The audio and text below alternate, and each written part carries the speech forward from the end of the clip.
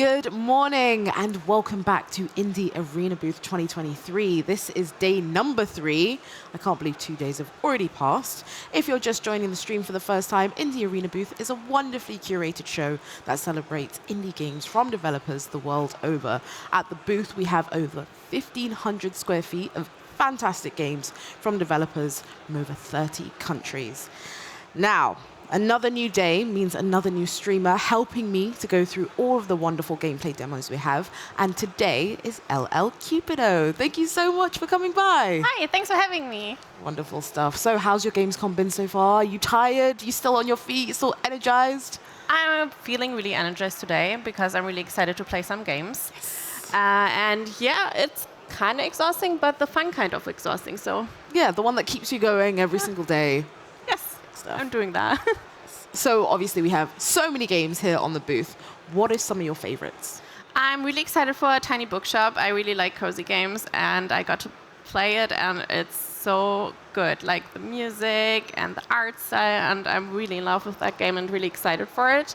Also a game that's already out, that's right next to it, Fall of Porcupine, because I really like the devs, and I think the story is really cute. So yeah, basically any cozy games, and I have to take a look around more, because I haven't had time for that yet, but I'm excited to do that as well. I'm sure there are so many cozy games on this booth that you haven't yet been introduced to yet. And you were also talking to one of the devs behind Fall of Porcupine yesterday, right? Yeah, that was fun. Yes. I didn't know the story about the woman that got put into the game, that she's actually afraid of birds. Yes. I thought that was so funny. Yeah, and it sounds a lot like me, so I was like, you know what, I relate to her. I just think they're kind of terrifying, you know? All of them? All of them. Every single bird.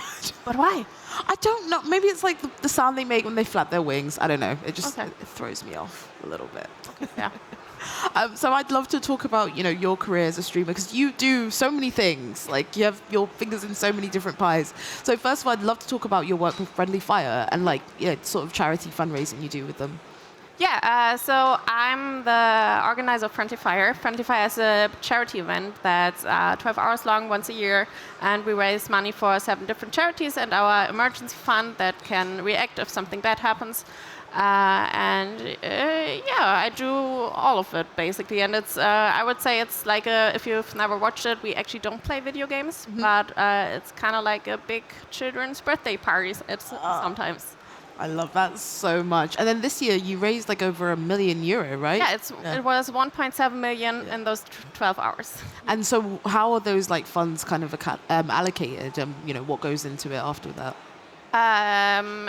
We are choosing 7 different charities, and we try to get that from different, we do mental health, we do animals, and then we just spread it out to them evenly, and yeah. So lots of different causes being supported by you guys, which is really, really important work. Speaking of, you also run another organization called Game In. Could you tell us a bit more about that? Yeah, so we're actually funding to be a real charity.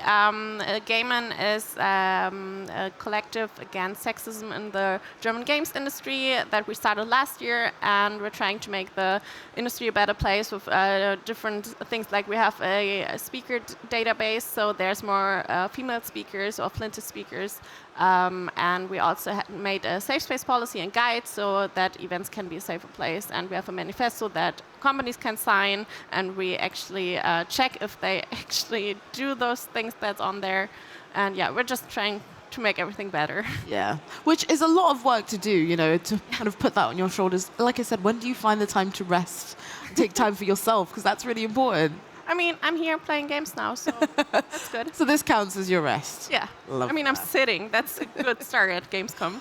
I know. Seats are so few and far to find. Like, all of my friends are basically complaining about how much their backs hurt from standing up so much, which I can't relate. I've basically been sat down all week, which is terrible.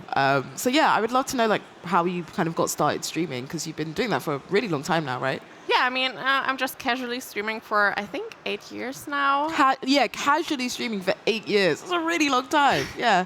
Yeah, I mean, I started when I was at university, and I had too much free time and wanted to give people a safe space to go to and just hang out with them. And I'm basically still doing that with different games, different community, but it's still fun.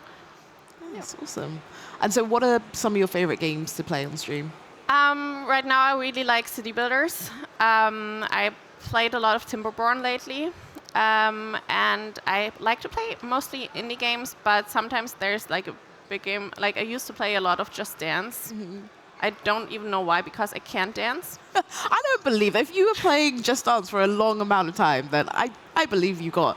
I mean, I'm good at scoring, but I'm not good looking doing it. Yeah, but basically anything goes right now. A lot of city builders, but Nice. Okay, and so I really struggle with city builders because there's so many different menus. It's all really intimidating. If you were going to recommend a city builder to someone like me, which one would you recommend?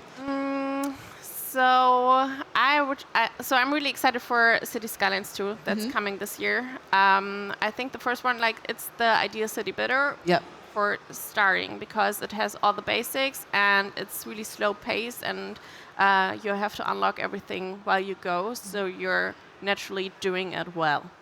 I feel like mostly, and so I would probably say City Skylines is a good start, Okay. and from there you can go on. Right. Okay. So I'm going to try City Skylines. And if I struggle with it, you're going to be the first person I call. Yeah, I'll teach you. It's fine. Perfect. I do that. Amazing stuff. And I also know you really like cozy games as well. So, like, try and explain the concept of cozy games. I was trying to, explain this to somebody who wasn't really familiar with games at all. I was really struggling. Yeah. So, cozy games, I guess, are games that are a little bit more slow paced, and I really like about them that they give you this feeling of a hug. Yes. That you're not alone and you can just chill and your mind is not doing something else and you just concentrate on the game, and it's just an embrace and it's warm and it's good and it's mostly positive. I mean, they can be dramatic, but mostly just brain out, playing games, having fun. I think, describing it as a hug, I think is pretty apt. It's very, very accurate. Yesterday we had a game, we were checking out Clem, which is a cozy game that kind of like mixes like kind of, not horror, but like kind of creepy elements in there as well. So it's not necessarily all just like rainbows and like clouds and stuff. Like you can kind of mix genres, which is really nice about That's cozy cool. games. Yeah. I need to check that out. You should, definitely. I think you'd really enjoy it. There's some really cool puzzles in it as well. We had a blast checking that out on stream. I've been asking everybody this on stream just because it's a silly little question, but the best answer that, in my opinion, will get a prize at the end of the week. I don't know what the prize is. I'm really competitive, so pressure's on. Well, yeah, you just have to give me a creative answer, really. If there was like one video game world you could live in, which one would it be?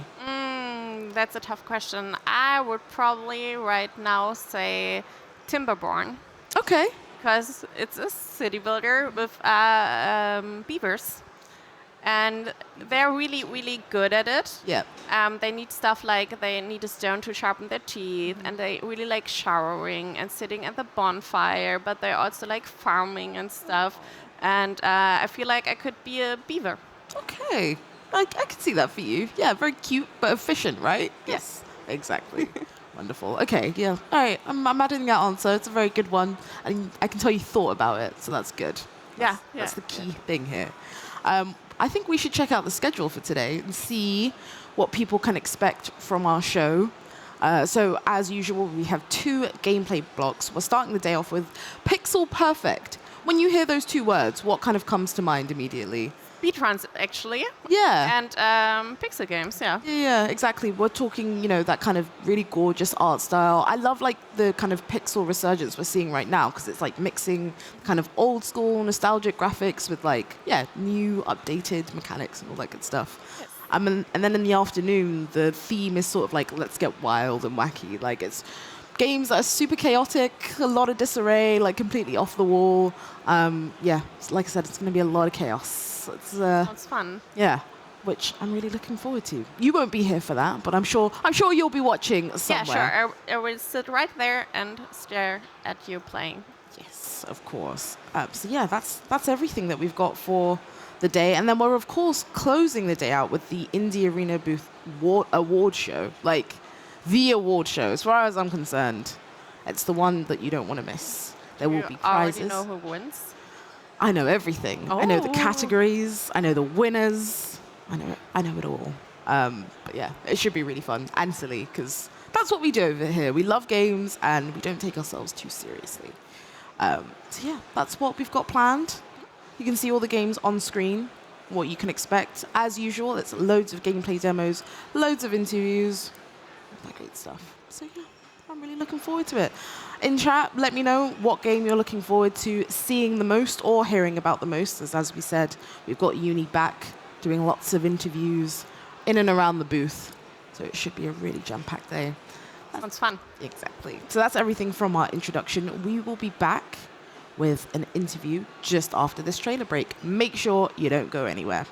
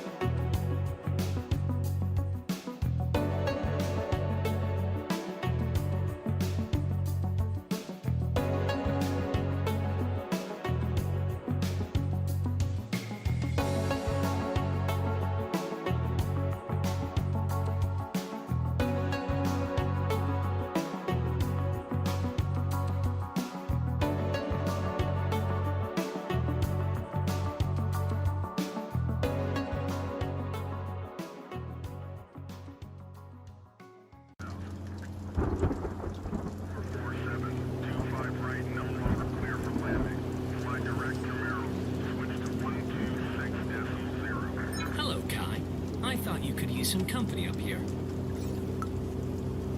Yeah, not really. I'm good.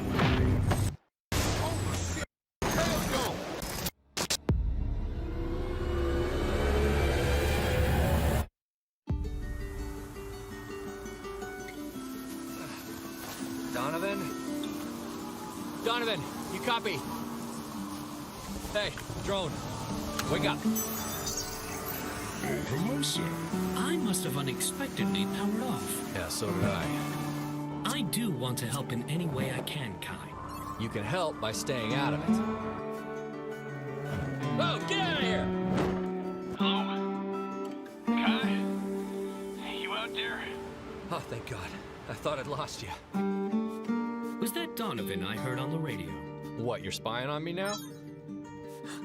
I got it covered, Boy Scout. Landed by some big-ass silos. A power station, maybe? Wait, power station? Out here? Hey, Donovan. Donovan, you copy?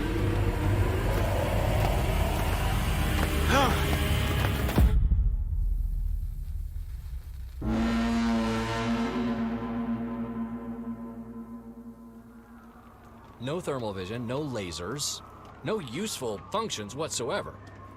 Can you do anything to actually help? I am happy to talk it through with you.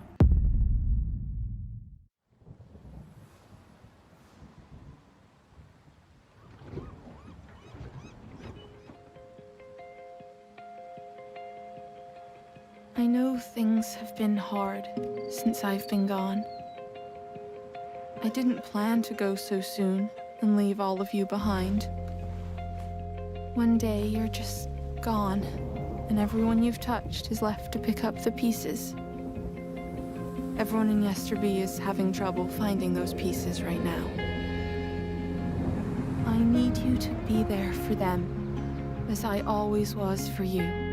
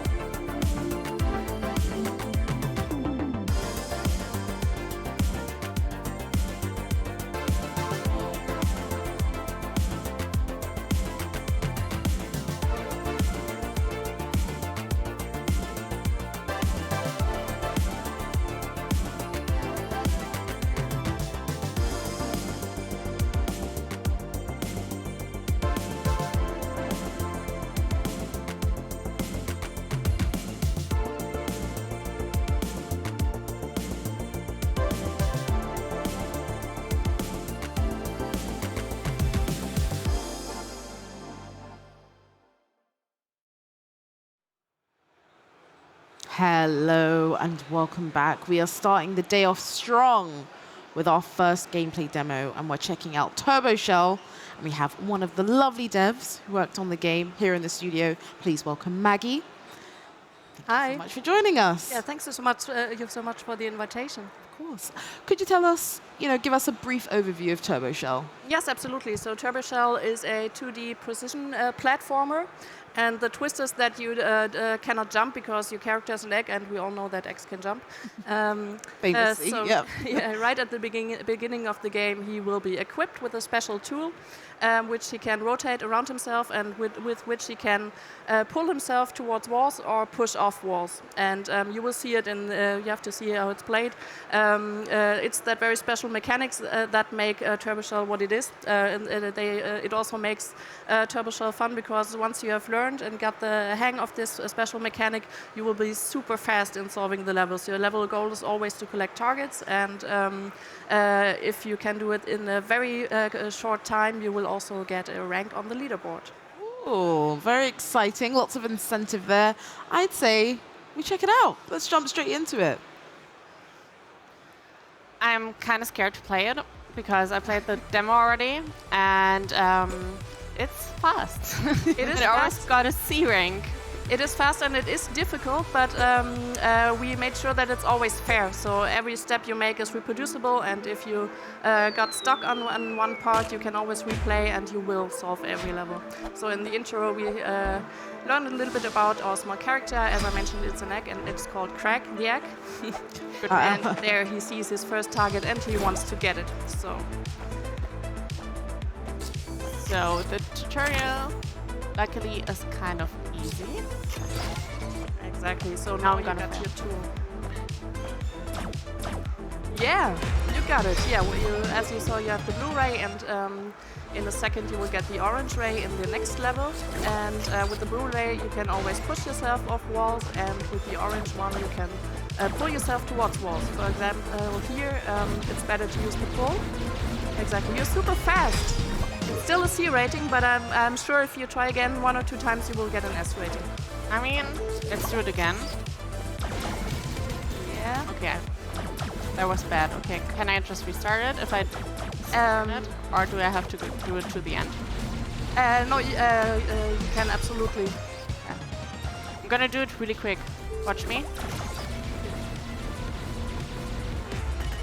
Nice one. You got Nice. from 10 seconds to 2. So, and that's possible for every player, I would say. So don't get encouraged if you're not that fast in the beginning. You will be in your second or third try. Wonderful. I'm really speedrunning this. This was my goal. This is pretty good. First try, and you got a B. I'm trying to be quick at the first ones because I know I'm really struggling with the lasers that are coming later. Yeah. So Yeah, so if you already played the demo, actually the demo is available on Steam. It's for free, and it contains the whole first world of the game. So the world has 4 worlds and 1 hidden world. And the complete first world is it's hidden. You have to unlock it. okay. And the complete first world is available for free as a demo. So everyone who would like to try it out themselves is very welcome to head to our Steam page and download the demo and see if they can between us time. I can say it's the mouse because it's really fast, right? It's not my skill that's lacking. Now, we've seen your previous work. We know you've got it in you. It's fine. Thank you. That's important to me. Actually, I always struggle with this level myself because I try to get through there super fast, and you always get stuck at the walls. But yeah, those first levels are mainly to get the hang of the whole movement mechanic and of the push and pull. And this is the first laser, so far there was no way to die. Oh, And now there is. Yeah, I just wanted to show how you can die. Yes, and you also just, with the green box, you collected a new gimmick, the checkpoint mechanic. I don't know if you have seen that in your demo run so far. I don't think so. What is it? Right now, if you would die on this laser, of course, you would have to restart from the beginning. And once you set a checkpoint, you will restart from the checkpoint if you die. And this makes a lot of sense in later levels that are far more difficult and far longer, so you won't have to play the whole level again. So you can just set a checkpoint at a certain point. But you have to be aware that we only have 2 checkpoints per level, and if you're playing on hard mode, you only have 1 checkpoint. Okay. Yeah, I should probably save there, but then I have to stop. Oh, Yeah, you will lose time if you want to set checkpoints, and also in each level you can get an S, A, B, or C rating, and an S rating is only if you don't use checkpoints. So that's an extra incentive to try it without. it's really, I don't know if it looks easy or hard, but I feel like you get the hang of it pretty quickly, and it makes you want to play more. Like, I played the whole demo, and I thought it was really fun. Yeah, I think actually you're really playing really good. So we see a lot of people, and some of them it's just not their thing, and you can see it right from the start. They're just, they don't like the mechanics or something. But I can see that you get a feeling for it, and once you get that feeling, we think it's a lot of fun. You will die a lot. That's part of the game, but most people we see playing just want to restart right again because. You know how to solve the levels. It's just one more try, and then you will have it solved. Oh god. Okay. I need to concentrate, I guess. This is a lot at 11 in the morning. A lot of pressure. Yeah, this is one of the first ones where you have to have a really great timing, and then you can pull yourself off those pillars at the ceiling. Actually, when I played the demo, I could only hit the jump button 3 times in a row. Did you change that, or was that just me thinking it was a thing? Yeah, that's possible in a pretty early version of the demo. I downloaded it this week on Steam. Oh no, then it should have worked the same. Yep. You always what's important is that the ray is still connected or is touching a wall or a ceiling. Otherwise, you cannot press the button more. Oh my god. You can do it. Yeah, I'm really struggling, but I can do it, and I feel like it's really rewarding when I get it. Yeah, that's exactly it. That's what we feel, that it's super rewarding if you manage to solve one of those more difficult stages. And this one actually, you can do it with 3 pulls at the ceiling, and this is one of the moments when it really feels like flying if you push in just the right timing. So I should probably do this. Yes, and then pull once, pull again, and then. Okay, that would have been good. Exactly, yeah. But now you get the feeling for what you do. Oh, I'm going to get it. Not dying. Yeah. Yeah, that was really quick, right? I also like to, on the windscreen, we can see that maybe after the next level, you always see your own replays of that level, and you didn't use too much tries right now, so it's not that many replays, but in some later levels that are super difficult, I have 50 that was great. tries That was so in the good. replay, and that looks like fireworks. And nice, and kind of nice. I don't know why I'm using the blue bar, like the push, so much more. Actually, most people do that. Oh, this is maybe a good time to set a checkpoint, exactly. So now you have this little blue crack, and if you die, you restart at that point. Nice! Super nice. Pressure is starting to fade. That's good. Okay, so now we can do more difficult levels. Yay! This is actually a great speedrun level. There's many ways to solve it. You can go in every direction. You can collect the targets in any order you would like. But of course, there is this one fastest way. And if you're really going into speedrunning and you can see that you're not the first on the leaderboard, even though you feel super quick, what you can do is go to the leaderboard, go to one of the entries there, and watch the replay of the person who made that run. and you can see what order they picked for their targets, and maybe try even to follow their ghost. You can also see their ghost playing Oh, by that's cool. yourself, and maybe use that to optimize your timing. Oh my god. I'm sorry that it doesn't look that satisfying, because I feel like this game can look so smooth. But I really think you're playing pretty well. So we see a lot of people playing, and I think most people take longer time to get to this level. So this is pretty nice. And I would also like to add that you're playing for an audience who are watching at home, but Yeah. also a real-life pressure. audience. There's a lot of pressure. You're doing fantastic. Someone has asked, is there a single button to restart the level or the whole world, speaking of speedrun? Yes, not the whole world. So for the whole world, you would have to go into the menu, and for the restart button, I would. We do have one of those if you're speedrunning, and I would recommend to choose one in the settings.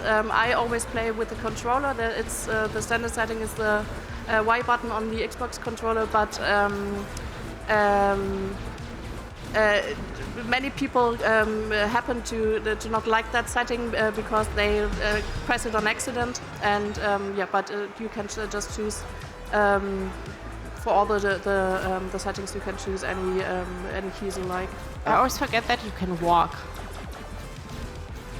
Yeah, but you rarely do that in the game. So if you want to be really quick, you're not walking at all. There's also an achievement for not touching the ground in certain. Oh wow, okay. So when you have a hidden world, do you also have hidden achievements? Yeah, actually you can unlock several characters. We will see that in one of the later levels, maybe. Some of the characters are unlocked by rescuing them. If you enter the level, you will see them being abducted by the evil egg, who is your enemy in this game. And Okay. if you free them, you can go to the menu and choose another character. This is simply cosmetic, but it's also fun. You will also see that if you watch the replays on the leaderboard, that people already like to play with. I think the penguin is pretty well liked. Yeah, there are several characters, and there are also a couple of hidden unlocks for characters that I would not like to give away. But yeah, there are always hints. Okay, so why is the one egg evil? Can you tell? You will see that there's not really a reason why he's evil. He is just the impersonation of evil, as just like Craig is the impersonation of the good. And you will see him in the first boss level and in the following boss levels at the end of each world, that he will try his best to make it hard for Craig to not find the targets. But I would recommend to play the whole game, because at the end Craig and Evil Egg will meet again, and there's a nice ending. I will not give that away again, but the story is not, of course, it's not important in this game. Yeah, we'd just like to give it a nice main character that is likable, and we do like our little Craig. And Evil Egg is just, you need an enemy in the game to be extra motivated, and that's him. Makes sense. I used all my saves now, so this better not get too hard. Yeah, that's one of the really tough levels. It's also one where in the demo we see that people who solve this level basically solve the game. But there are many people who stop playing at this level because they say, okay, now this is a level that gets too hard for me. But that's also a level, at first you will take several minutes to solve it in one playthrough, and later it's, I think 22 seconds is the record. Oh wow. Could you do it in 22 seconds? I think I'm at like 24 or something. Maybe you should actually do one level then, so people can see how satisfying it is. But I'm super bad with keyboard and mouse. Oh, Okay. we do have a gamepad Really? just behind Yeah, you. I- Yeah, happy just to over do there. Oh yeah. I mean, I'm actually having a lot of fun. I don't know, because I really like to get into the game and get better. And I feel like this game has, I mean, it is frustrating, but because the levels are pretty short and it gets those moments where you just fly through the level, it's really rewarding, and it gives you a lot of endorphins. Yeah. So Yeah, that was important to us. Also, that the restart is really quick, so you won't have to wait along, and just if you die, just get right into it again, and yeah, don't get lost in the bad feeling of just having crushed into one of those lasers or buzzsaws. I will solve this, by the way. It just takes some time. I'll do it. It's a really tricky level. Like, this is really tough. This is one of the worst, yeah, and it's this is super frustrating because you have a lot of obstacles, and if you die at the very last one, which happened to a couple of streamers we saw, we heard really angry screams, but they wanted to try right again. So I think that's a strength of TurboShell, that it does make you want to try again and try to make it faster. Yeah. I mean, that would be good. A good launch trailer, right? Just streamers screaming about not doing it, and then you get a satisfying ending when they did it. Yeah, we actually we thought about making a streamer compilation, and yeah, this might really happen in the future. We also made a couple of trailers that are not purely gameplay trailers, but maybe will be liked by those who, like us, have a hang for those retro feeling. I also recommend for that to go to our Steam page and watch the trailer, especially the Are You Tired trailer, which we put a lot of effort into it, and YouTube loved it. It's great. We had a question, a really good question from the chat. Did you learn something from the player feedback that you've gotten here at Indie Arena booth? Absolutely. So we've been working on the game since 2020, and very early on we made a beta with friends and family first. And actually the game was much harder in the beginning, and they said, no, sorry guys, you can't do that. And that helped a lot to make it more accessible. And this is our first Gamescom with the game, but we have been in Hamburg at Polaris last year and had a lot of people play it there, and that feedback was also very important to us. It also helped us make the tutorial better, make it more explain better how to do the game. So yeah, we really appreciate feedback. We actually, after we released it in May, but even after release, because we were getting feedback that one of the bosses is too hard, we made that slightly a little bit easier to solve. So you say that the game was harder than this. How hard was it? Because this is really quite Actually, challenging. this is normal mode. We have hard mode, and you can unlock a nightmare mode. Okay. Fun, right? And this seems totally crazy, but I can promise, because I felt the same, Yeah. that once you played it a little, you will get better so fast. Yeah. And you will need a new challenge. So it looks challenging at the beginning, but after a while, you want more. Yeah, of course. Someone asked about the development time. So you said you started in 2020, right? Exactly.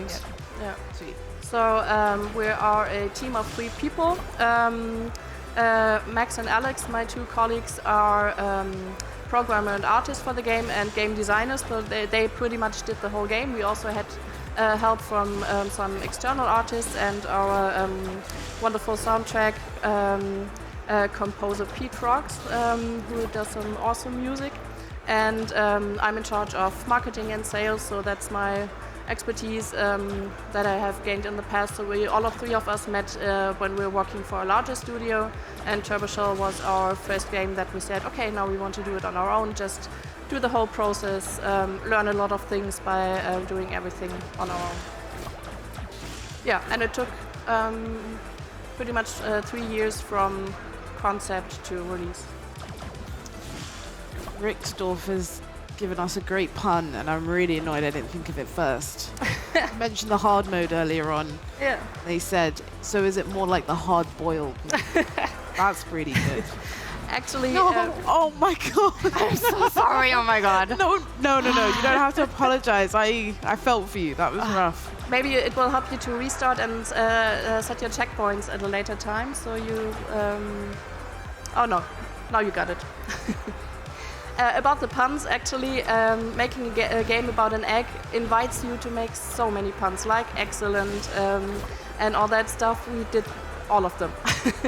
Yes. Maybe that's a challenge. that. Maybe send us the one that we haven't heard so far. We would love that because we are, like excellent. I can't use it anymore. Yeah, after like the 15th time, you're like, I probably need something else. I mean, I'm getting better at it. She said in diet, but I feel like I'm getting somewhere, and I feel like I'm gonna beat it, and then you're gonna show everyone how it's done, and people think, yeah, she definitely didn't play the demo, but I swear I did. I'd love to do one of the levels, but this is a pretty advanced level for the first world, so I think you're doing pretty well. So it's supposed to be difficult. As I mentioned, this one is the one, oh nice. The one where people decide if they want to play the full game or not. Oh yeah. No, Oh my god, if I'm gonna fail now. Whew. this happens to so many people. Oh.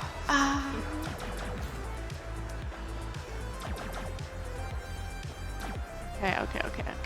That was I'm gonna concentrate, and I'm gonna do it. And it's gonna be so smooth. Is there a console port planned? Actually, yes. We don't have a date yet, but we will release Turbo Shell on Switch later this year. Oh, so we wicked. just passed the submission and are very happy about this, and now are preparing for release. I think it's a very nice Switch game as well. I was gonna as I say, mentioned, I like yeah. to play it with the controller myself. Works great on Switch. We already played it a lot to test, and yeah, maybe other consoles later on as well. But yeah, How long is the game gonna be? sorry. How long is the game gonna be? So it totally depends on how quick you're playing. So you can. There's also an achievement for playing the whole game, finishing the game in 15 minutes. But as you see, this is just the first of 5 worlds. So you can. I think if for your first playthrough, you will need like 15 hours at least. Just 1 minute. That was quick. That was a long Nice. minute, Sorry. but I did it. Ooh, we did it. Okay, yeah, I Should mean, I? yeah. I don't know if I have to. I mean, yeah. Oh yeah. Okay, All right. so Just. I'm just gonna pretend that it's me, but Okay. it's good that you actually failed the first thing, because then I was like, okay, it happens. Well, I have to get used to this special controller, but yeah, I die. I will die a lot as well. Okay, good. And it is a little bit slow to respawn. There is a little bit of drift on that controller, I believe. So Can I use the other one, or is it no? It's gonna be fine. It's a little bit of a challenge. And I also like that the music actually doesn't get boring, because you're just like so focused on the game, and music really makes you think harder, I feel like. I love the soundtrack. As I mentioned, we are super happy with our soundtrack composer, Pete. We actually listen to it in private as well, not just in the game. I wanted to do this one move because you can fly right through from the beginning through this. We call it the lollipop, but I'm gonna do the slow way. Yeah, actually, let me do it like another thing because. Sorry.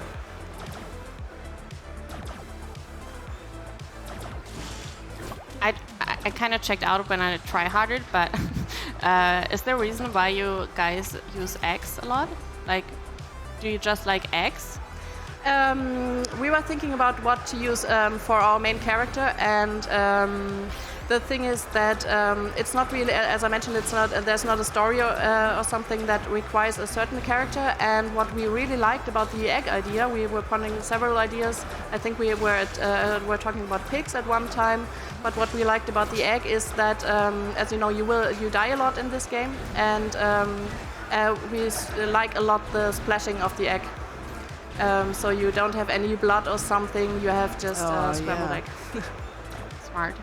As you saw earlier, maybe I rescued one of those characters, and all I have to do now is not die.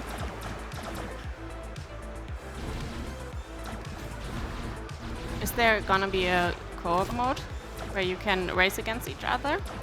What you can do is, as I mentioned, you can go to the leaderboards and check out the repairs of the other games. I'm sorry, I can do this a little bit better, but as you mentioned, it's different if you play in front of an audience, and I'm not really used to this controller.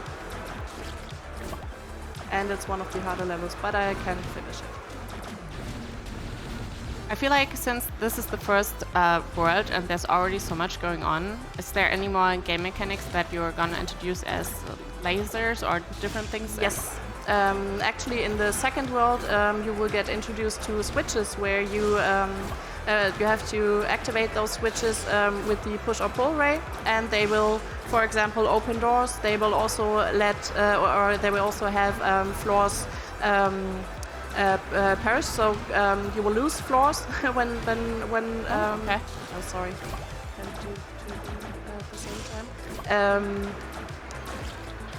When you activate the switches, and this actually gives you a new challenge for the game. Yeah, we were just thought this the simple mechanic with the push and pull, it can get boring at some time, so we needed some new mechanics, and actually each world has a little bit of a new mechanic. Okay. But is it in space, by the way? The first world is in space. It's like on a spaceship. I don't know why I can't finish this level right now. And the second world will be has a totally different look. It's in a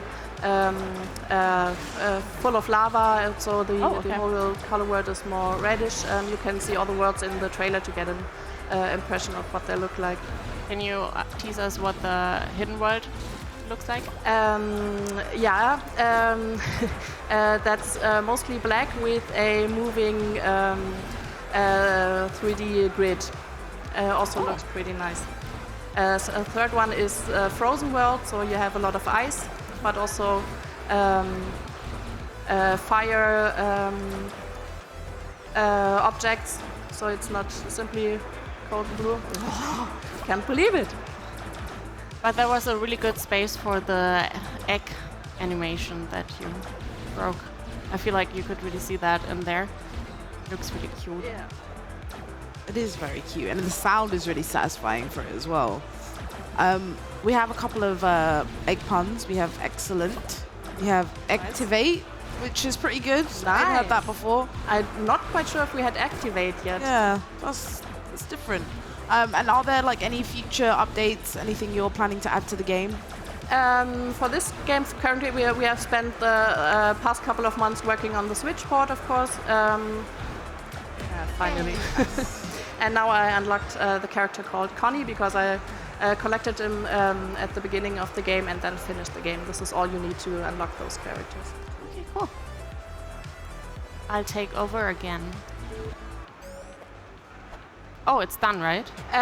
This is the cutscene for the boss level. This is Evil Egg. You can see him for the first time, and yes, he is evil. Oh God.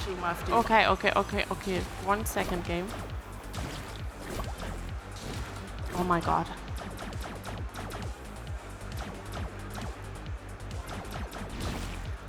This is actually also because you asked earlier about player feedback, and this is also a level that we changed early on because of player feedback, because the vertical corridor that you will see in the end was much narrower, and people were having a very hard time to get through it.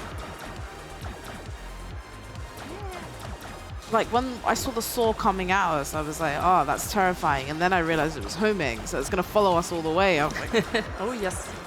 Actually, don't want to give away too much, but in this level, there's a hidden character unlock. Okay. I mean, I'm really stressed out by what's going on already, but I'll try to see it. This is really tight. got a couple more questions from the chat. Will it be Steam Deck verified, and are there achievements? I believe I saw an achievement pop up earlier on. Yes, exactly. There are achievements. I think you get a couple ones. You get one for finishing the tutorial, so we definitely got that one. You have like speedrun achievements, for example, this doing the whole game in 50 minutes. There are lots more achievements. Steam Deck, we have been looking into this. This will maybe also come at a later point. Also, for now, if you're a Steam user and are interested in the game, we currently have a discount on the game during Gamescom week of 25%, so this might be your chance. Brilliant. Well, where can people find more information about the game? Obviously, the Steam page, so people can go and wish list. Make sure you do that. What about the social media? Yes, we are on most platforms, actually. We are on TikTok because the game is really doing well in video. We are on Twitter or X. We are on Instagram. We have our Discord server. You are very much welcome to join us there. And yeah. Brilliant. Well, thank you so much for your time. Lena was like, oh my god, try to get it. I got so focused. I think I stuck my tongue out too. the real sign of concentration. Yeah. That's great. Thank you so much for your time, Maggie. Thank you so much. Thank you. Thank you. And we have an interview for you. Uni will be chatting to the team behind Shadow Walkers. See you then.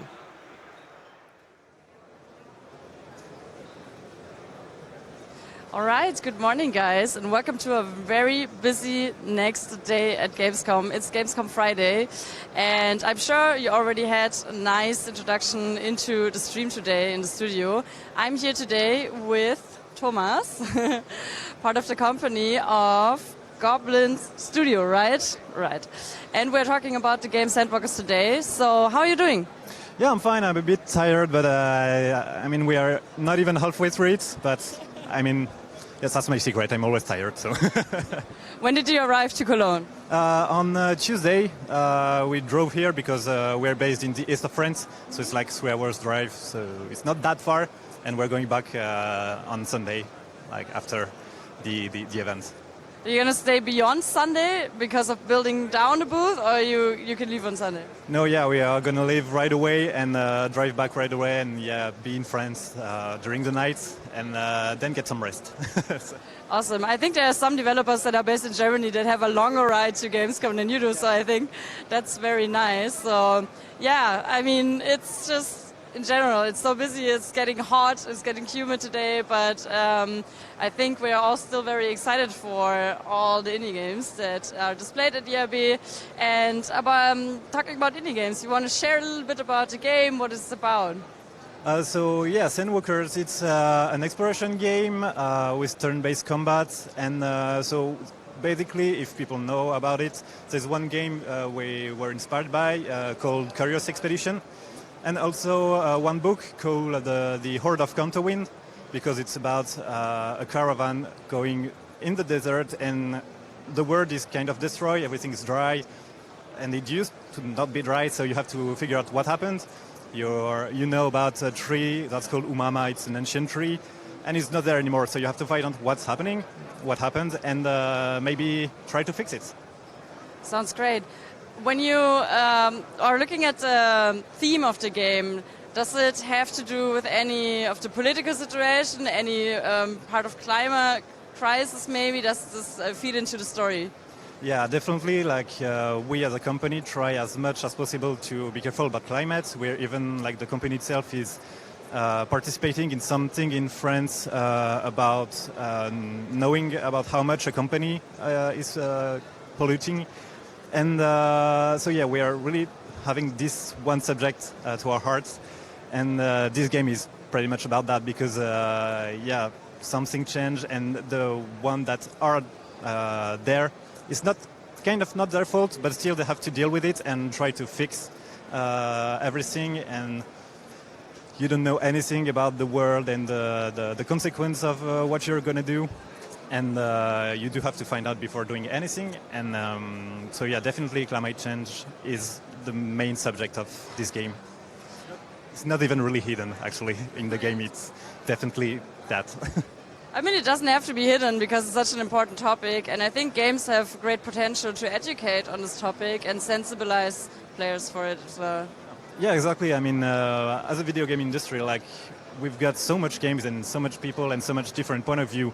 It would be a shame not to try to give a message. And I don't think actually there is one video game that don't try to give a message. I mean, yeah, maybe some really arcade one, I guess, but it's still art. So art is always about giving a message, and we want to really focus on a great gameplay experience, a great game, but still giving our ideas to the world, and do what you want with it, but that's still our ideas. Yeah, exactly. And about the team, how many people have been working on this game and for how long? So around, I'd say 10 to 15 people, if we include developers, marketing, communication, QA, localization, internal localization, I mean, because we also outsource it. But so yeah, it's 10 to 15 people, and there is, I think, 4 or 5 developers. We are 3 QAs. And it's been something like 2 years, because the game before that we made was Legend of Keepers. And right when we finished the last DLC we made, we started actually to work on this one. So yeah, it's been like two years, and it's supposed to be released in early access in Q1 2024. We don't know exactly when yet, and the early access is going to be like 1 year long. So yeah, it's going to be 4 years development, which is pretty long. It wasn't supposed to be that long, but then we don't want to rush anything, and we don't want to crunch. Like no one's crunching in the company. That's the second thing after climate change. Like we don't want to crunch. So yeah, it's taking the time it's taking, and we are really glad to be able to show it here today, because it's sort of great first to show what you worked on, because you can see people play your own game. I mean, how cool is that? And also you've got some great feedbacks from people about the general art, the general gameplay, the game design, and everything. It's always great to have new people and new eyes on your game, because we're working like for two years, so maybe there's some things that we don't see, and when they tell us, it's like so obvious. So being on that kind of event is like it's only benefits, so that's great. Yeah, I mean, there's a lot of potential to get feedback here, and it sounds like your game still has room to implement this feedback if you're going to early access in Q1 in 2024. So 2024, yes. It was in my head, it didn't sound correct, but now it does. And also, sorry, I lost the train of thought. So the game has been in development for a while. Is there anything that players can find online? Is it like a demo online they can play, or is it only here in Gamescom right now? There is a prologue, I think. I don't know if it's still online, because the prologue was like released actually for the last Gamescom, so it's 1 year old. But there's definitely some playtests coming. Might be like in the first place closed, but maybe open then. And we're always searching for people to give us an opinion. So of course here, but also it's not the same people playing here and from their home, like being able to really set into the game. So yeah, if you're interested in that, you can either join Sandwalker's Discord or Goblin Studio Discord. You can find it on Steam, or just drop by the booth and we'll give you the link to the Discord. Or we figure something out. And there's definitely room for improvement. And the thing is, we're working on a lot of things.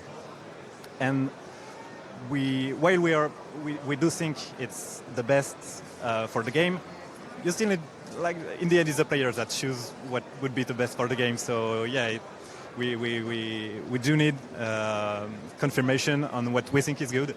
And here and playtest later, probably from here to the end of year. Also, there's another good thing about visiting your booth, because I saw that you have awesome little pins, and you told me earlier that when the people finish the demo that you're showing here, they get special pins.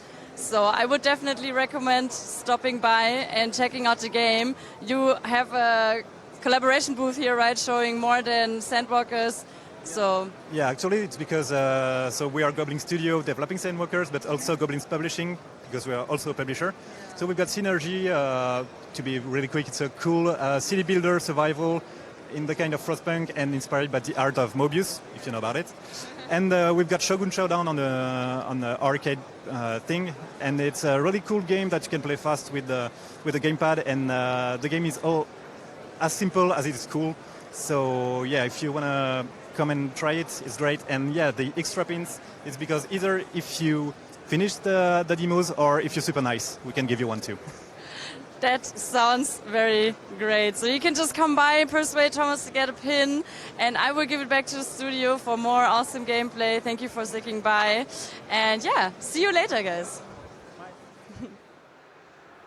So that was Sandwalkers. That's the correct name. Thank you to Uni for that lovely interview. And now we're back in the studio for yet another gameplay demo. See, it's just back to back to back indie games. I am so happy to say that we're joined by Edouard in the studio today, who's worked on the game. Could you give us, a sort of brief overview of what we can expect from this next title? Yeah, it's roguelike platformer with pixel art and a kind of unique combat mechanic. It's like a soccer ball combat mechanic. So you have to defeat enemies with kicking the ball into them. Awesome. So, without further ado, I think we should get started. Okay. With Footgun Underground, which I'm excited to take a look at. I'm ready to kick some balls. Oh, is there a specific character that you would recommend me? Maybe try the first one. It's kind of the most balanced. There are some stats variation and some start items which are different, but I guess it's okay for the start. Let's see. Okay. Yeah. Jumping. Just introduced the new tutorial level. So. That's good. I'm usually dying in tutorials, so can I die in this? Or No. Okay. Good. We love that.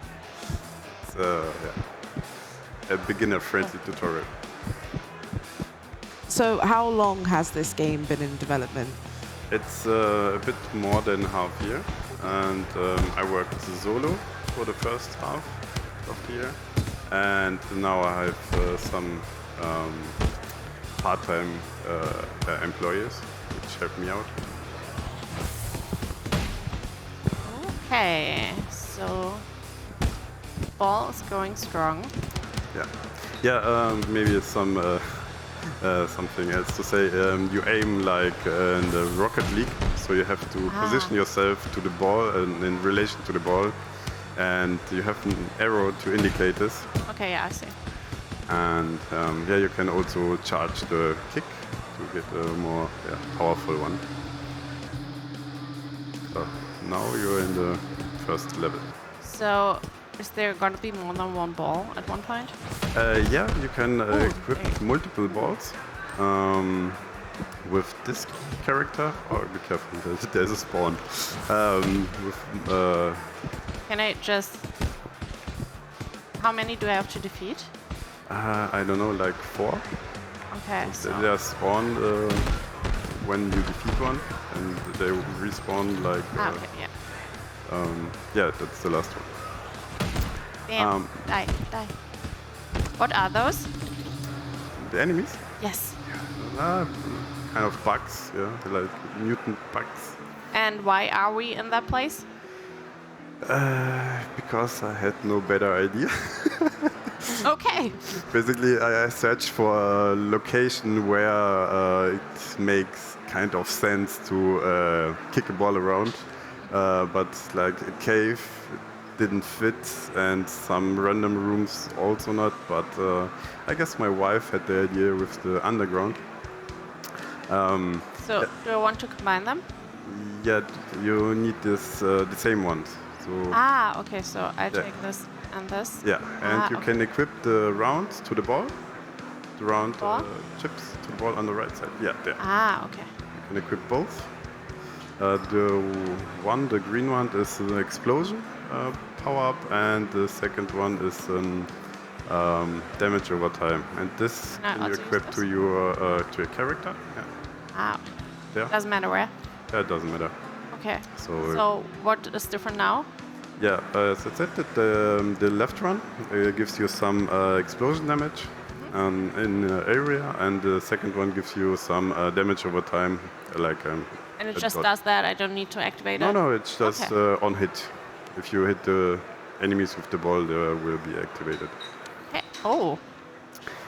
Yeah, you have to choose your path. Okay.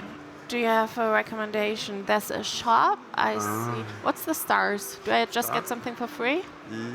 Yeah, kind of. That's like mini games. Oh, I love mini games. Yeah, then try this. Okay, Try- so I go Yeah, try this middle, one. I guess. What's the question mark? It's a random level. Okay, so you could be lucky, but you could Yeah. also get like a million.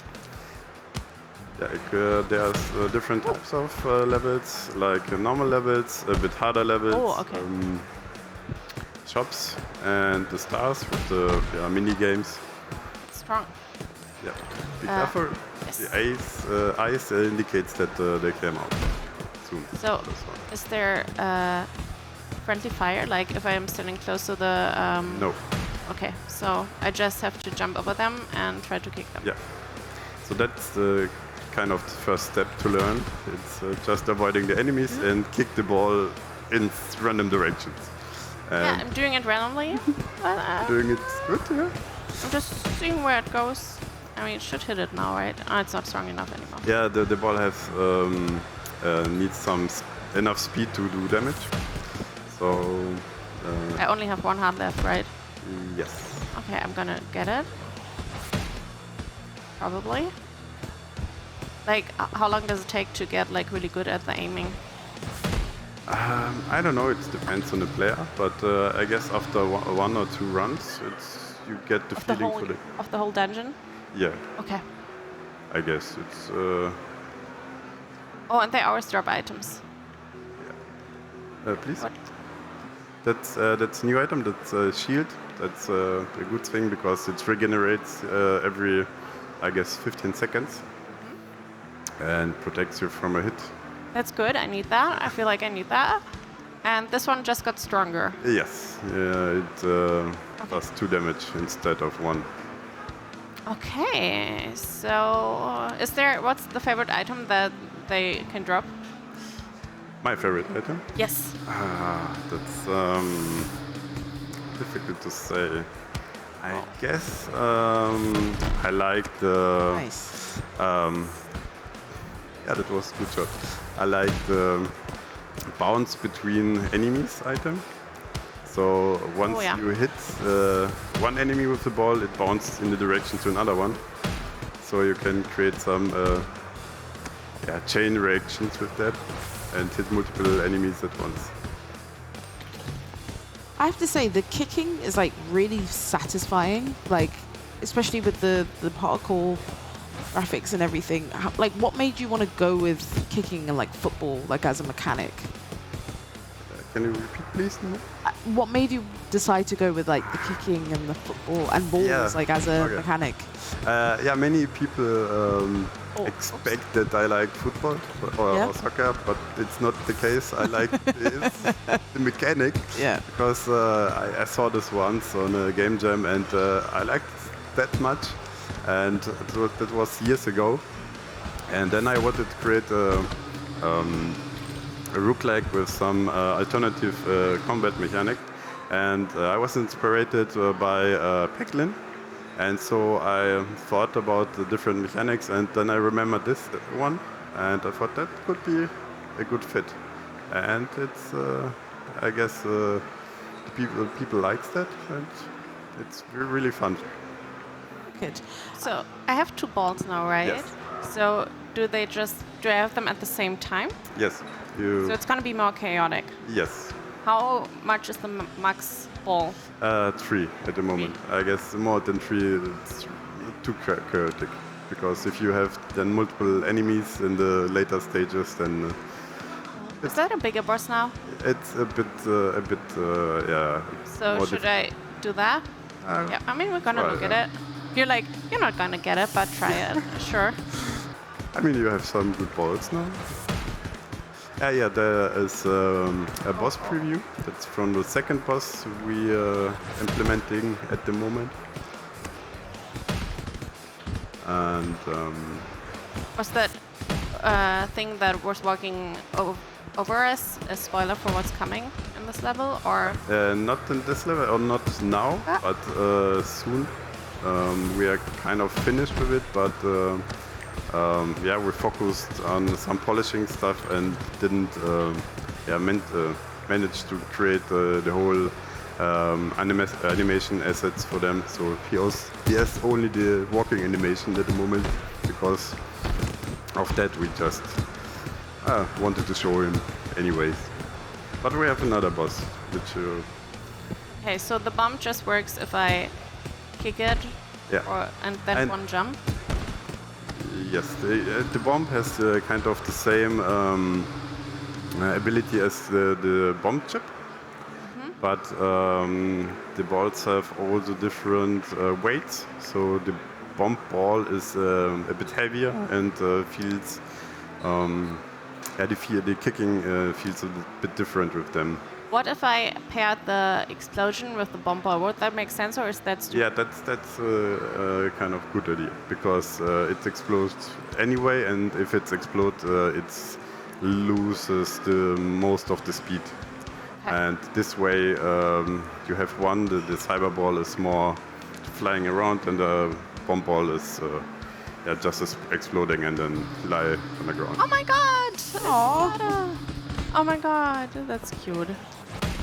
But that's like aim training. Yeah. Oh my god, yeah.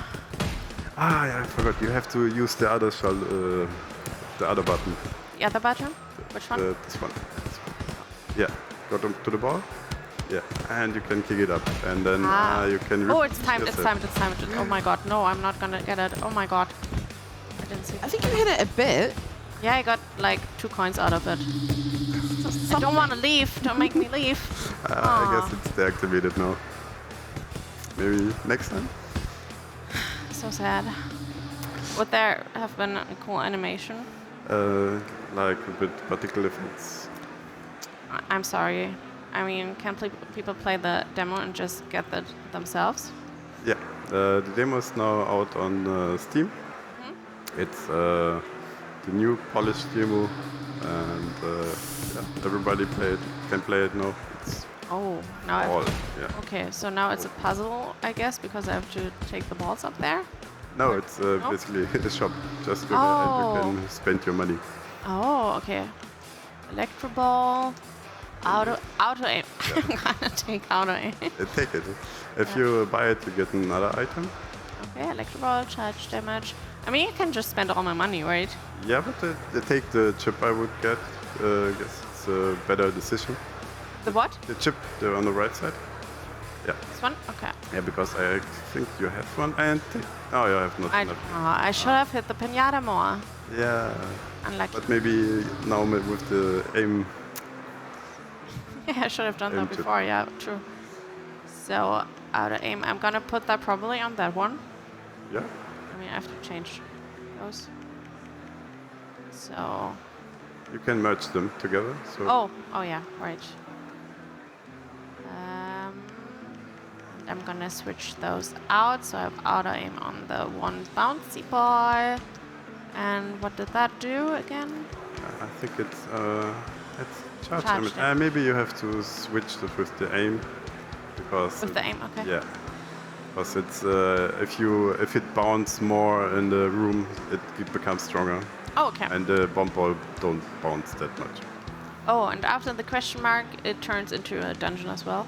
Like, because I got a shop there, but now it's different. Yeah, it was okay. No. It was just an indication that you already visited it. Ooh, okay, that's satisfying. Did you do the sound design yourself? Partly, but I guess the most sounds and music are from different assets which I bought at the moment. Yeah, I guess the sounds are a little weak point on this state, but we're working on it. What's your favorite part about the game? Please? What's your favorite part of the game? The favorite part? I guess it's just a mechanic. It's very satisfying. I started with the prototype and had only run one room, one ball, and some random targets, and it was already fun. So I like this part the most. And So there's different characters that have different stats. Are there more characters that can be unlocked? yeah, and the full version you will get several characters to unlock. I guess we will put them as rewards for different biotomes, because that's the first biotome, and we will create or add 4 more. Okay, what are they going to be? Can you tell us? Yes, the next one will be like an underwater biotome. Oh. After that, we will add some underground mechanic lava biotope, and the last two would be a science biotope and a kind of overgrown jungle biotope. So is there going to be different physics about it then? With like underwater, is it going to be harder to kick the ball? It would be not like you're in water. Oh, okay. Like just in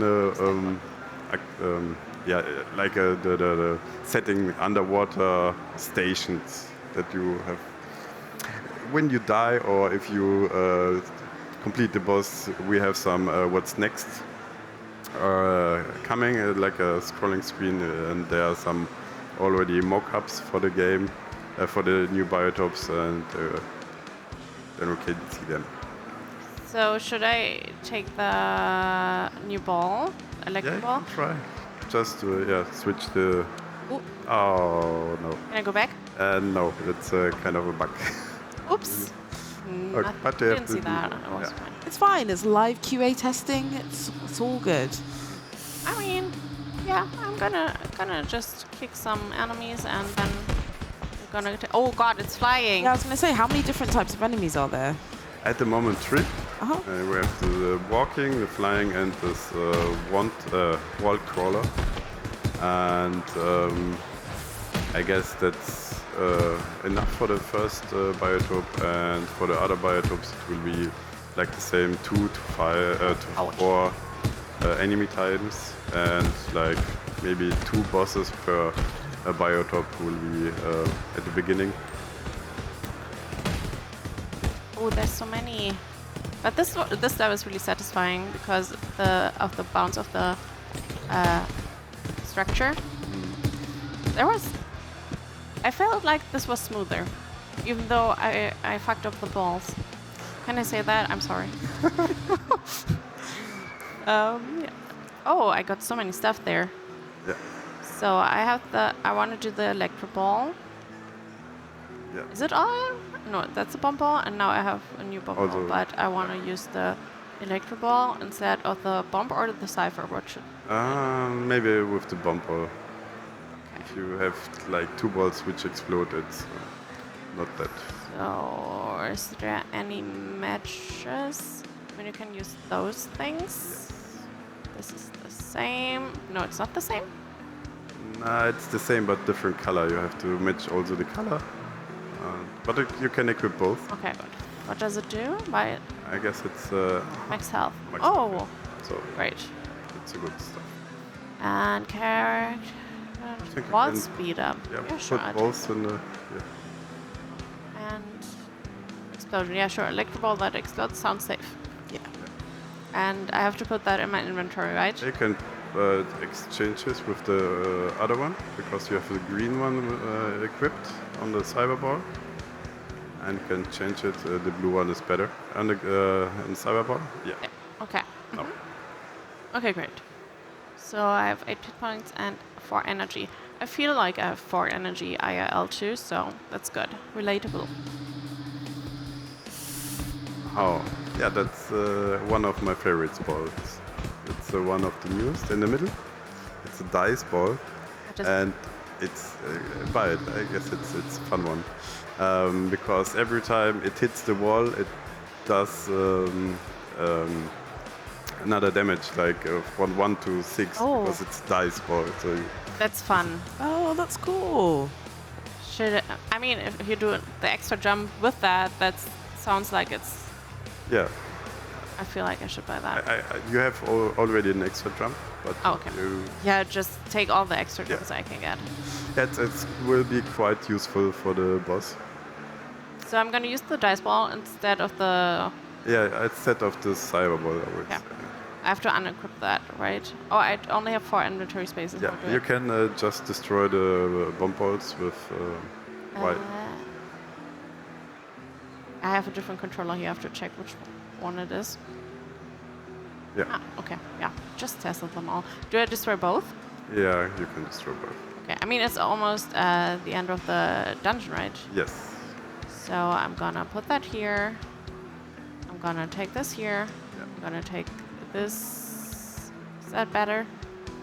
Yeah, just. Instead of I guess this? one more jump will be more helpful. Okay. And equip something to the dice ball, and it's. Oh, there's just one thing I can equip to it. Yeah, but Okay, which one should I the take? dice ball is quite good. I'm gonna take the charge damage, I guess? Sounds about right. Yeah, let's go. And now to the boss. Mm. Wish me luck, guys. You got this. You can do this. People are kind of celebrating Oh my how God. much they like demos in the comments, and I couldn't agree more. Have you learned like anything from players, like since you've had the demo here at Gamescom? What have been some of the feedback that you've gotten?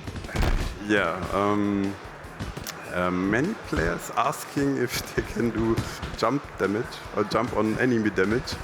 And that was also the feedback on the last demo iteration. So we implemented a character chip which does this now. So you can do it now, but you have to get the chip. Other feedback. I have not that much critique because they liked it a lot. I guess some inventory behaviors can be changed, but it's the kind of the main Parts of parts. Yeah. Didn't put that. I really like this electro ball. It looks really fun. Oops, wrong direction. Don't forget the shoulder button, the left one, to push them up. Oh, I see. And you can also stop the ball and push it mid-air, so you have some air acrobatic things. I'd say you're doing pretty well. And Thank it helps you. that you know, kind of customize the balls to your liking. Be careful. In the second phase of the boss, he will, going after you. Oh, fun. Okay. Ah.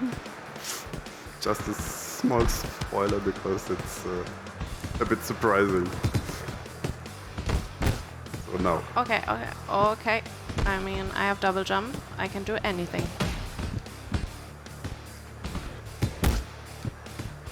Ooh, okay, I still have 3 hearts. Ah. Nice save. I think I just ran into it, but why does it hate me? Or why do I hate it? Is there a story behind it? No, the story is quite minimal at the moment. It's just like you wake up in this, behind this, I don't know how it's called. Oh god, I only have 1 heart left.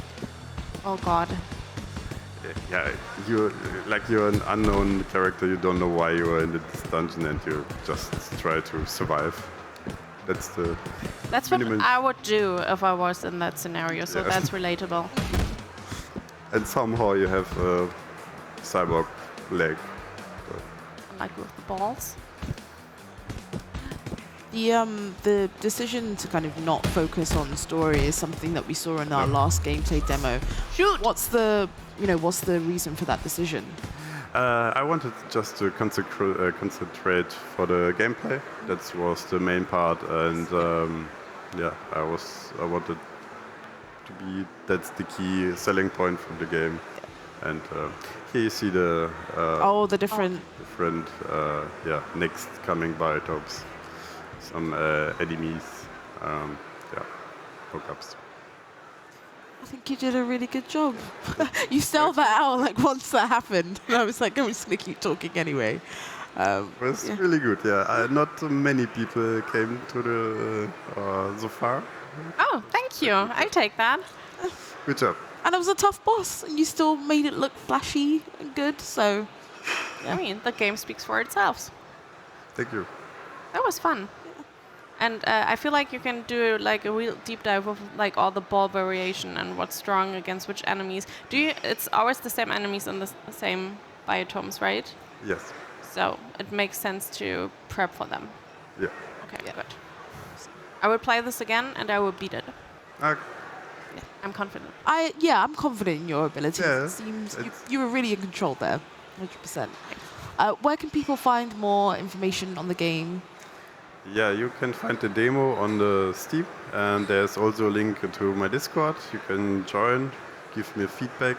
In the Steam demo, you also have a feedback button, so you can send me direct feedback in my Kanban board, to-do board, so I can see it and work on it. And that's I guess the Discord will be the main social media contact point at this time. Good. Well, you heard it here first. If you'd like to find out more information, you can go hit up all of those links. Thank you so much for your time and joining us here in the studio. We will be back with yet another gameplay look for you. We're going to be checking out Dome Keeper, but first we're going to take a very short break.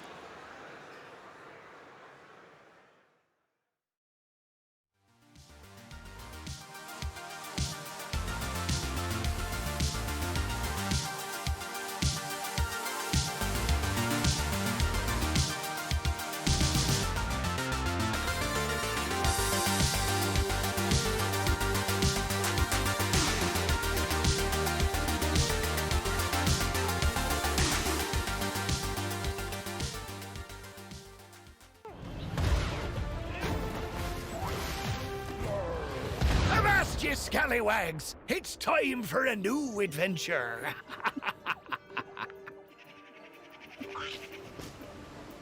There be treasure all over these islands! Set sail and explore to your balls' content!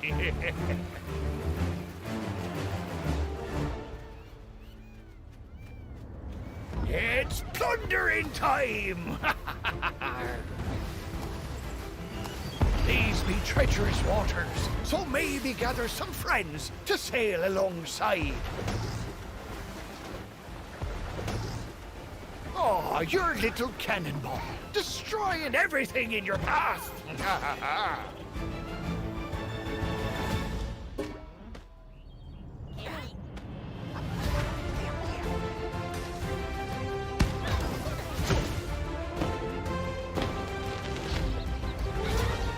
There'll be all kinds of booty ripe for collecting. Your first tattoo, what a beauty!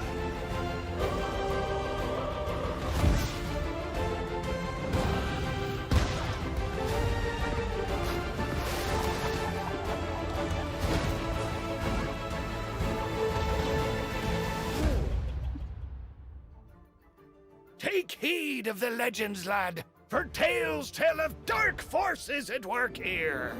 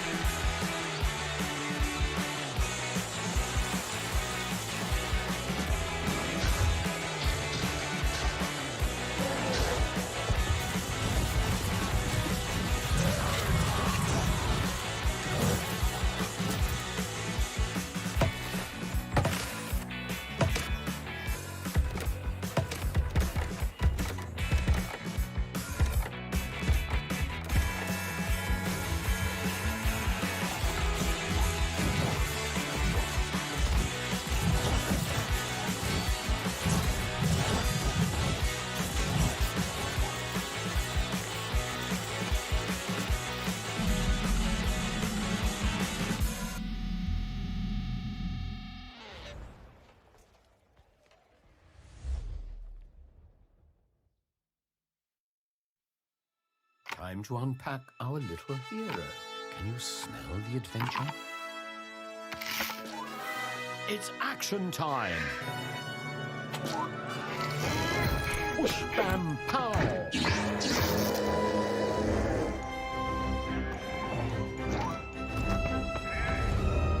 The hero falls, only to return even stronger.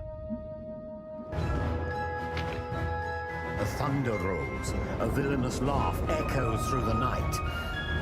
Well, this can't be good.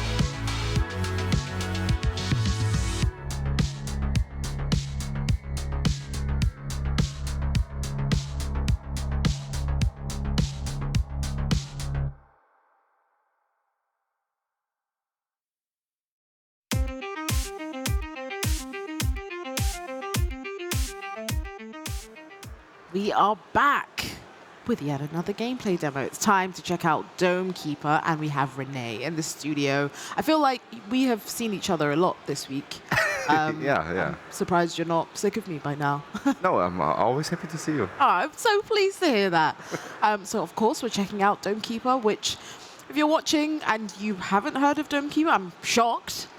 So for those kind of people, which you're fine, but I'm a little bit shocked, could you give us a brief overview of your game? Yeah, Dome Keeper is a relatively simple game. So you have two phases. You go into the underground, you mine for resources, bring those resources up, and there you have your cozy dome. And this dome gets attacked by waves of monsters every 1 to 2 minutes. And you have to fight those monsters off and spend your resources on upgrades for mining, for defending. And then you do the same all over again. And it's this nice little loop that you get kind of sucked into, hopefully. Yes, yeah, it's quite a satisfying loop to go through, 100%. And we're showing off the multiplayer elements today, which is super exciting. And I'd say we better get started. I'm really glad you're playing with me. Yeah, so at least you have someone to kind of hold your hand through it. You're not just trying to figure it out on your own. But, you know, you're more than capable of doing that. Yeah, but I'm fine with getting carried. That's fine.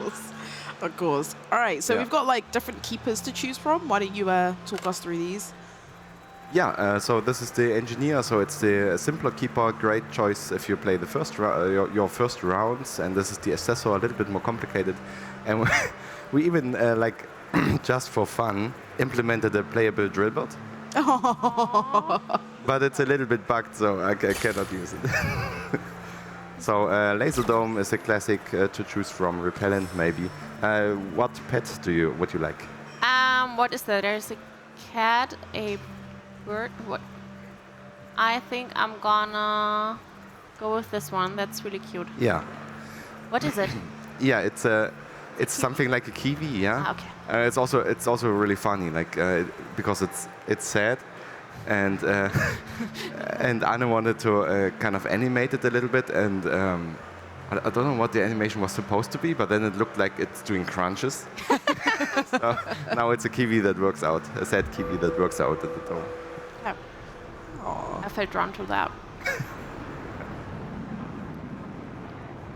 So at the beginning, you had a couple of different options there, from like choosing different domes, then kind of choosing different pets. Are these like new elements that you've kind of implemented in the game? I know. So far, that's the existing stuff. Yes. That's already in the base game, and for co-op, we just make that accessible for playing together. Right. But we are still doing content updates, and we'll have new content quite soon. Actually, early October, we want to do the Double Dome update, where we release 2 new domes into the game, essentially doubling the amount of domes. What do I have to press to carry it? You can press A. Okay. Or you can hold A also, Okay. and then you can bring it up. I wasn't sure. I only played with mouse and keyboard, so. Yeah.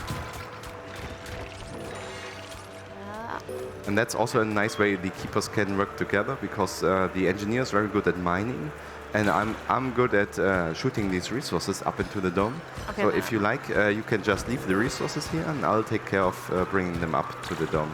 Okay, great. Sounds like good teamwork. Is there Yes. a smart way to go about this? Yeah, so everyone builds their own strategy for that. So usually something people arrive quickly at is this sort of strip mining. And that's good for not missing any resources, but it's not the most efficient way. Like time per resource, you can find more efficient ways. Okay, now we have to go up. We both do? Yes. So it's better if both people help.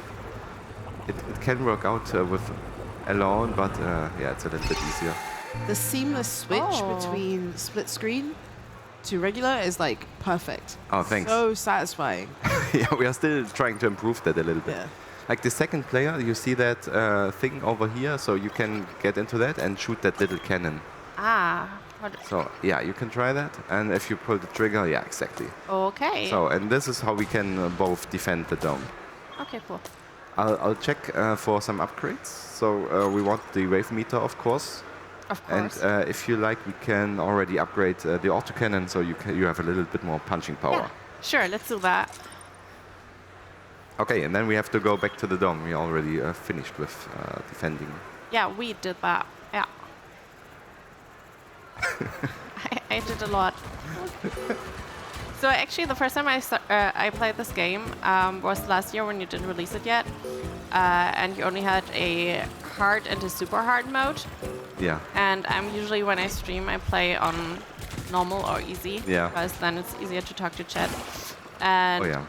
so I'm really glad you implemented a normal mode now. Yeah. So we better. So we have to get up now. New wave of monsters will come soon. Just tell me what to do. Yeah, go into this little station where you just were in before and shoot at the monsters. If you can see them, it's a little bit dark. Oh yeah. Mm-hmm. Yeah, it gets even darker if there's a if it's raining. Someone has like very keenly pointed out that you guys are obviously using gamepads here. Yes. And they've asked about console ports. Is that something you have planned? Yes. Yes. We still have some like technical work to do first, but we definitely want to do console ports. Wanting to do something and it actually happening are two different things. So it might take some time, but it's something we want to do. But it's not something to expect in the near future. Maybe next year. Nice. I think that's a fair answer.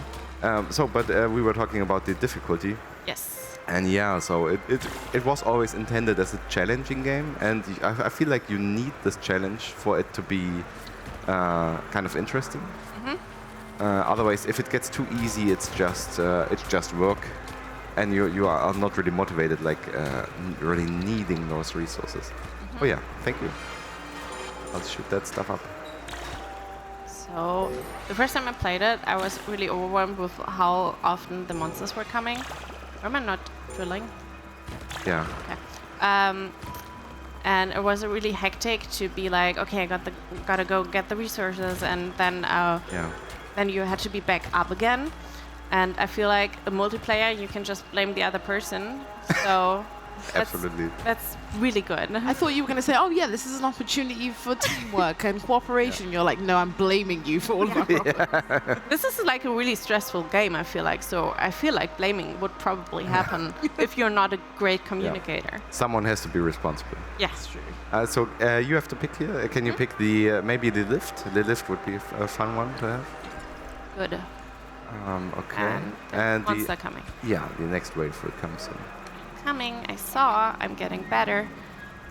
So I'm really sorry. My red German isn't like as good as I want it to be. So there are 3 options that just came up. What were they? Where were the options? The elevator we picked, and I actually didn't look at the other ones.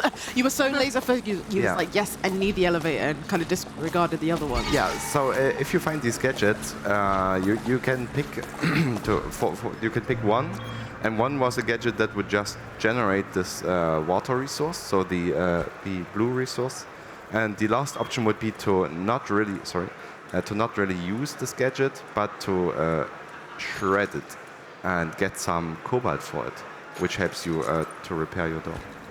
You can also get upgrades for your engineer at the station where I'm always going in so far. Oh, should I upgrade? Yeah. Like you can upgrade your speed and your drill strength, and that's probably something you want eventually. Yeah, I'm pretty slow. Yeah. Actually, I was like the first time I played it, I got so frustrated because it got so overwhelming that I just started watching a lot of streams that were way better than me. And I really like that it has an ending and it's not endless. Is there gonna be more story, or is it always gonna be that? Or are you working on something? So originally, the second mode we were always hoping to make was a migration mode, where you would jump between different worlds in one run, essentially. Oh wow, okay. And there in the migration mode, we realized there's a lot of room for some narrative. But then, leading up to release, we understood that this mode is much bigger, or should be much bigger than we had time for, and we didn't do it then. So we still want to add something like this, but ultimately it's always a quite mechanically driven game. So we are already discovering a bug, like the split screen is not really happening right now. Now they are tiny. Yeah, we have to guess. I'm guessing there's an enemy. Something on the other side.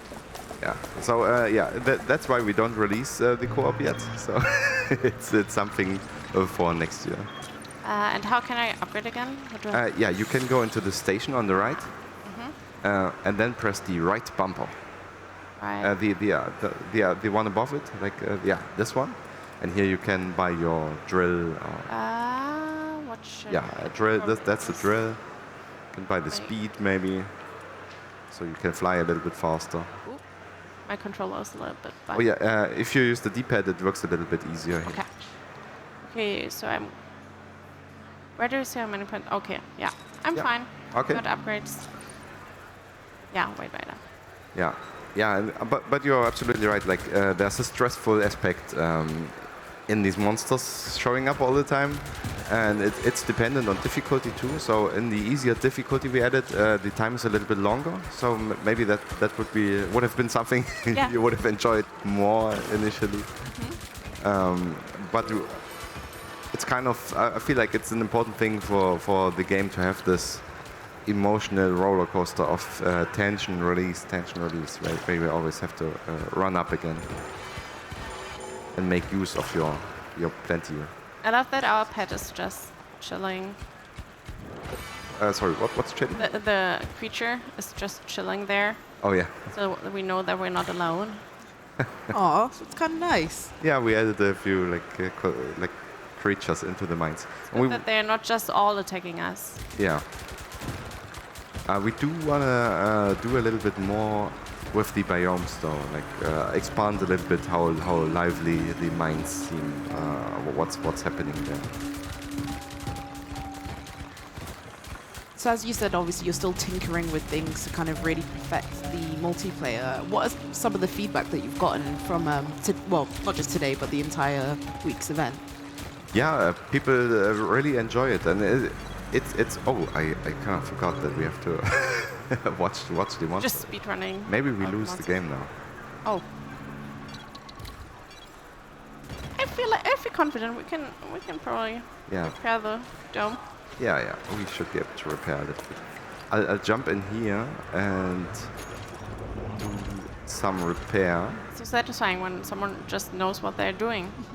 They're like, this, and like that's a good thing you're pointing out. Like, and now people who already know Dome can play it with their partners or with their friends who haven't played Dome, and we saw that happening here. Like people who know Dome bring a friend, and kind of the friend teaching the other one how the game works and explaining, and that's really something that's very enjoyable for me to see.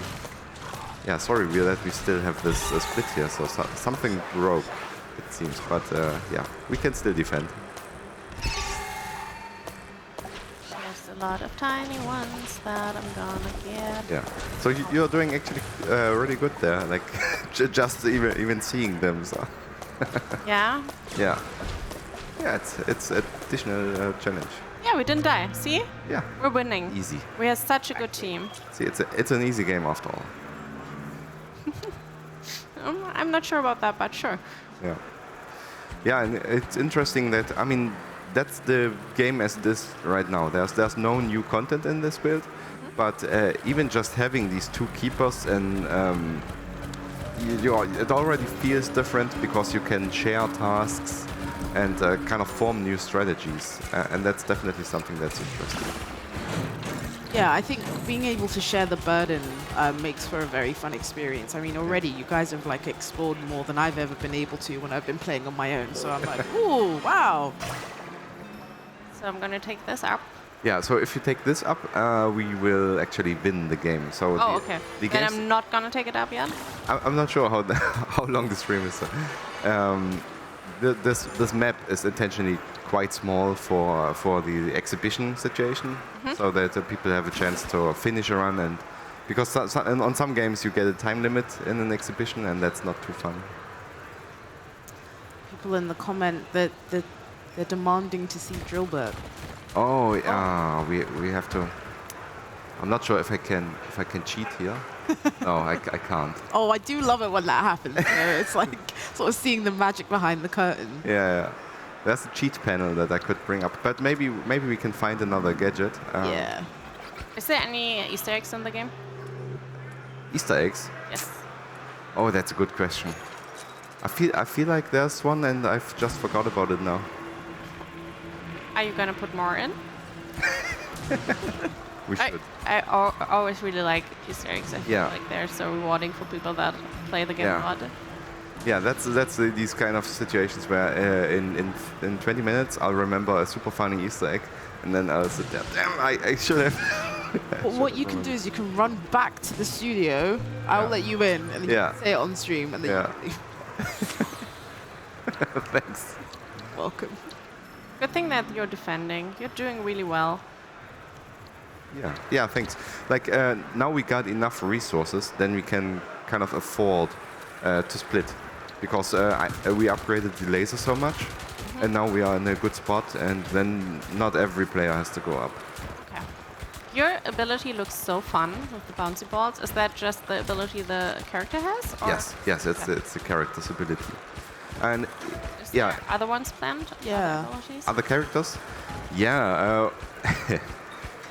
It's not announced, but I'll tell now anyway.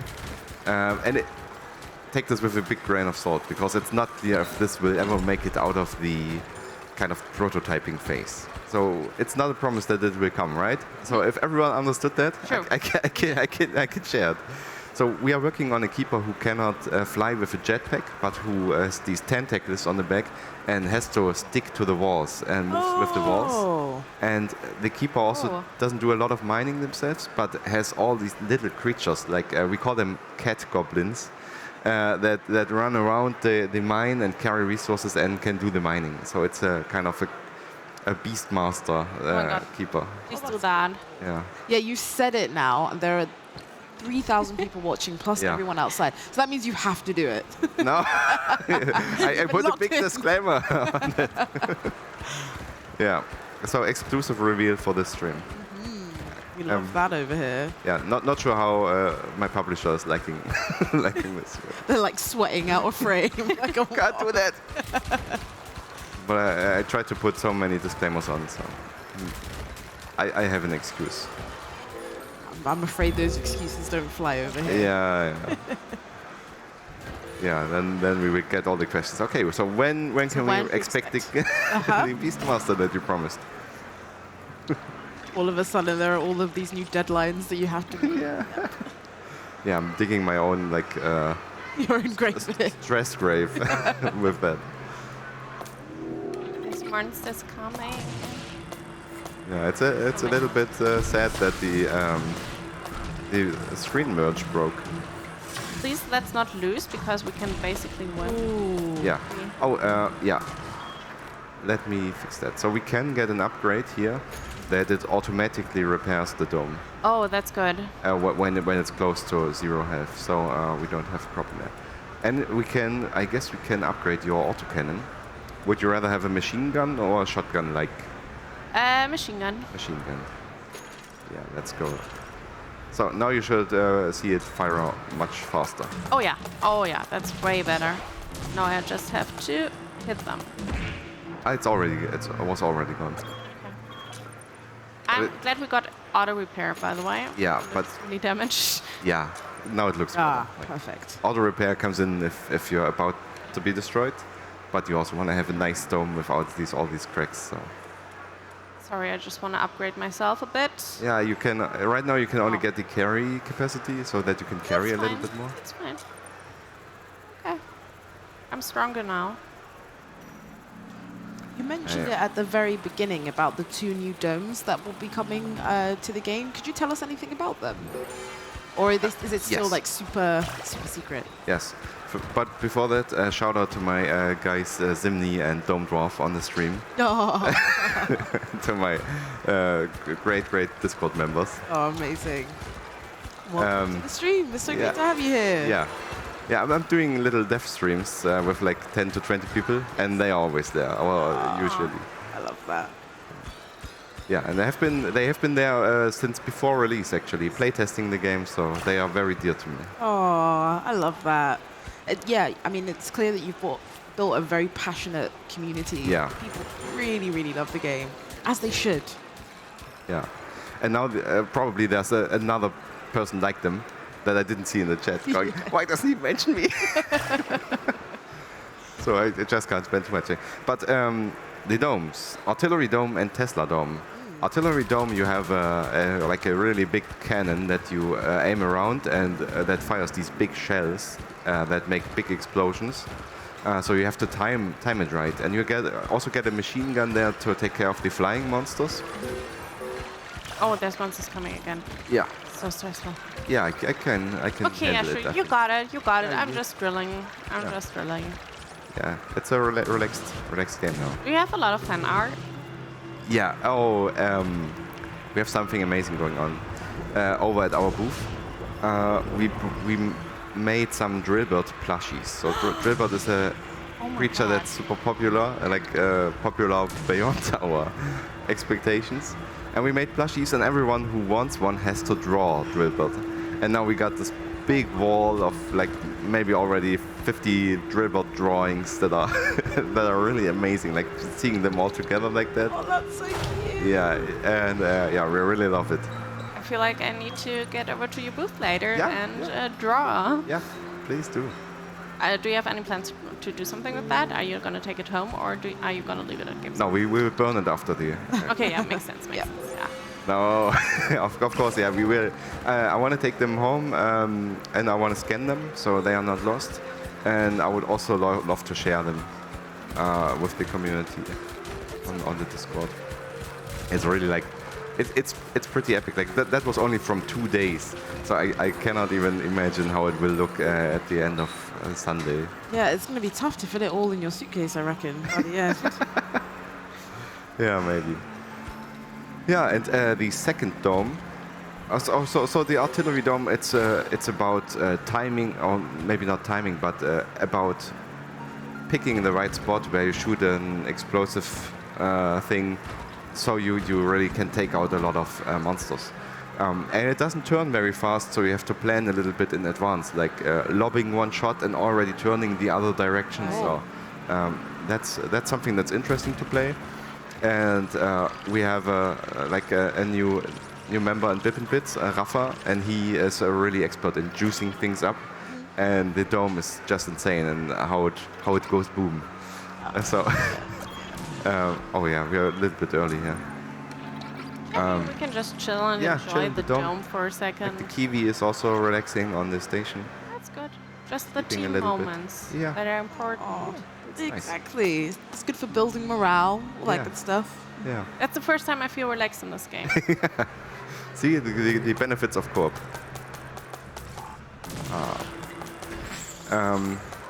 Yeah, and the second dome is the Tesla dome. And with that, you have something like a reticle that you can move across the screen.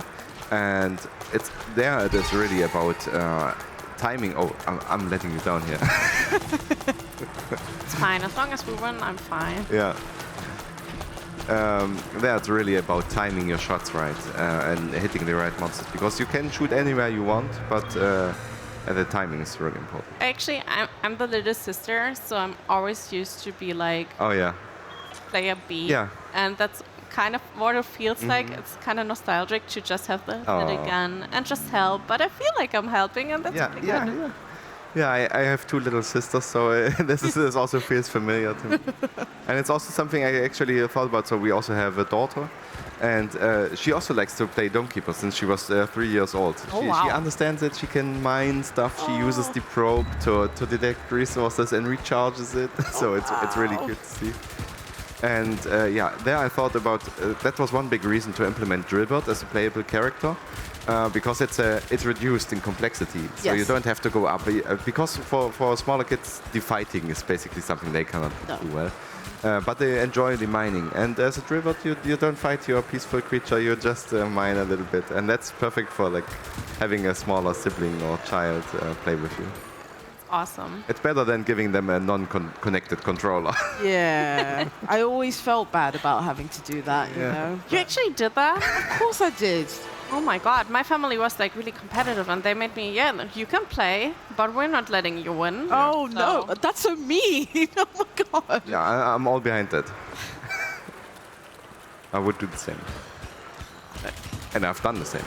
Exactly. Done the same. I mean, there's games that no one beats me at anymore because I had to practice them a lot by myself. So. See? You were not happy, but now you're skilled. Maybe I should introduce this game to my family and be like, yeah, now you know how it feels. Yeah, but you have to like train for half a year. For until half you're a really, year? Yeah, until you're really good. Yeah. Yeah, And I can then- do that. And then we have released a versus mode where you have 2 domes. You compete against each other, Ooh. which is the kind of competitive version of co-op. So that would be 2 domes. So where are the monsters? There. Each player gets their own dome. You share a mine, so you can also steal some resources. Oh, let me see. If we have a ton of resources, so let's choose this up. Nice. So now we have. Oh, sorry. Now I upgraded the laser to the maximum. It's But- fine. You have fun. Oh, I'm just here to support. I forgot the autocannon. But now we have big shot. I mean, just an idea for you. Yeah. Since, everyone is drawing Drillbert. Maybe for like the really wacky drawings, you just implement them as the shadow creatures that attack. That would be really cute. But just an idea. Yeah, that would be interesting how we can fit them in. And there are a lot of really nice drawings and also a lot of fun drawings. I would be a fun drawing. Yeah, so would I. And so you were saying about the different, like the versus mode and how that compares to the co-op mode. Yes. Yeah. What are some of the other differences between the two? Yes. Outside of obviously competing against each other. Yeah, so in co-op you really work together, and in this versus mode you try to survive longer than the other player. Right. Oh. And you would also be able to spend resources so the other player gets stronger monsters. So you have to then kind of think about, okay, can do I want to increase my defense or am I fine? Do I want to improve my drilling, or can I really kind of hurt or rush the other player? Nice. So is there a max time capacity for that, or are you just like, yeah, I mean, sure, play for 5 hours. See who's better. Sorry, is there what? A timer on the versus mode? No. Because you say it's No. who can It should live be long? balanced in a way that within some time, one of them loses the game Okay. and one wins. Oh yeah. Yeah. You said you were frustrated with that, so Yeah. I'll leave you to it. Yeah, it shouldn't take 5 hours. Like I feel like a good dome station is maybe an hour, Okay. and 5 hours is not too exciting. We do have some prestige players like Zimni who do play 5-hour runs because they are so good in the game they can survive for 5 hours, Wow. even though the waves get insanely strong. Wow. That is very impressive. 5 hours, like, Yeah. a really long time. Yeah, and it's not really that fun. And by that, like by hour 2 or 1.5 hours, they mined out the complete mine. Oh, right. Yeah. So they don't even have anything to do there, but they want to compete. Oh, Simni is saying yes, it is fun. adamant that it is fun. You know what? And that speaks to how fun the game is as a whole, which is wonderful. So for the people who are watching that inevitably want to pick up Domekeeper, where can they find out more information online? Yeah, it's on Steam. It has been on Steam about a year. We are adding still updates there, so it's a good time as any to get it. Cool. And then the social media and like Discord that can all be found on the Steam page. So There are links on the Steam page. So we are on Twitter, and we have a big Discord server where I'm also active, and the dev team is active. And I feel like that's also something that's nice because we have this, I feel like, special relationship to our community because we are really involved and really connecting with them, and they also giving so much back to the game. So and you can join the closed playtest and play co-op before it's released on Discord too. So you heard it here first. Obviously, we just got an amazing look at the co-op, which was tons of fun. So you should definitely go and check that out. Take advantage. Thank you so much, René, for joining us in the studio. It was really fun watching. And I'm sure it was even more fun playing. A little bit jealous. So yeah, appreciate your time. We have yet another interview for you. Uni has an interview outside of the booth. So I'm going to throw it over to her. And I'll catch you in a bit. Thank you so much. Welcome back, guys. I hope you're doing fine. We are, again, at the outside of the Indie Arena booth. I'm starting to lose my voice. I hope it's going to hold up for the rest of the day and the rest of the week. But that's not important. I'm here with Micha, and we're going to talk about Drover. That's correct. Hi, my name is Michael. I work for Deck 13 Spotlight. I'm the head of product, I'm in charge of the indie publishing, and Drover is actually currently my main project where I'm responsible for. Awesome. How are you feeling? Wrecked. I'm due to migraine, I'm on 2000 ibuprofena, so if I'm a bit wasted, please excuse me. And if you have to repeat a question, I'm truly sorry about that. That's perfectly fine. I think everybody who's been around here knows how challenging it can be to be here the whole day, standing feet into your tummy, as we say in German. Doesn't work in English, doesn't matter. But I hope your migraines aren't too bad, and I hope that you can stay awake for the rest of the day and the rest of the week. You're going to be here the whole week, right? I will be here till Sunday evening at 8 p.m. and then start manufacturing the booth and then go home after a few days of work, basically. I hope you can rest after that. And has everything gone smooth with the booth so far? Anything majorly happened, or everything smooth sailing? Oh, this is now my 15th Gamescom in a row, I think, so it's running pretty well this year. And today's actually the first day. It might be due to the painkillers that I'm relieved. But it's everything's running, everyone's happy, so the booth is always crowded, and can't complain. Awesome. At Deck 13 you have several games displayed in here, right? That's correct. Also you won't find our logo most of the time because it's hidden. We put the focus on our games. Well, let's talk about the game, Drover. You want to share a little bit about what it's about and the contents? Sure. How did the game star write it the other day? Drover is basically Gothic but in 2D with a good combat system.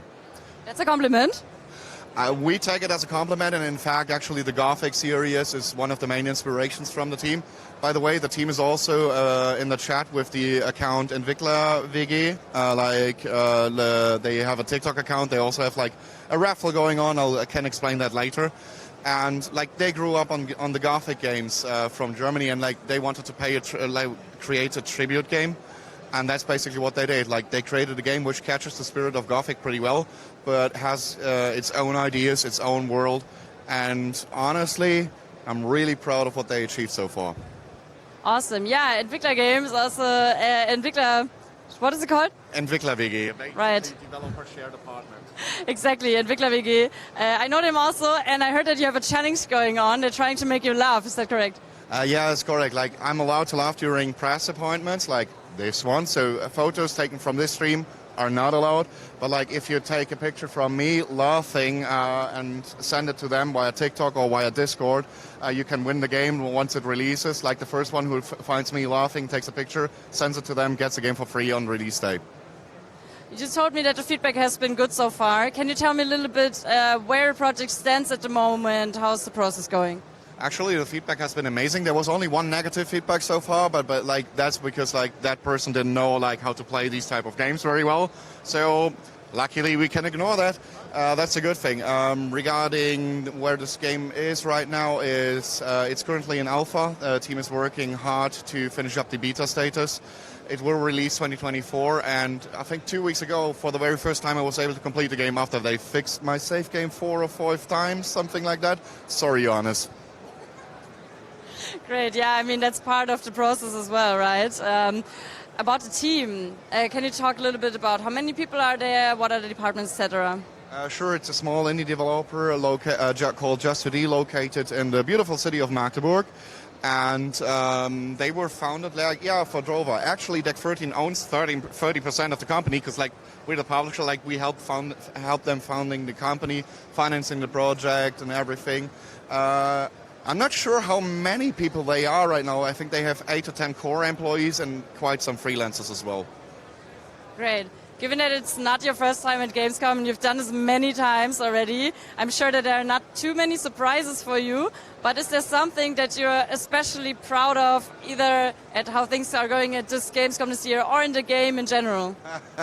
Honestly, this is the first time I'm managing such a big booth. We had a very successful last year with the release of Chained Echoes, and this time we were finally able to expand, and I'm really hope that Drover will profit from that, because maybe I have high hopes to win the German Developer Award once again in a row. Well, that would be awesome. That is due in the winter, I think, right? Or it's coming up? Or for the one in next year?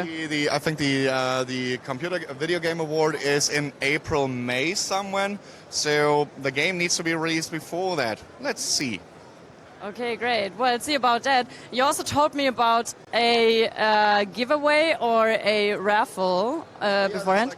With the picture, they take for me smiling. Right. Well, I hope that happens, because a free game key would be awesome.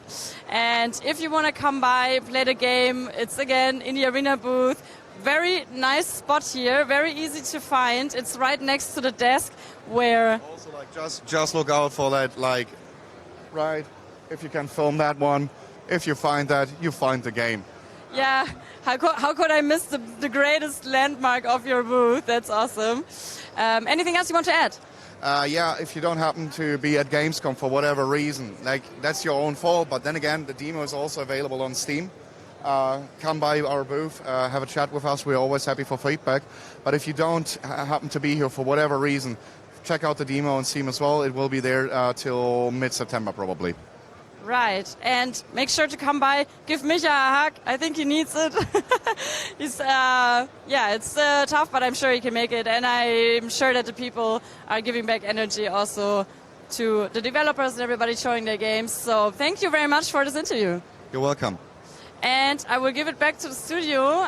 We will see each other probably again in the afternoon. There will be some switches with the interview partners and the people giving the interviews. So looking forward to that. And back to the studio.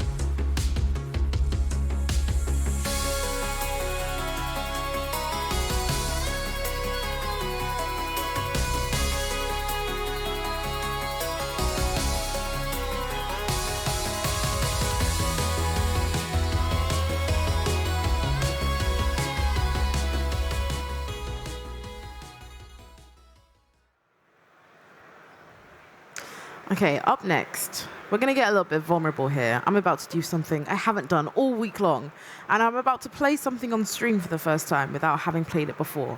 And I know, Vampire Survivors has been on my list for the longest time, but even though I haven't played it before, this is a perfect opportunity to do so.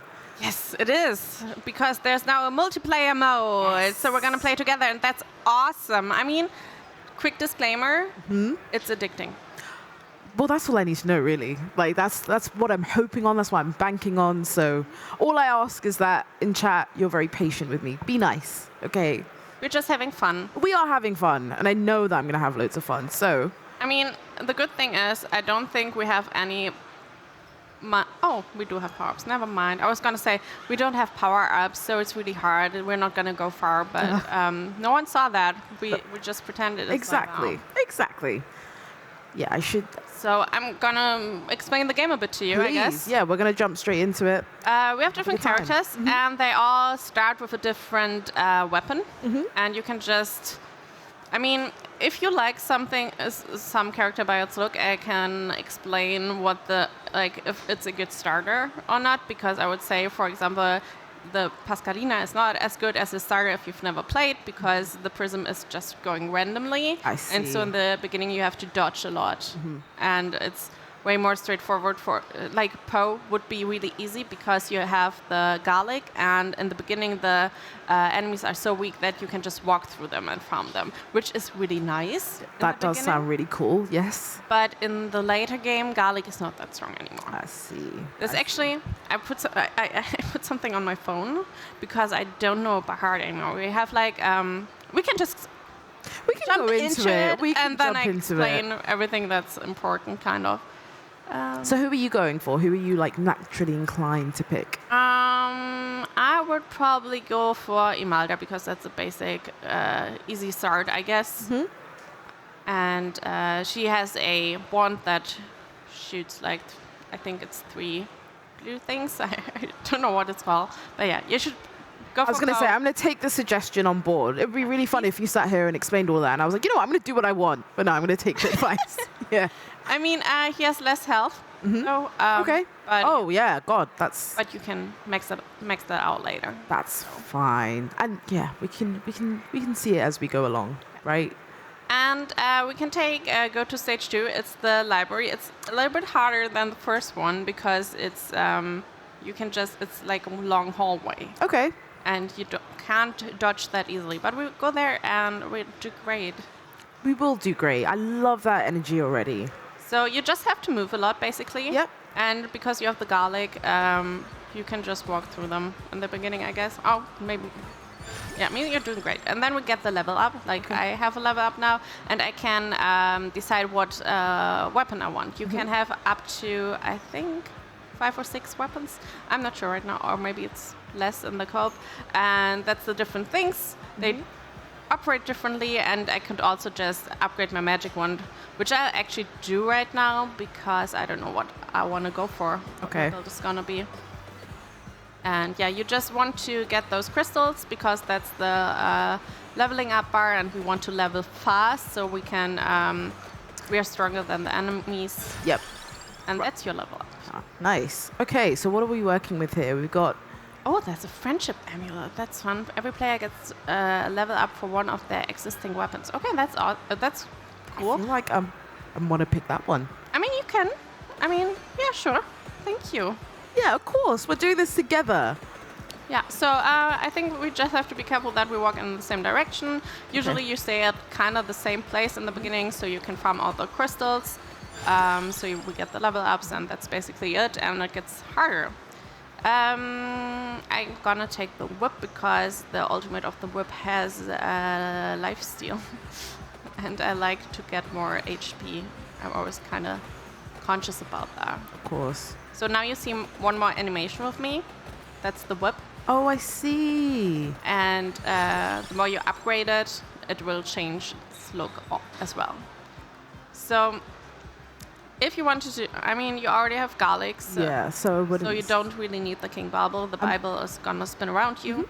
The armor is just, you have weapons and you have items, and you need to pair the right weapon with the right items so that if you level up the weapon to level 8, then you can get the ultimate. I which see. is better.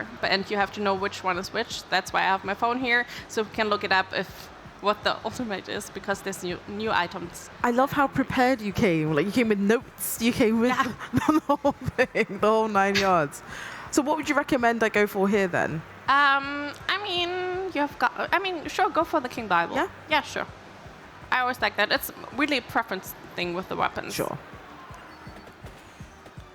I haven't played it with a controller yet, and it's so smooth on the Switch. Oh. I really like that. It's like you can, like, a lot of my skill used to be that I was really good at the how I'm gonna walk around them, so I could dodge a lot. And okay, it's my level up. I'm gonna actually go.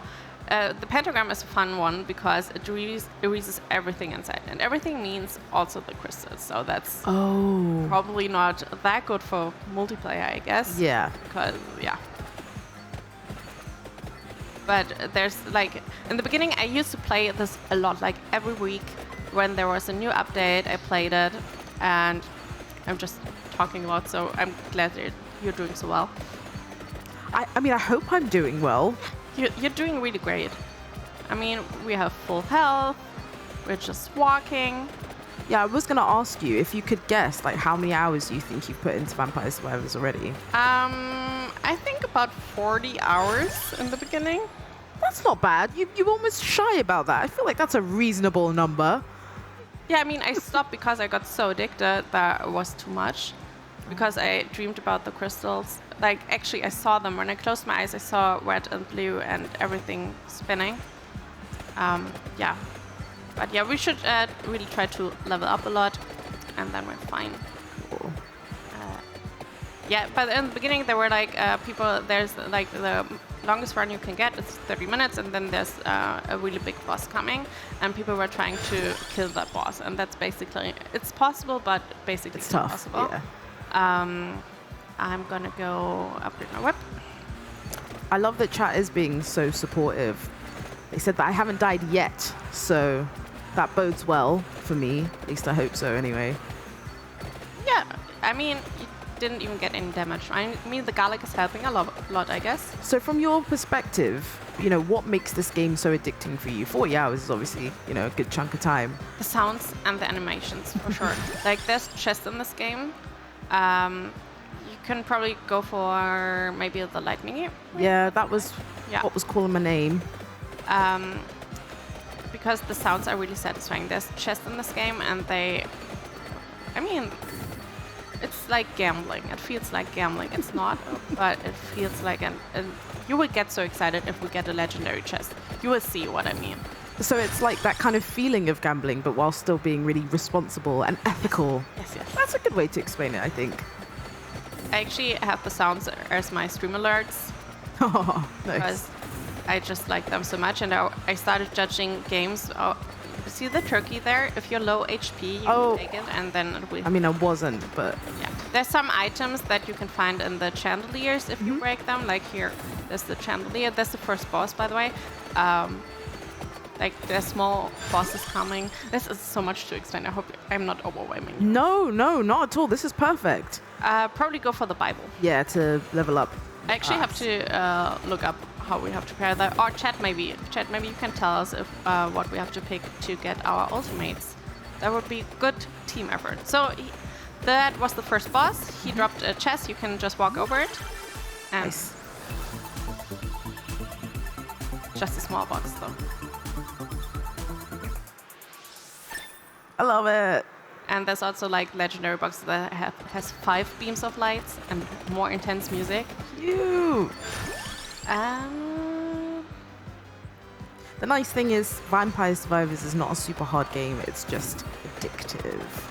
But the thing is, you need games like this. Like, sometimes I play stuff for like weeks on end, and it's like super intense, you know, requires a lot of attention. And like, I'm still switched on, I'm paying attention, I'm doing a lot of things, but I'm still having a great time, and it feels really chill. Yeah. I hope it stays like that. I mean, It will get really stressful because there's gonna be a lot of enemies on the screen at the end. I don't know if we get that far though, to be honest. But yeah, it gets like you will barely see yourself then. I see.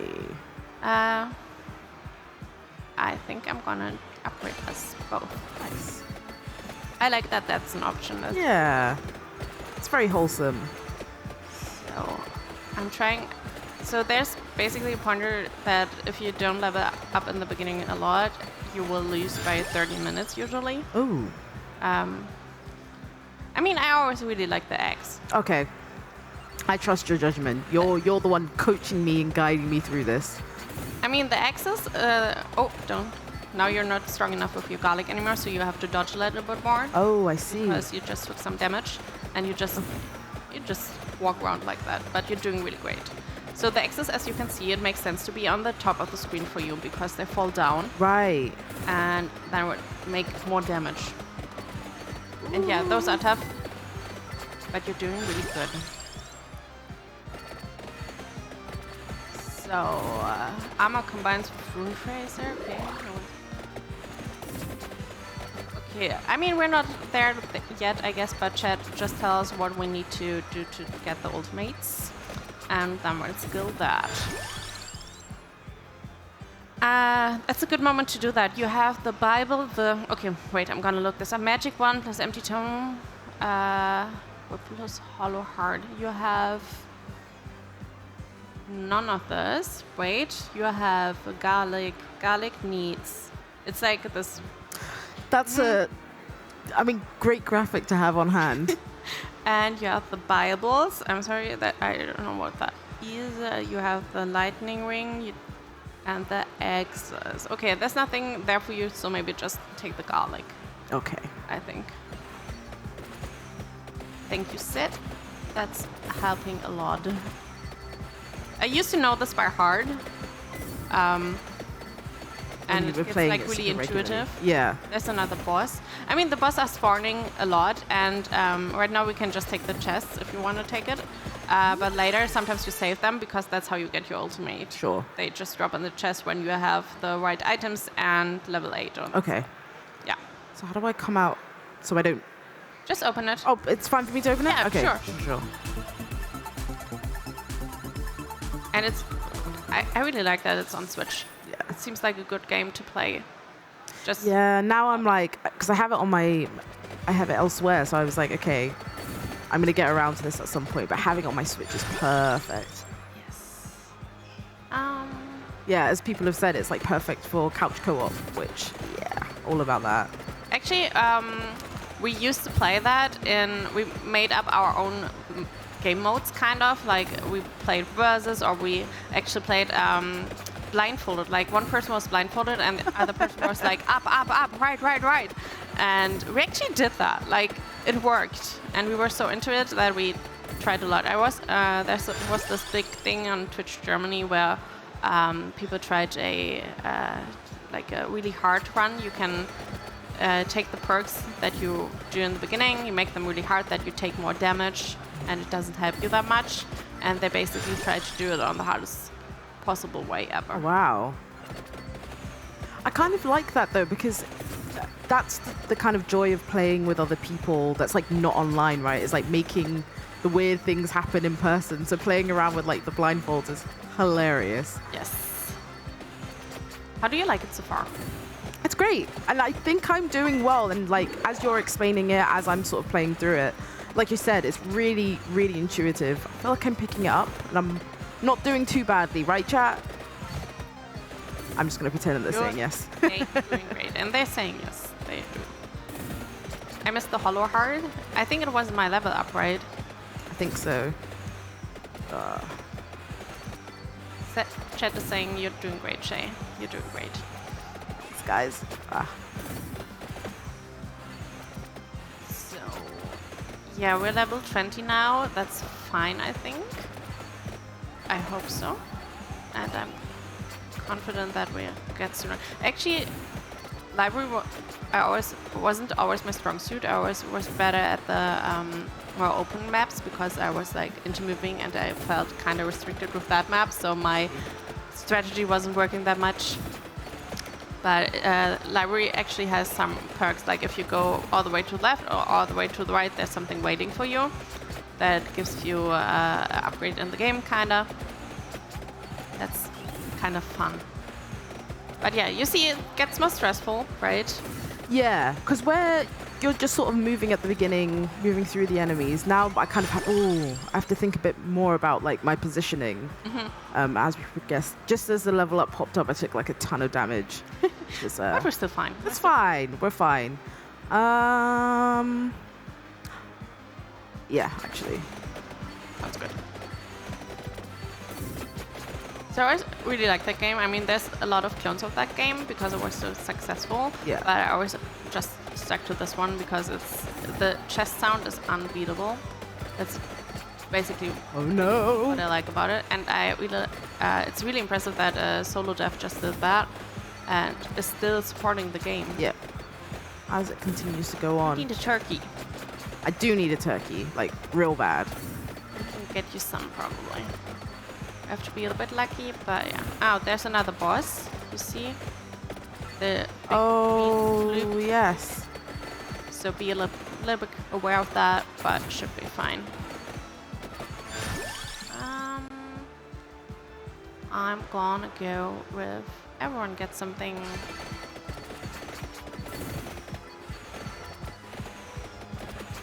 You can.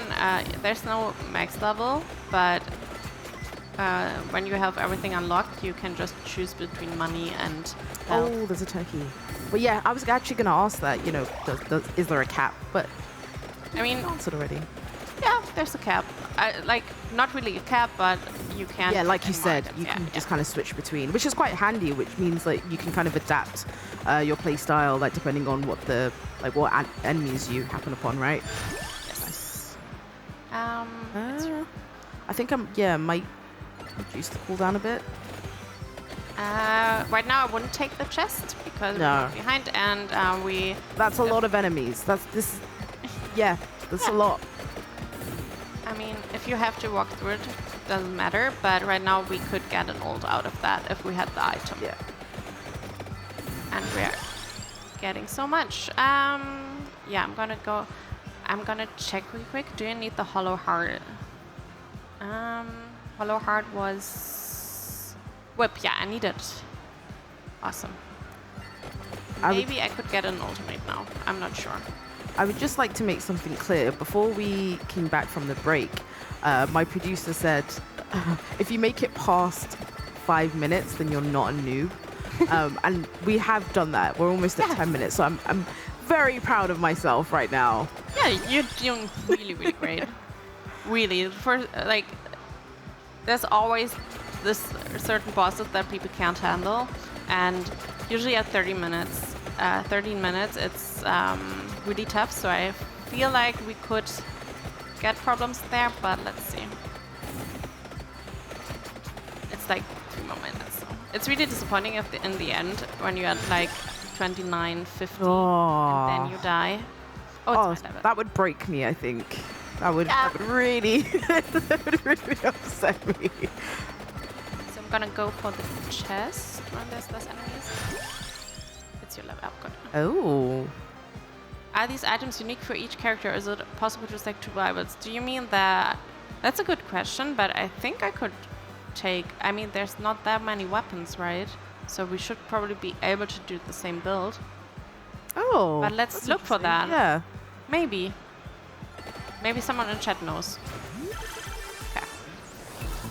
Oh, I didn't mean to grab. No, I did it because, like, I could actually get an ultimate, but I think it.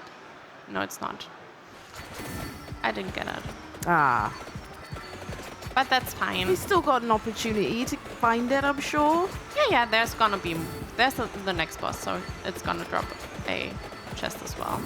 So many bosses in that game. I'm gonna go for Center Water. So there's actually a lot of DLCs happening, I think, with new weapons and maps and stuff. I didn't play those things yet, but I feel like now that I'm playing it again, I will probably. You see that there's a red crystal Yeah. that gets a lot of XP. Oh. It's like different colors. Like blue is the normal, then that's green, that's a little bit more XP, and red is the most. I see. And actually, if you just leave them be, they turn red because otherwise it would be too many of those. See, I've seen a couple of them, so I was like, okay, that makes a lot of sense. Yeah, take whatever you want, I guess. We'll go for the garlic this time around.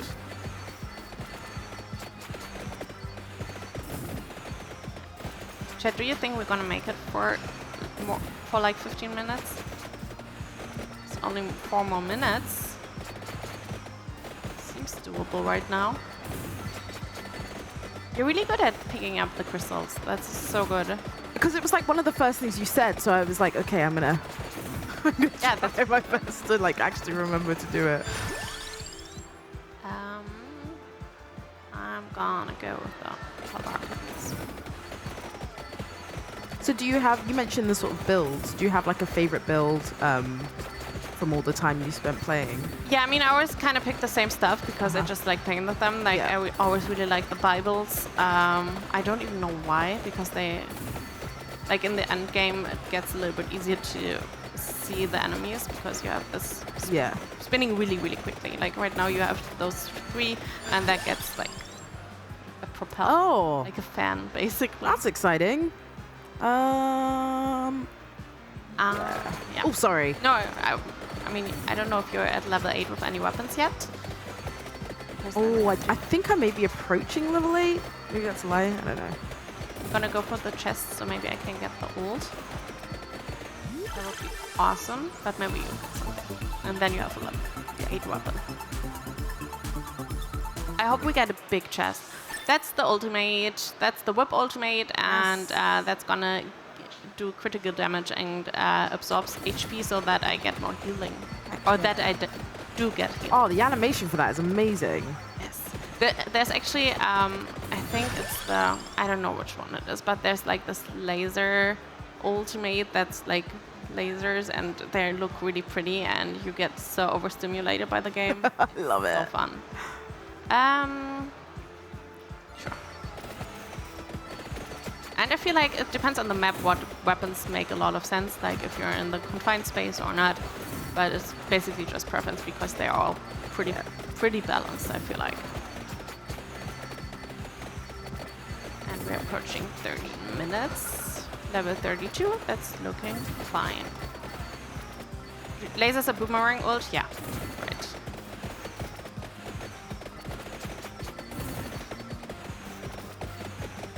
So, actually, the one thing, like, I'm kind of sad that the dev couldn't be here because my Steam save game didn't make it. Oh no! And so I have to unlock everything again.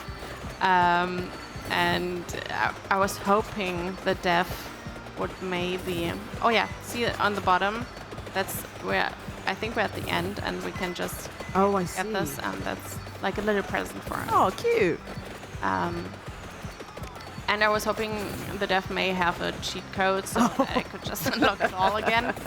Yeah, we've been spoiled by the cheat codes from the devs this week. Yeah, I mean, that's such a boss move.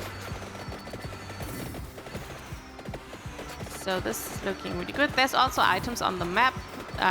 For example, there's a flamethrower that you get like a flamethrower effect for a couple of seconds. There's a force that deletes everything on the screen and kills it. Oh, yes. It doesn't delete, it just kills everything on the screen. Oh, And okay. then you can get the XP. And I think there's some more stuff. Maybe find something. There's another boss. Yeah. We have 2 chests laying around here. That's insane. We should do a level up and then get the chests. Yeah. Oh yeah, I missed this game. Yeah, there's gonna be really pushy now. Yeah. Because some enemies push the others, and just be careful of your placement. That should be fine. Yeah. Chat is like, now it gets hard. Yeah. So maybe we take the chest and see if we get something. See, that's a bigger chest. It's not a big Oh, chest. And then yeah. it looks more epic. It sounds more epic. Some people skip it. I don't know. No, why would you skip it? It's an event every time. I love it.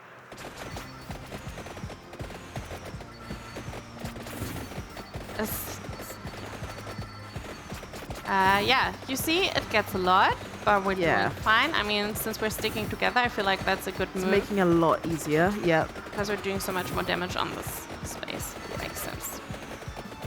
Yeah, I mean, it's not the best positioning for my axes. Yeah, we can go up. Yeah. Carefully. Slowly. Carefully, slowly but surely, we sort of like.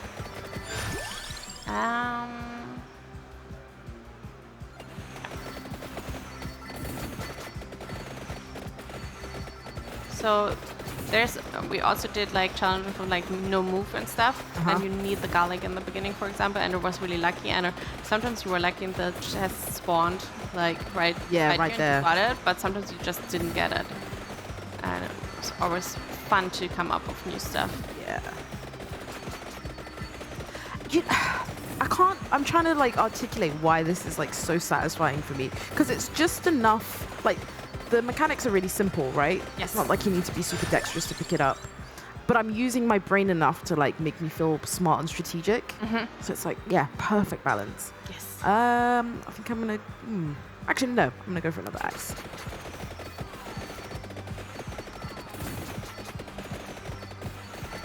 There was a moment there with all those enemies that I was like, oh, is this the end? Is this where things stop? But we managed to pull it back. I'm quite proud of us. Really proud of us that we're doing just 16 minutes and we look like pros. I feel like I can't tell that you've never played this game before.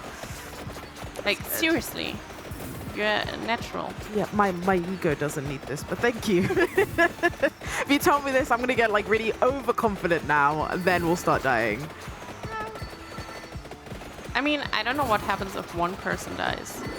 Like, if the other person just plays more, you can revive the other. I don't know. Yeah, that's true. Ooh. You also get a level up.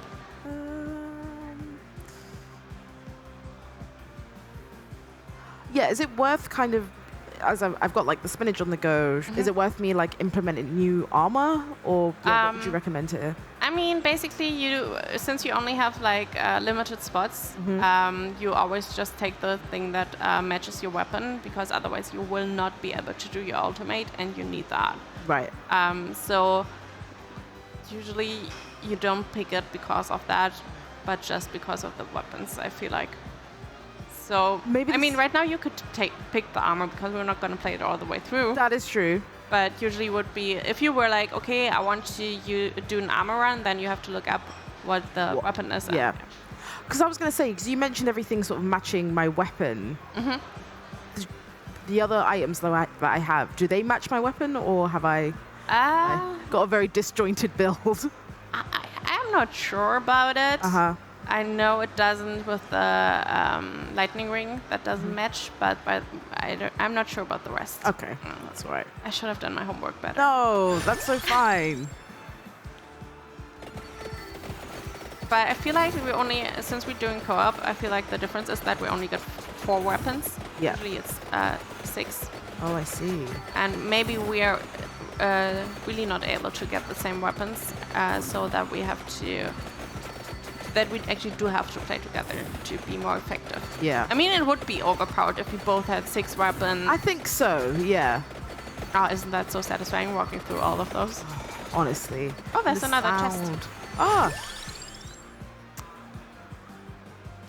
If only one dies, there's a timer for the dead person. When the timer ends, you will be survived with 50% health. Oh, I see. Oh, awesome. How long is the timer?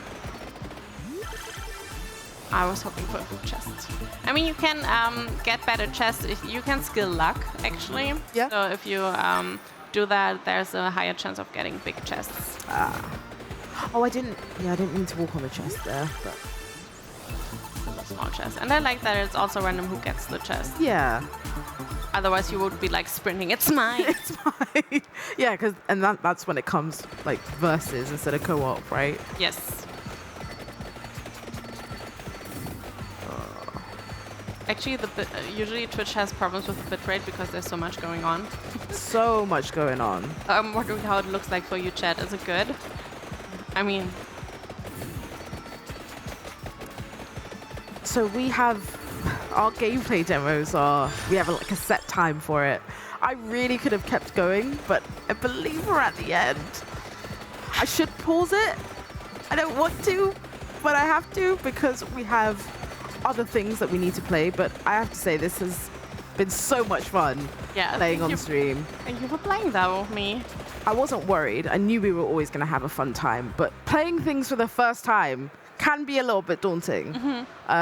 Obviously, Vampire Survivors is everywhere, but if you'd like to go and see more information about it, we of course have a entry on the page, so you can go to indiearenabooth.de, find out some more information if you've been under a rock and have somehow missed the epic release of that game.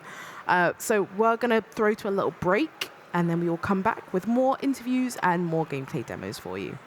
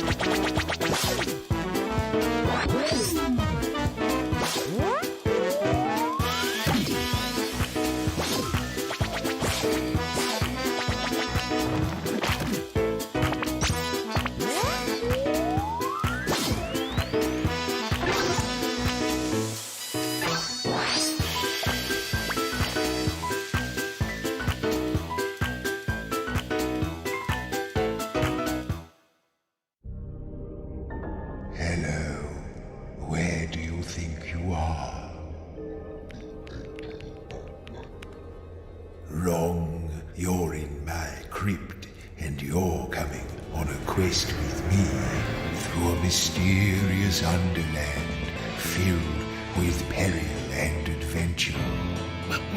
You'll make interesting new friends and conquer fearsome foes. I said conquer them. Do I have to spell it out?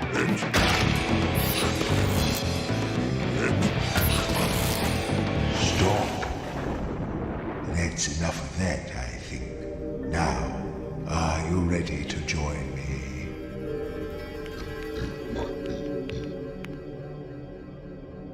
Maybe.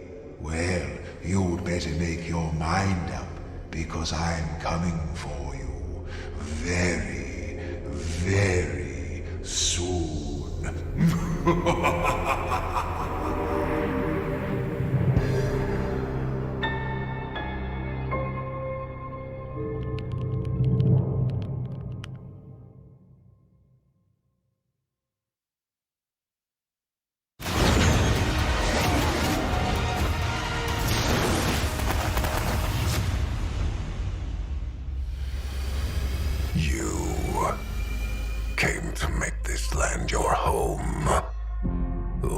slave, sowing crops that don't belong in this soil. You bow to might and fall for magic, blind and deaf to the cries of ages past.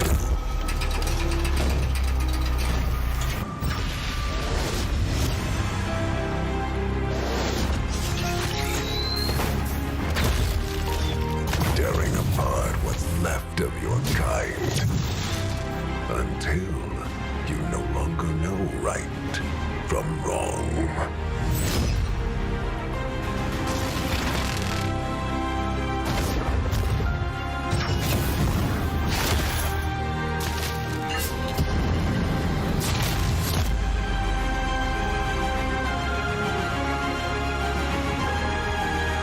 Darkness devours your souls as your kingdoms burn to the ground, and you get what you came for. Unless you become one of us.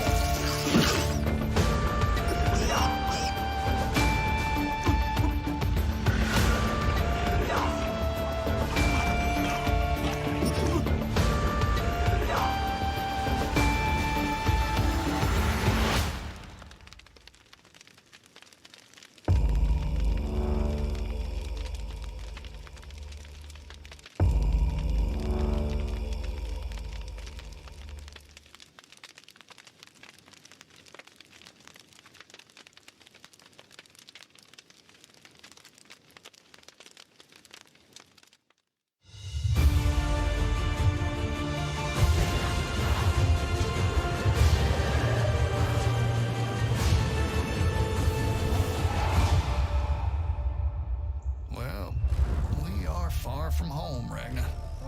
And of all the dwarves, I am stuck here with you. Likewise, Ragnar. Likewise.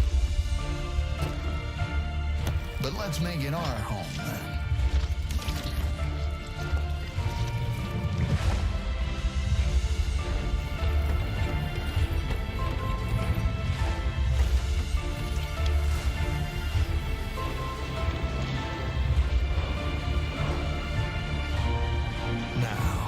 Put your skills to the test, Ragnar. More islands. As far as the dragon eye can see. And one of them will be our next stop. True. Look out! Monsters. Don't worry. I've got it. Oh, it's not the monsters. I think there is something much worse here.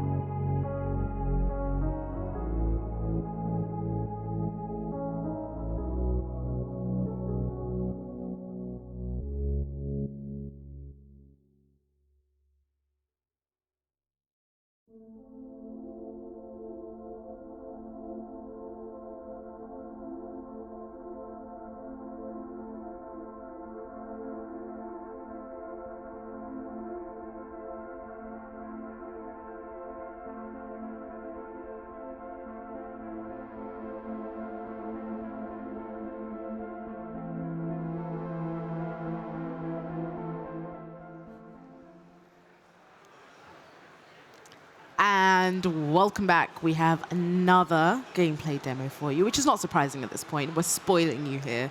This time we're checking out Wakana, and I'm so excited to say that we have Yanis here in the studio to take us through, to hold our hand, to show us the ropes.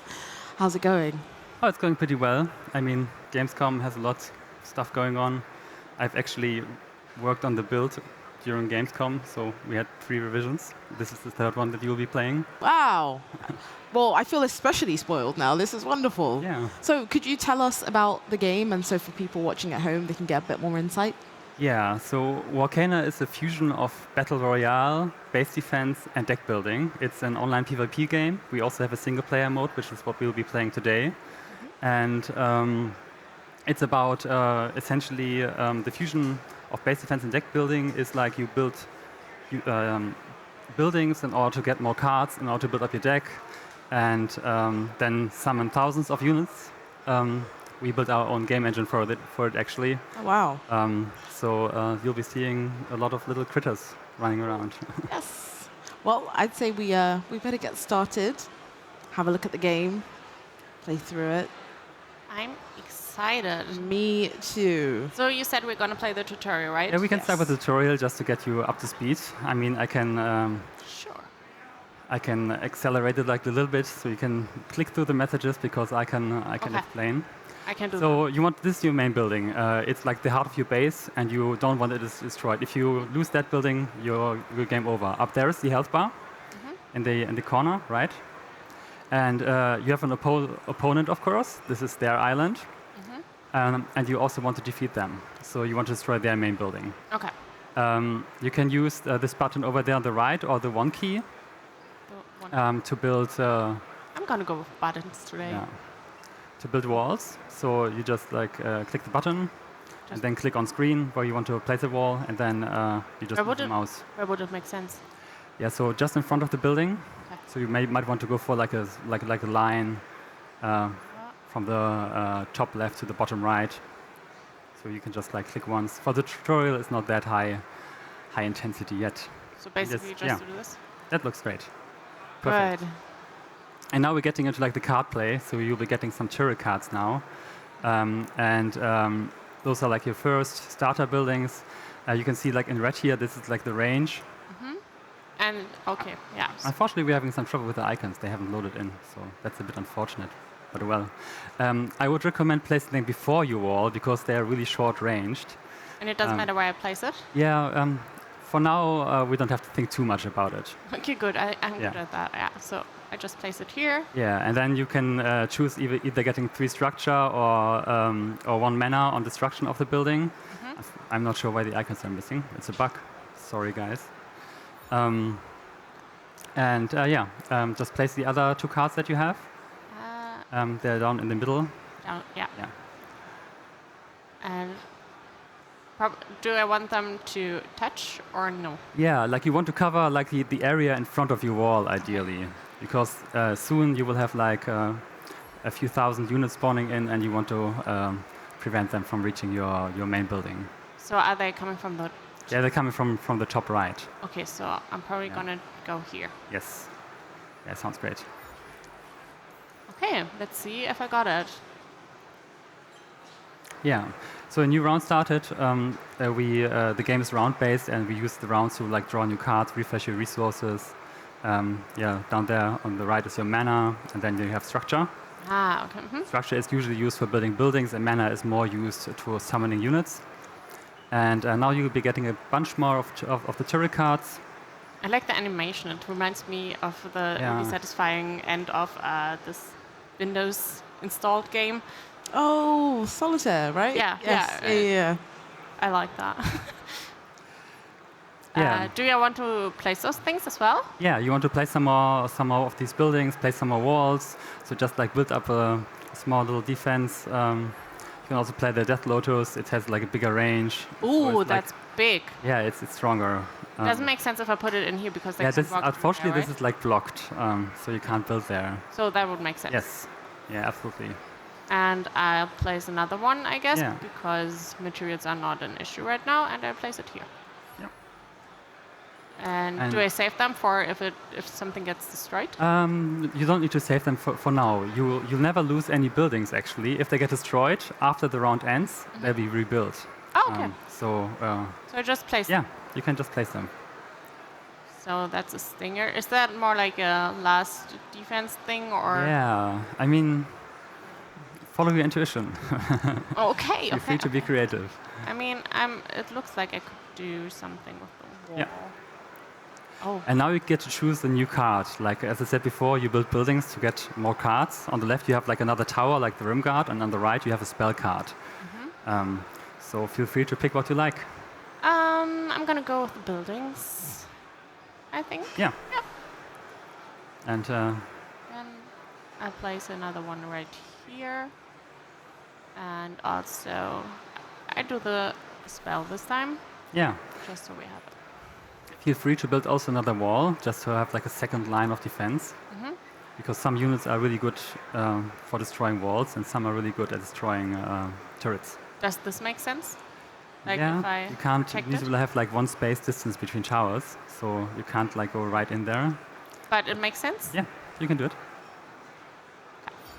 And you said I should build another wall. Yeah. That's this one, right? Yeah. And am I just going to surround it, or put? You can double it up, or you can build it in front.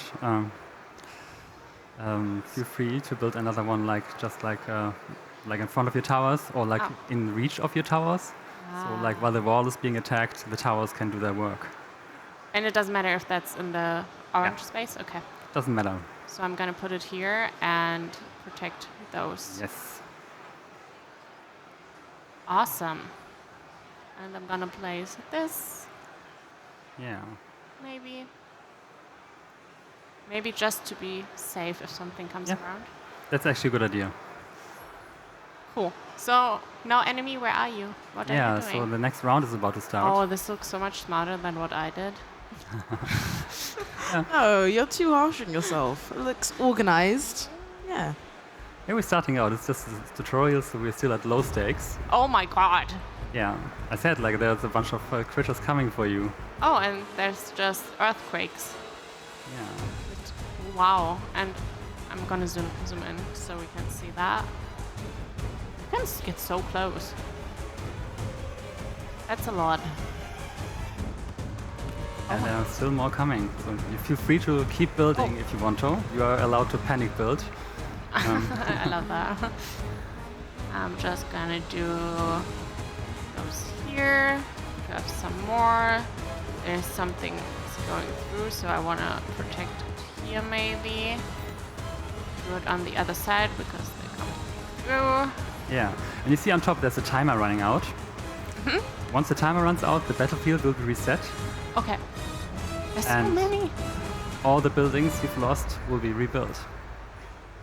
Did I lose them all? No, you don't lose any buildings at all. Yeah, but were they destroyed by them? Yeah, Okay, they're so strong. there were some actually destroyed. But it said I had a victory. I like that. Yeah. And this- So like surviving one round is actually good, but now you can actually build barracks. This is like, for example, the Forest Biotope, one of the live faction barracks. You can just place it down if you want to. And you don't need to protect it in particular. It's mostly taking up a bunch of space. Yeah, so you can put it there. And then on the left, you have your Forest Spirit. This is like a unit summoning card. So I would recommend picking that. Okay. And then you can also place your other Forest Biotope, the Growing Place, and the Passage to just get like some more unit cards. So we can also learn how to attack. Was that just so? Actually, like you just achieved the goal of the tutorial. So you have your Forest Barracks card. You can just like use that. And yeah, let's see how it's going. Okay. Oh, the I'm format. confident. Yeah. It's a tutorial. So the game has like phases. So we have like a few seconds of like a peaceful phase, and then the actual battle phase starts. So in a bit, you'll see like the battle start indicator, and then your units actually spawn in. Oh. So yeah. This looks so cool. Yeah, this is the occult faction. So I feel like they are doing art. That's a cult, right? That seems kind of sketchy. How many different factions are there? So in the final game, we will be having 5 factions. If it's going well, we'll be doing DLC. Oh, nice. So and the final game will have also kind of like a magic setup where you can play multicolor. So you can actually mix and match the starter cards of the factions to create your own decks. So what different factions are there?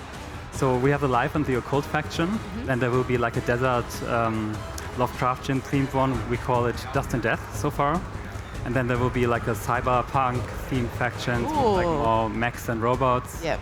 And then we also have like an underwater faction with like more of an Atlantis theme. Do you have a favorite of any of those, personally?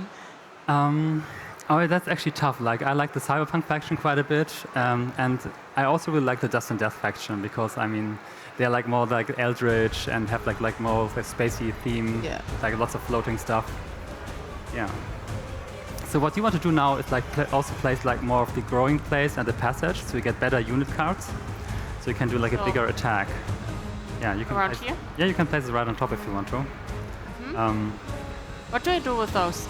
Yeah, so this is your graveyard. Okay. So once you've played any cards, they go into your graveyard, and in the next round you can draw them again. Okay. So I'm gonna place more of those. That's good. And the timer's running out, so we'll be drawing the new card soon. Should I also? Yeah, I'm not sure you'll be making it in time. Okay. So there's new. I probably want to do that, right? Again? Yes. So I'm gonna place that here again, and go again with the forest birds. Yes. And I'm gonna place Yeah. them. Play the card. Yeah, and you can also use the avatar cards on the left to like have an even bigger attack. Yeah, you can just escape out of this, and then.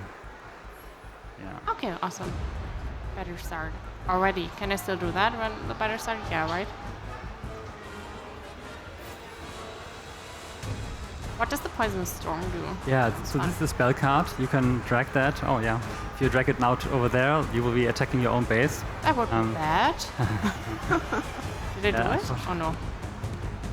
Yeah, and you can actually also like summon more the other avatar card that you have to like even have an even stronger attack. And you can see if you're making progress on the other base. Is that all mine? Yeah, that's all yours. That's what you just summoned. Nice. Someone has asked if there'll be a demo that people can play like on Steam.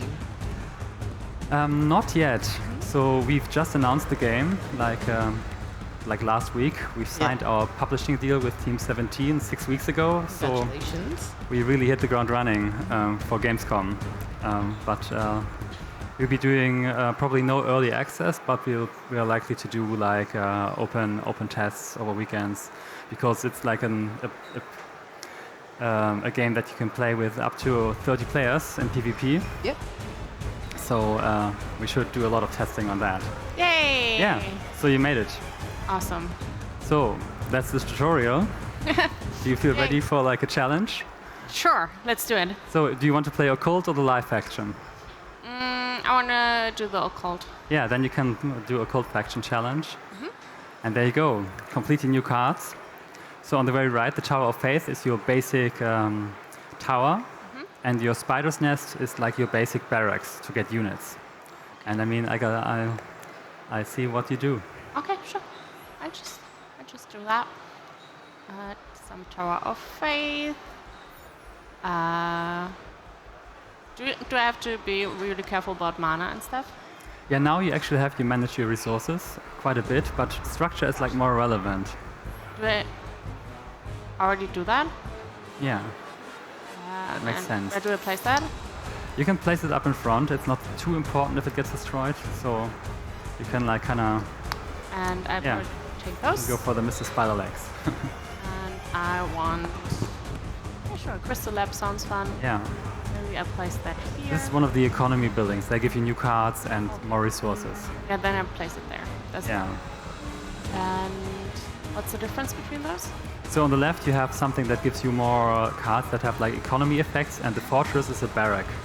So like if you mouse over, you can get the female noble demon card. Ah, female noble demon sounds good. I'll take that. It's a good card. Summoning circle. Yeah, sure.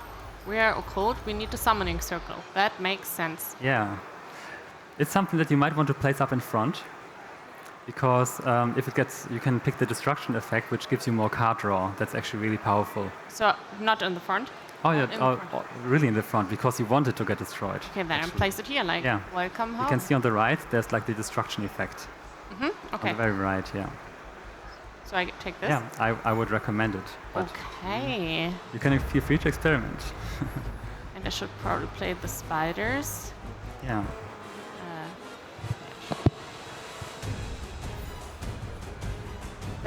It's really quick.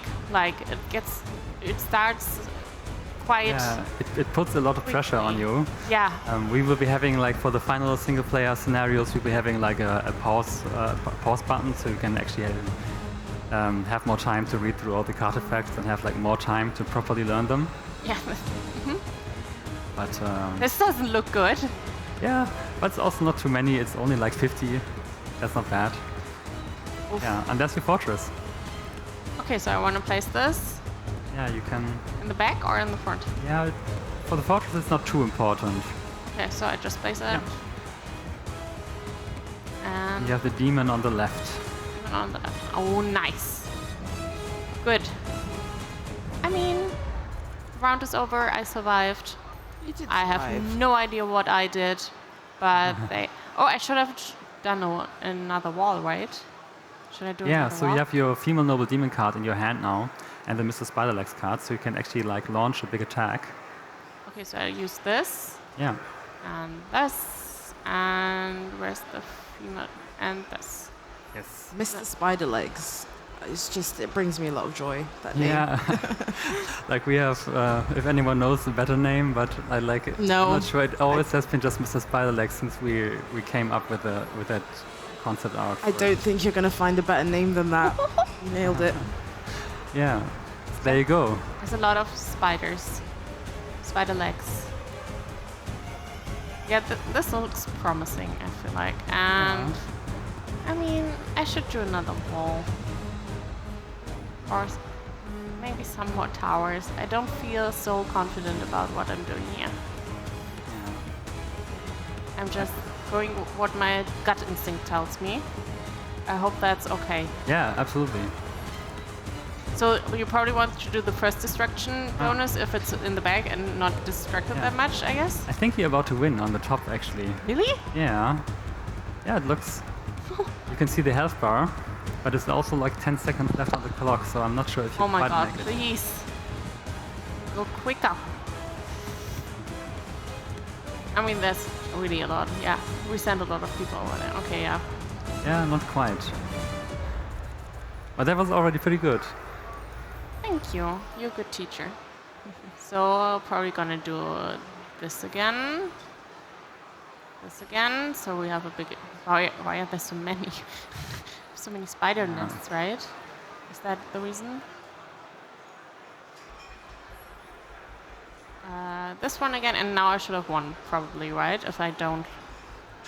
Yeah, I think so. What also happens is that your opponent is also slowly building up their base. So if you're unlucky, they improved it. Oh, but it's not yet. Okay. Oh my God, there's so many. Okay, I should. Yeah. I should build stuff that's not okay. You should panic build. Oh my God! Oh my God! Oh my God! So Yeah. the golden line. You don't want that destroyed, actually. Okay, so I'm gonna it gives you resources here. to keep it alive. And Yeah. I'll just take this, and I'm gonna put this one right here. Another summoning circle here. It sounds fun. Eternal life sounds good to me. Yeah, you can never go wrong with that as a choice, right? And some more towers because there are so many of them. And now I don't have anything, but let's see how I'm doing. I'm doing quite okay, right? Yeah, you have some trouble on the left flank there, but I'm sure. Yeah, you're making it this time. Nice. Easy. Very Actually, good. really fun. It's first you right into it, Yeah. but it's really good to see that many things, people, animals fighting for you. That was fun. Yeah, it's tough to learn because like there's so many different mechanics at play right from the get-go. So we really need to work on that tutorial because I won't be always there to explain. Of course. Maybe you should offer that up for like the first 100 people that buy the game for a higher price. I'll just explain. You just travel that. Yeah, that makes sense.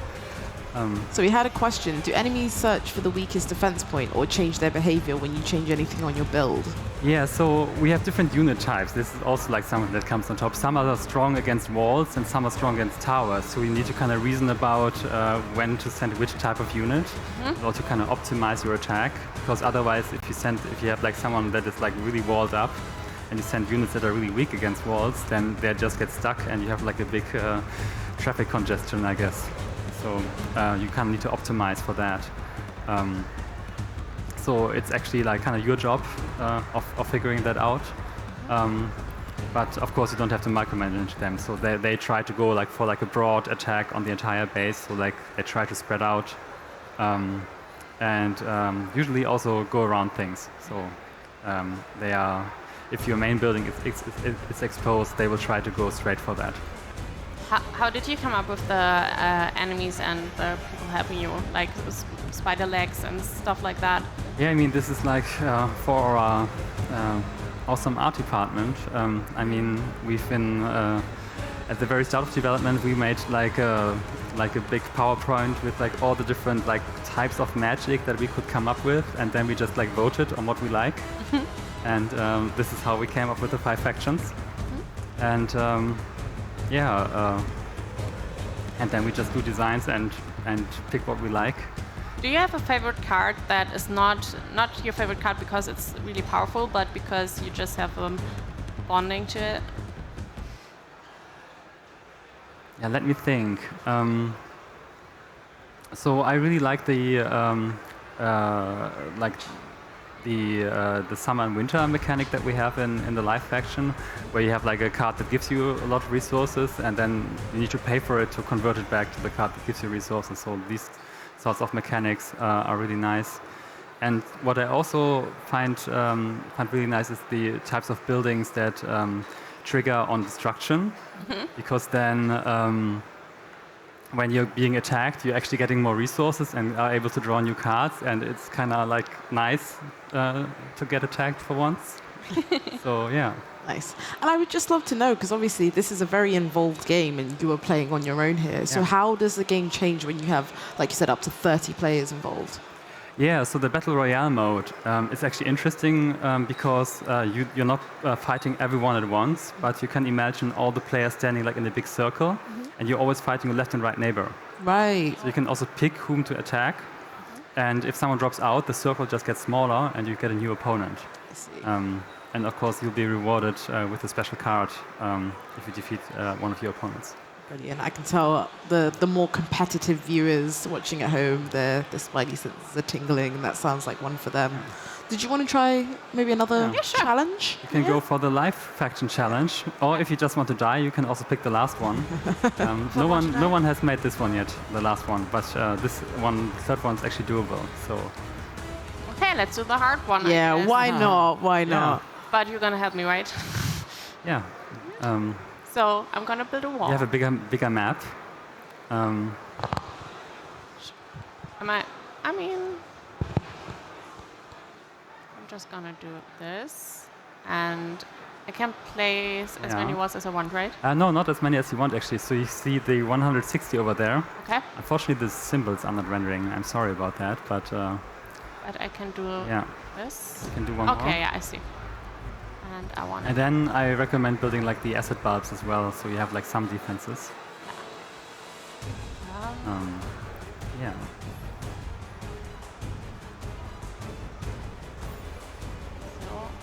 Yeah, I'm clicking too fast. It wasn't.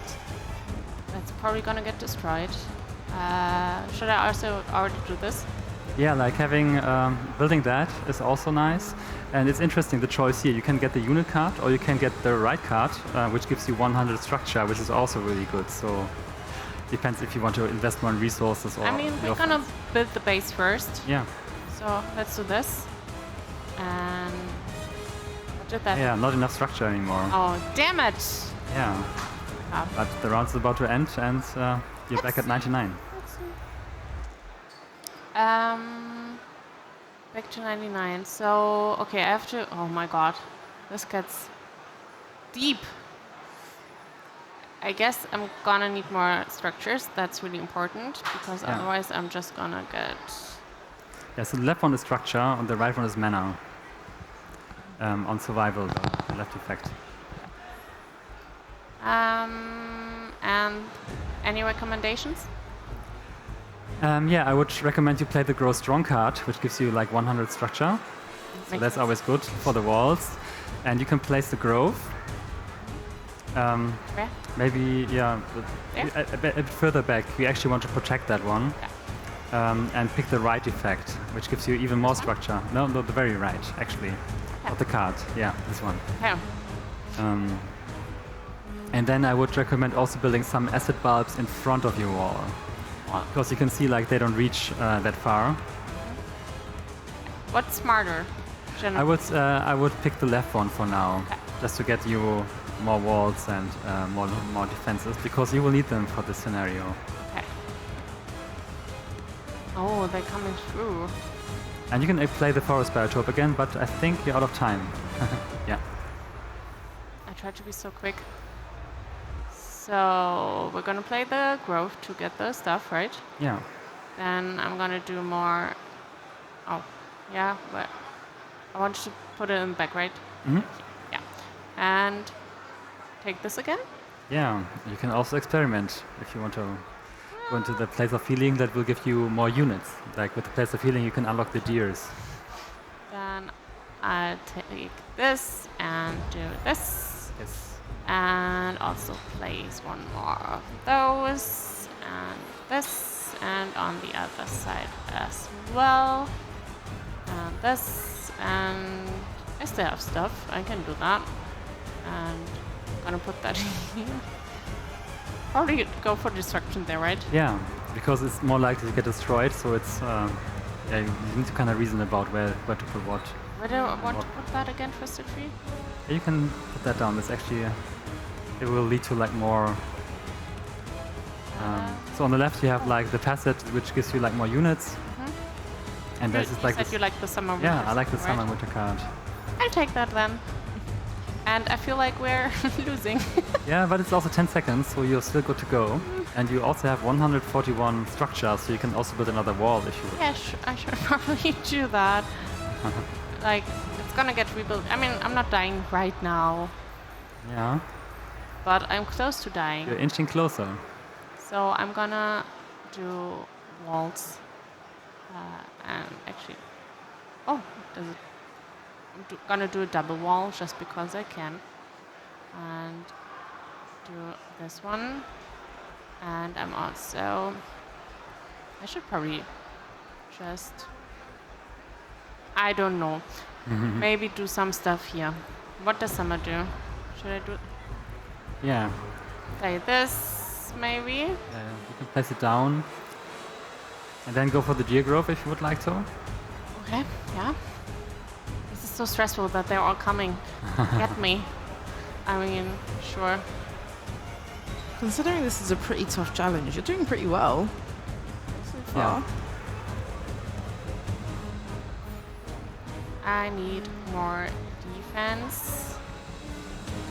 I have no idea what this is. I'm gonna do this and put it here and poison stinger. Yeah, that's a good tower actually. Good. And you could summer to get more resources. And even build another wall, like maybe in front near the lake. Like in front of here? Yeah, like way in front if you want to. Nice. That's good. Now I don't have much resources left. Does it really stress you out when people are not like already good at the game? I feel like there's a lot of metagaming possible. Yeah, I mean there's lots to learn, and once you're able to also combine decks and build your own decks, it will become even more complicated, I guess. Yeah, that's the deer. Or if you want to go for foxes, you can also get the fox den. I love foxes. Yeah, then you should go for that. Take this. Yeah. You said this was strong, right? Yeah, if you pick the poison stinger on the left. Okay. It's like a good defensive. That's the. Yeah, this is like. And I'll take this one. I should place this. Yeah. And do a Rim Guard. Rim Guard is another tower. I guess. Makes Yeah. sense? Yeah. Yeah, now you can pay to get summer back. Yeah, please give me Summer back. I mean, it looks better. Yeah. Yeah, it does. Doesn't look good, but it looks better. What am I doing? Not much. Okay. What? Yeah. Yeah, I mean, mine looks like that. Yeah, they're the exact same. They are also building it up, so like they get stronger by the minute. Yeah, I mean, Yeah, you can build your forest biotope if you want to, and like grab more spirits, so you're also like able to like amp up your attack. yeah, I should do that. I mean, my walls are better now. Mm-hmm. Which is Yeah, I mean, I guess bets are on how many rounds you will survive. So I'm gonna put that here and do a rim guard again. Play the thingies. Play this one right here and take another poison stinger. Do some. I'm gonna place this one here and do another wall. I feel like I don't have that much wall. Yeah, you also have your fox den on the very right. Oh yeah. Probably in the back, right? Yeah. And there's a lot of foxes. I'm gonna go this again. I don't know. There's so much stuff that I'm just building. Yeah. And you should probably put that there and take some more spirits if I'm surviving that. I'm not sure. Am I surviving this? Yeah, 40 seconds. I mean, I'm like barely doing anything. And they're like, coming. They're coming. The difference in the way that they both look are quite stark. But you put up a very good fight. You survived a decent amount of time. Thank you. You're welcome. I just want to, cheerlead a little bit. Yeah, I mean, we took the hard scenario, so... Yeah. And it was to be expected, right? So how long is the usual game? Like the overall session time is like 30 to 45 minutes when playing like multiplayer. And so it's relatively short sessions. Yeah, you got some rim guards. So you mentioned at the very beginning of our session that you built an engine specifically for this game. How long did that take you? Oh, well, we've been working on this for 3 years now. Yeah. And it's like 2 years of that were like engine development. It's just like optimizing for like lots of units.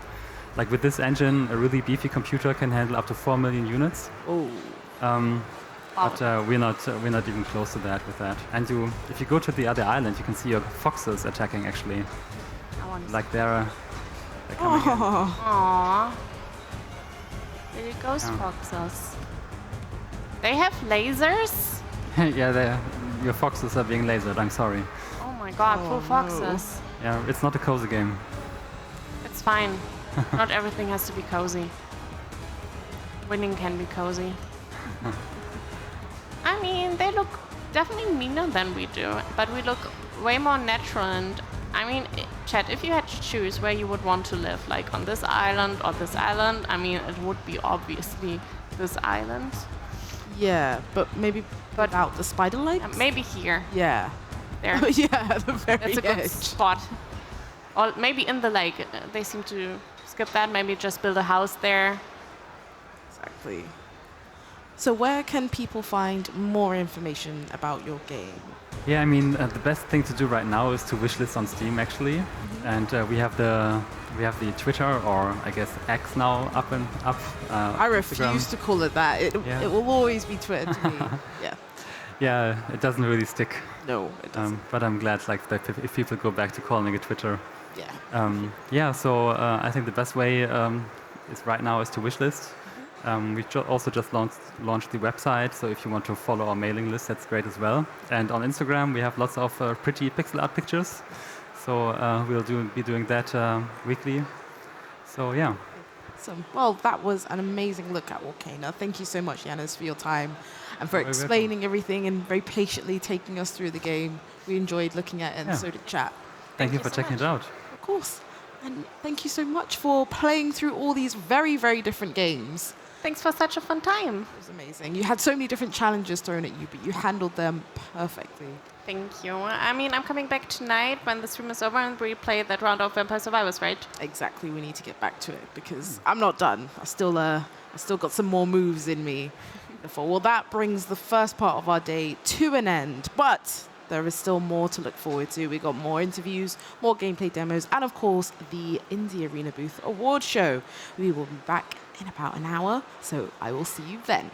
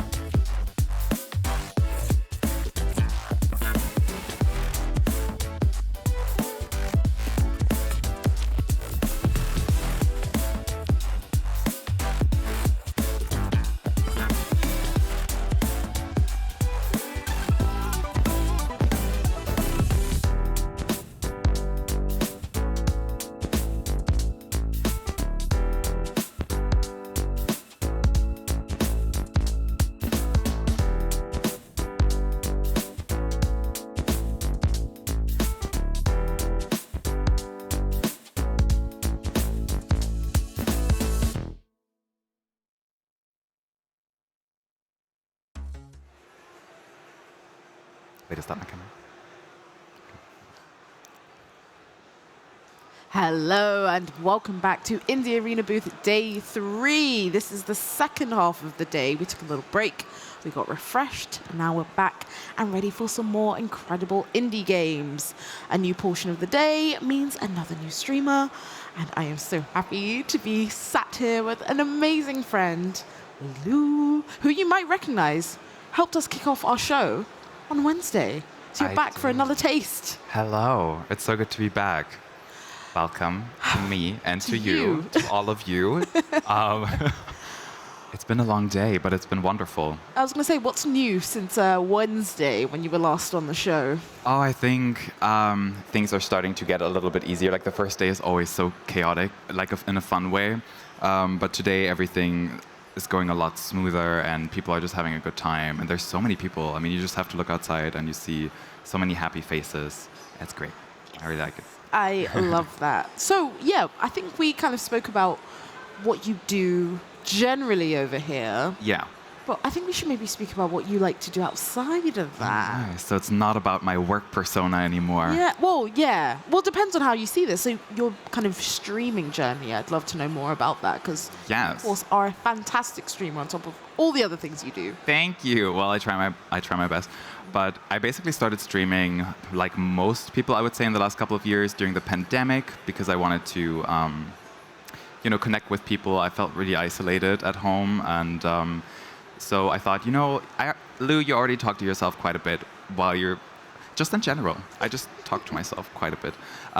Why not play games, which is something you love, and also talk to some people and maybe get to know some other like-minded people. And at the time, that was shortly after Genshin Impact had released, I think, for the first time, and that's when I started streaming. And that's when I met some people for the first time online, and that was really fun. Like, first there was no one watching. I forced all my friends. I was like, can you just help me feel not so alone? And so I was sitting there with one friend, and another friend had the tab open. I was like, thank you guys, you're really making this easier. And then the first person who wasn't one of my friends came in, and I was like, oh my god, is this person real? What do I do? It's not a bot? Yeah, it's not a bot. What's going on? And no hate, just very kind messages. And I was like, wow, okay. And yeah, I've just been consistently streaming ever since. And I pretty much in the beginning of streaming, I started out with JRPGs and RPGs, which are my passion. I love them. And some indie games like Omori. And then, yeah, I think last year, I would say I fully went into Genshin full time as a streamer, but also doing some silly little indie games on the side sometimes. Most recently, Little Misfortune, which was really fun and is such a great game. Mm-hmm. Definitely check it out if you haven't. But yeah, and I've been doing it ever since, and it's fun. Yeah. Are there sort of challenges that people might not necessarily expect that, from the outside looking in? About streaming in general? Yes. Or streaming Genshin. That's a whole other can of worms. Well, why don't we get into some of those worms right now? Well, about streaming, I would say one of the things that is a bit of a struggle sometimes, because I'm an introverted person, is always being, wanting to have a schedule, but not necessarily always feeling like streaming. Yeah. So having to cancel streams is a bummer sometimes, although nobody ever holds it against you. Yeah. It's always no, if you're not feeling up to it, don't do it, obviously. So that's sometimes a bit challenging. But yeah, other than that, just maybe how much time you kind of have to invest to just build a community, I would say. Yeah. Well, you could probably just go live and then never think about streaming again until the next time you go live. But if you want to, really meet those people and get to know them, you have to talk to them and maybe do a little stream schedule, and there's a lot of work that goes into it. If you have a little Discord server as well on the side, so yeah, it takes a lot of time, but it's very rewarding. And I've met people that I met via Twitch already, at different conventions, and they've become really good friends of mine. And yeah, I would say, yeah, definitely worth it. Everyone that I meet that talks about streaming is always A, so passionate about it, but B, manages to kind of build these really small communities. Yeah. And, the communities really take care of each other, which is super wholesome. Yeah, it really is. And what makes me the happiest is when people are, they make friends amongst themselves, and it's no longer me. I can kind of step back and be they found each other, they found their people, and then just them getting along, that makes me really happy because I feel like this mom of this flock of birds, and they're all like happy together. Just makes me even happier. Oh, so cute. You mentioned, of course, your love of indie games, and I mean, given that you also are working on the Indie Arena booth, that makes sense. In terms of like the games you like to play, give us some titles, and also some titles from the Indie Arena booth that you love. Yes. I actually thought about the titles again because last time I was on here, I think I forgot about Moonlight Peaks, which made me sad. I definitely want to mention that again. It's a really nice game. In terms of like what I played myself, I think the games that stuck with me the most are first and foremost Omori. I really love that game.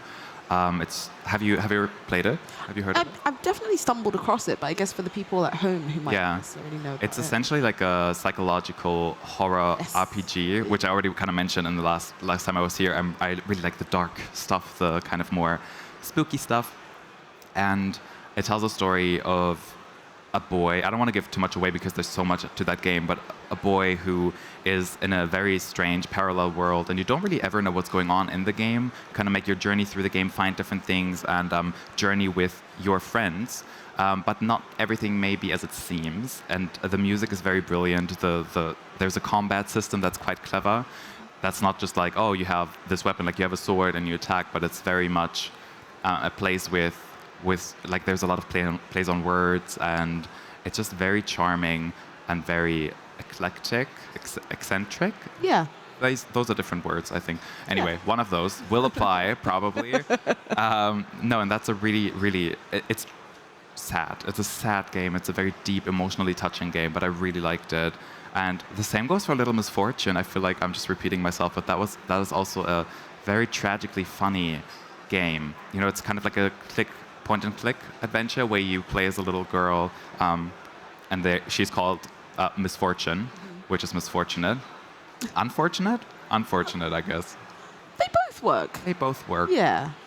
And she's kind of being guided towards the world by this ominous voice, like telling her to do certain things. And she talks back to that voice, and you're kind of like sat there watching her journey unfold. And it's just like the humor is adorable, but also there's a lot of like deeper meanings behind it, and very dark subject matters as well. So I always really appreciate when games kind of like intertwine those different aspects, like the funny, the more out there stuff with the more thought-provoking, sometimes taboo topics as well. So those two are definitely recommendations of mine that I really love. And Super Bunny Man at Indie Arena booth is really fun. It's not like dark. It's just really fun and cozy. Moonlight Peaks is a great one. Go-Go Town. Yeah. And so many more. Good answer. So many more. So many more. All of them. Countless games that we have on the booth, which you, of course, can check out at indiearenabooth.de for the full lineup. I say, off the back of that, we should probably take a look at the schedule so we can refamiliarize ourselves with what you can expect this afternoon. Let's do it. So the theme of this afternoon's gameplay blocks are, let's get wild, let's get wacky, let's get a bit out there, What do we call it? Let's get wacky. Wacky. I think that's what we settled on. Yes. So all of these games are really like chaotic, really off the wall, like lots going on. Yeah. That's the easiest way I can describe it. Yeah, whether sound-wise or design-wise, I think there's a little bit of craziness going on in every single game, and maybe you'll even lose control at some point. I don't know, like maybe. That was smooth. That was I'm really impressed by that. And then of course we're closing out the day with the Indie Arena Booth Award Show, which can you tell us a bit more about that? Yes. What can people expect, and how have you done it in like previous years, and what's new this year? So what we've done again this year is we've come up with a couple of categories. Some are sponsored by some of our partners, which is very lovely because we couldn't make it happen without them, of course. And then we thought of some other categories for the games. We all know them. I don't think we've shared them with anyone, but it's going to be a very nice surprise for the devs when they gather in front of the streaming studio later, and we'll be giving them some nice prizes. And I think a lot of them aren't really expecting it either. Yes. So I think it's going to be a very wholesome moment. We work with our jury as well to have a voting take place. One of them, can I give this away? One of the categories, can I? Should I? I think you can. I'm giving you permission to. Yes. Okay. So as you probably know, we have a lot of volunteers at our booth that help us out, and we need them. They're amazing. And we let them decide on one of the booths this year that is their favorite. And yeah, I don't want to obviously spoil which one it is, but that is one of the categories. So definitely something to look forward to, I think. And all of those games are definitely games you must pick up. Yes, absolutely. So you have that to look forward to in our award show. Yes. So excited. That will be fantastic. And I'll be making yet another appearance. Another appearance. What would we do without you at this point? I don't know. Yeah. Maybe you'll have someone that can say bottle of water that can actually pronounce the T's in it. Maybe. Oh my God.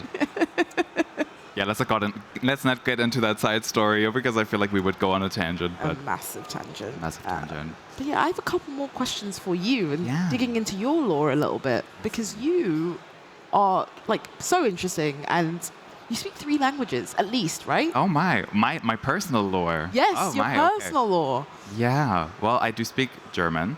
It's my mother language. And I speak English, okay, sometimes better than other days. And then I speak some Japanese, and I speak some French and some Mandarin, and a little bit of Russian, but it's not... I can read it. I cannot say that many things. I can mostly say vulgar things that nobody needs to know. And for Mandarin, it's also like I had it in high school for 5 years, I would say. It started off as like a little... voluntary activity, and then it became like a full-on subject at school that you could take and get grades for, which I did get good grades, but I don't remember anything. Yeah, I'm sure you do, though. I think you're very harsh on yourself. I am. I will say I think my Japanese is quite good now. I've lived in Japan for 2 years. Wow. And learned quite a lot that way. I'm very lazy when it comes to studying, so I just kind of picked it up while talking to people because I didn't have friends. So I had to like just talk to random people in the streets and be like, "Hi, can you please talk to me?" And then after like half a year, I kind of understood what people were saying a little bit more, and it gets easier. Yeah. I mean, that's the best way to learn, right? I think that's so. what they always say, yeah, by talking. And because you look at like textbooks, and there's a lot of stuff that is maybe accurate, but no one would ever say that. Yeah. At least like in a casual setting. And Japanese, if anyone knows about Japanese, it's like a language with so many layers. You can go very, very impolite and casual and just like shout at people, which a lot of people do. Yeah. And then also you can kind of place yourself lower than the other person that you're speaking to, but you can also raise them up higher. Yes. And if you do both at the same time, it becomes this like very, very complicated, long-winded sentences. Yeah. Yeah. I love it. So I know you probably felt like, why are we talking about my personal life on the stream? What is going on? Well, the is way, it an interview? Yeah. Oh, it is. Well, Yes. Am I applying for a job? Basically, yes. Are you hiring me?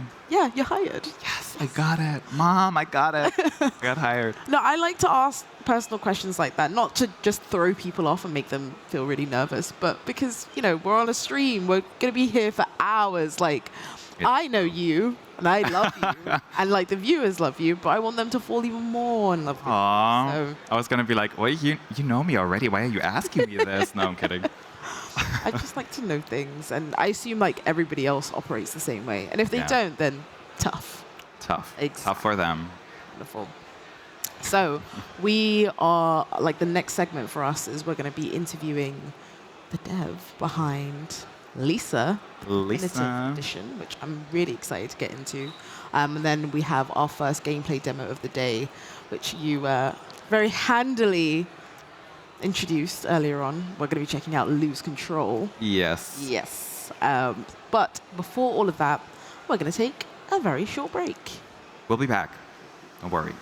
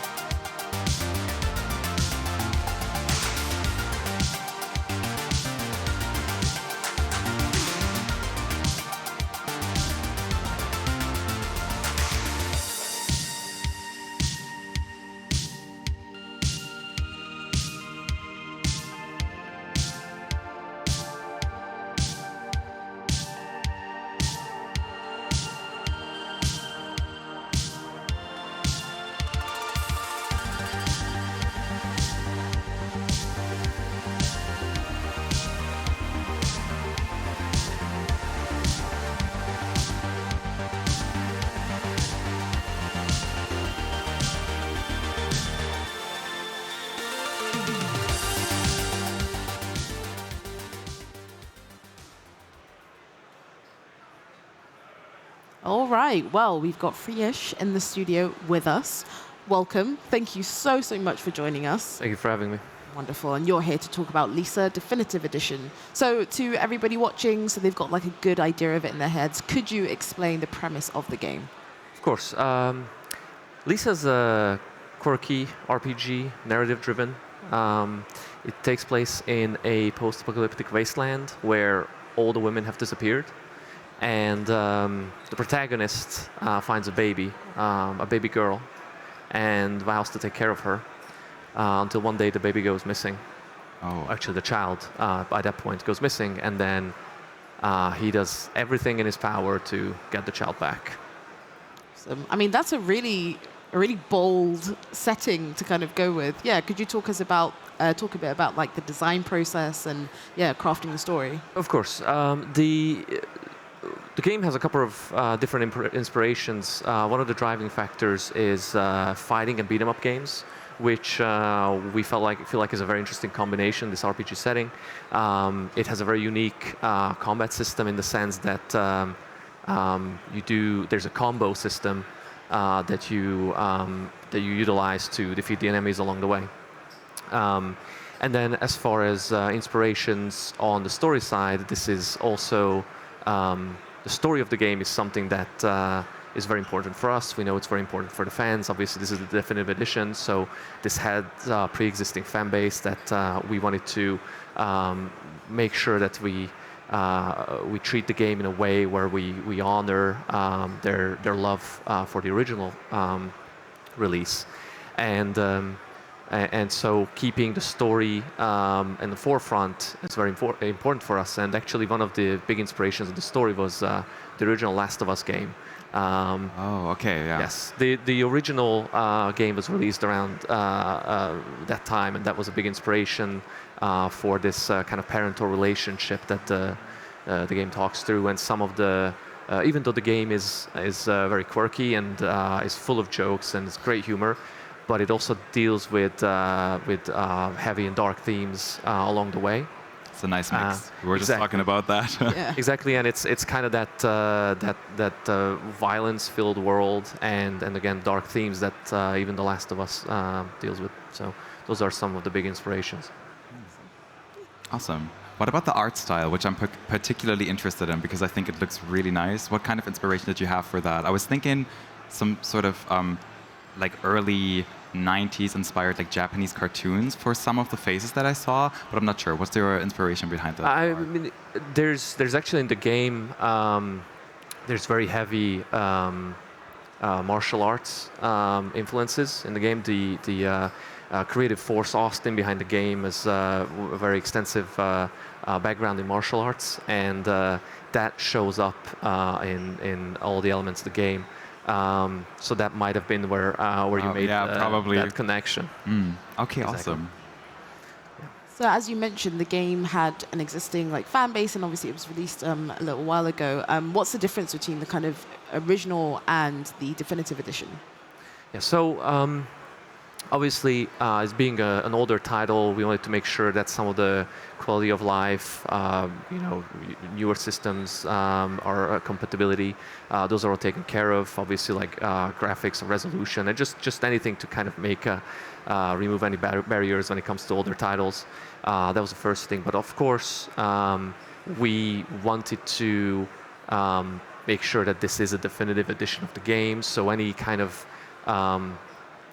addition that we were able to do to give fans a bit more when it comes to like revisiting their favorite title, we tried to take care of that. So there's certain elements in the game. For example, the game has pretty extensive party management where throughout your journey you meet different party members, and you can sort of assemble the team that you like and kind of take on the enemies with them.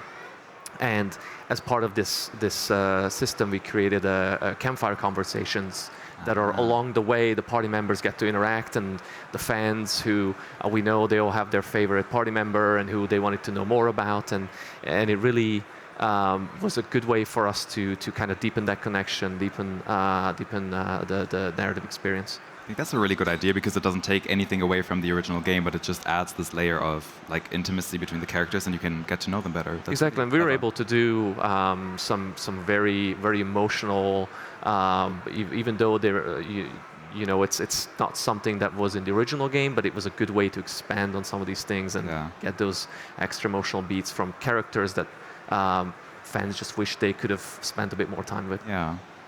And obviously you have a booth here at Indie Arena booth. You know, what's it like kind of getting feedback in real time from players who kind of stumble upon the booth? It's incredible. I mean, like I said, the game already has a pre-existing fan base, and one of the best things is when a fan kind of walks by unexpecting to see the game here, and then you know they, even though they know the demo part probably like the palm of their hand, they still stop and spend some time with it, and that's fantastic.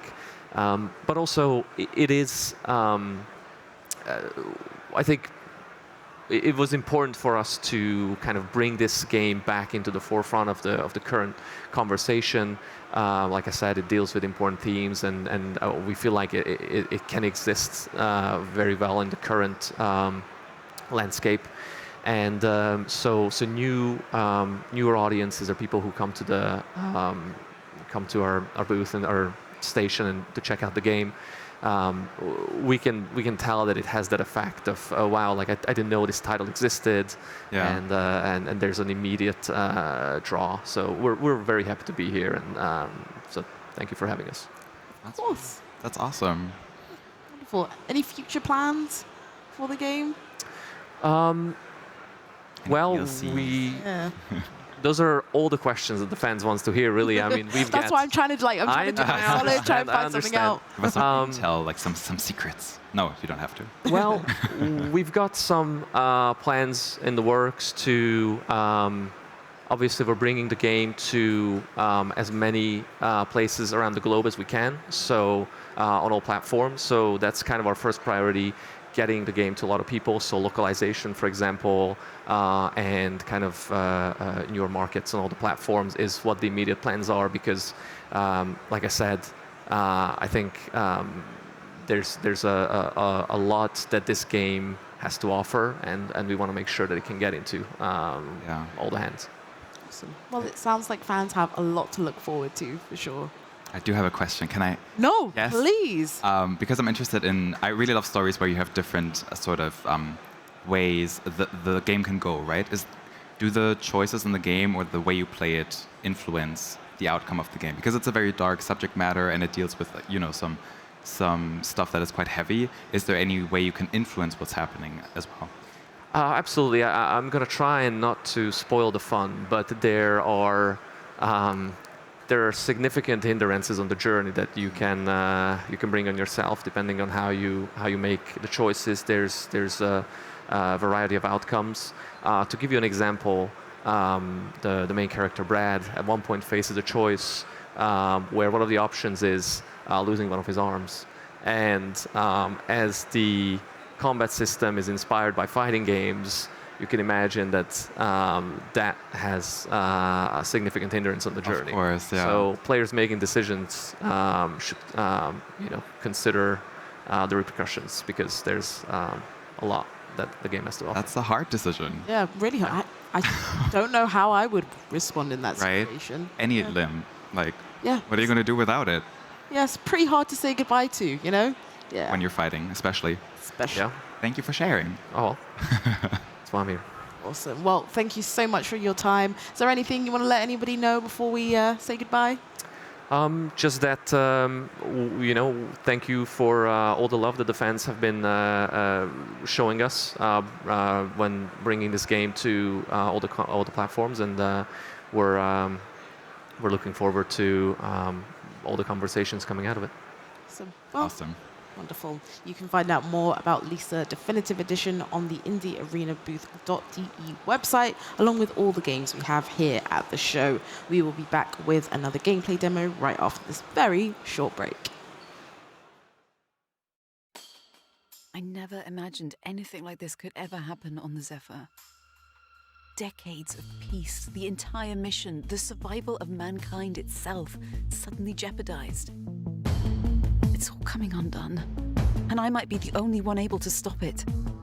Then again, I can't help but wonder, what has mankind ever done for me?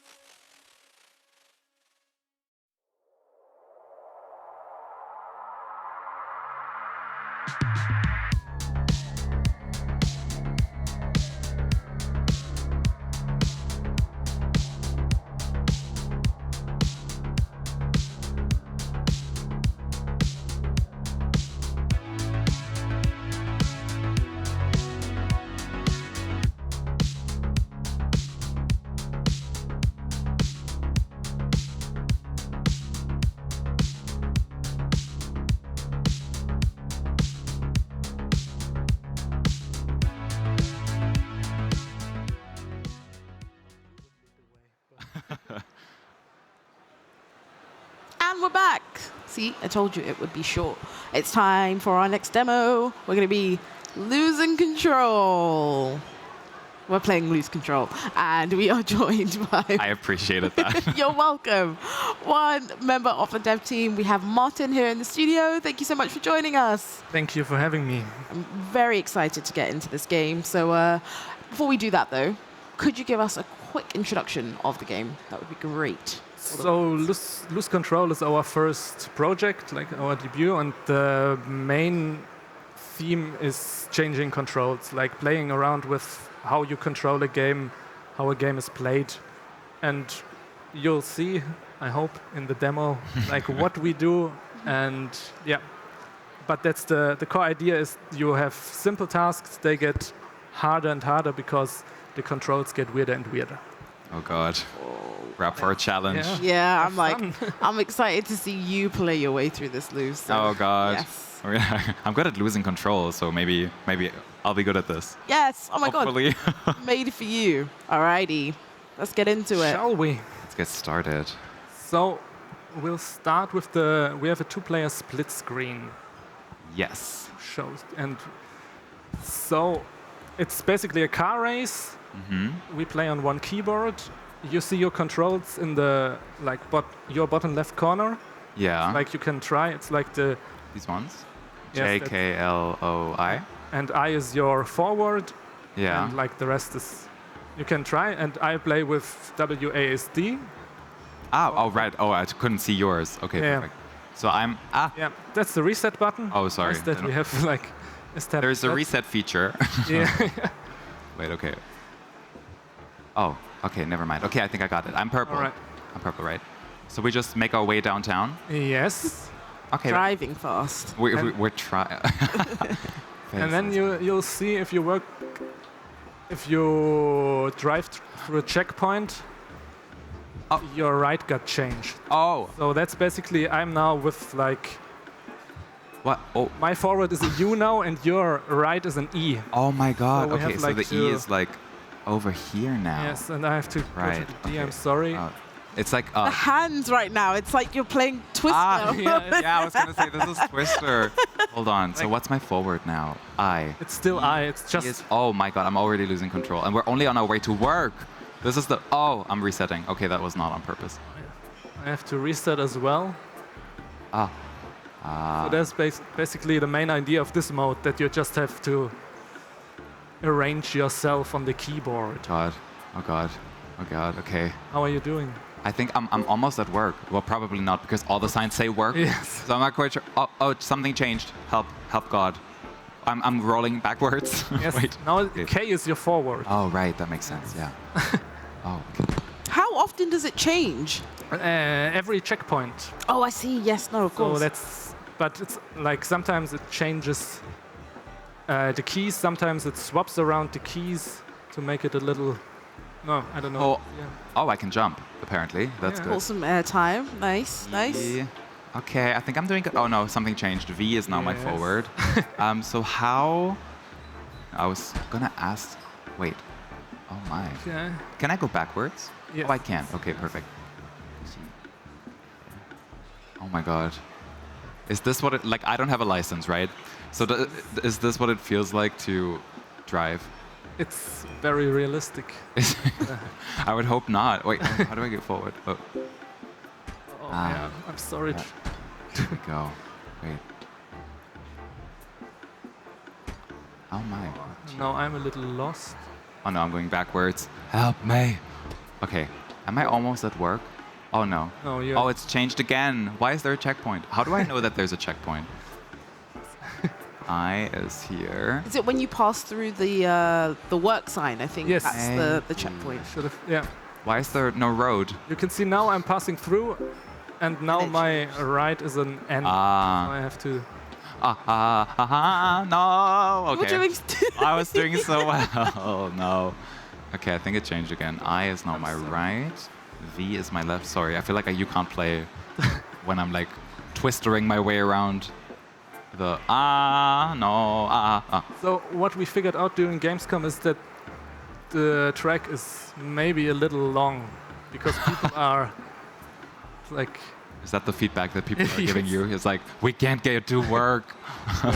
So I finished Oh, you won? To put you out of your misery. Honestly, fair. I was struggling. Yeah. I was not even in control once, I think. Damn, okay, that was hard. So that is basically the essence of what we want to do. It's like just, yeah, it's a little, might be a little frustrating at times, but... So is the premise kind of combining those mundane, everyday tasks with like, it's supposed to kind of drive you insane a little bit? Yeah. Every time it changes, it's like it gets a little bit harder and more frustrating. Yeah, kind of. We have this, like, we're jumping now into the single player, and we have this story of our main character, Billy, who's like... Nice to meet you. And that's him and his pet Roomba, his best Oh, friend. pet Roomba. Oh my god. And now you can... It's... Is it with the... No, it's with the space bar, yes. Ring. Are you going to voice act for us? No. No? I can, yeah. Do you want to voice? Are you the Roomba? I was like, that's not a good sound. Ring. Okay, there we go. I don't want to get up. That's not literally how I sound in the mornings. Boop. Oh well, you are right, Tweepy. It really is important. And I do love my work. Boop, boop, beep. You're doing a really good job. Thank you so much. Maybe this is like another career pivot. Oh, 100%. And now you have to get out of bed. Oh. That is the main challenge, and you have to like figure out... That hits too close to home. Oh, okay. Like, do I not know what buttons I can press? Yes, there we have like a little helping need to wake up. Could it be W? Oh, wait. It's more obvious. Aha. That's clever, though.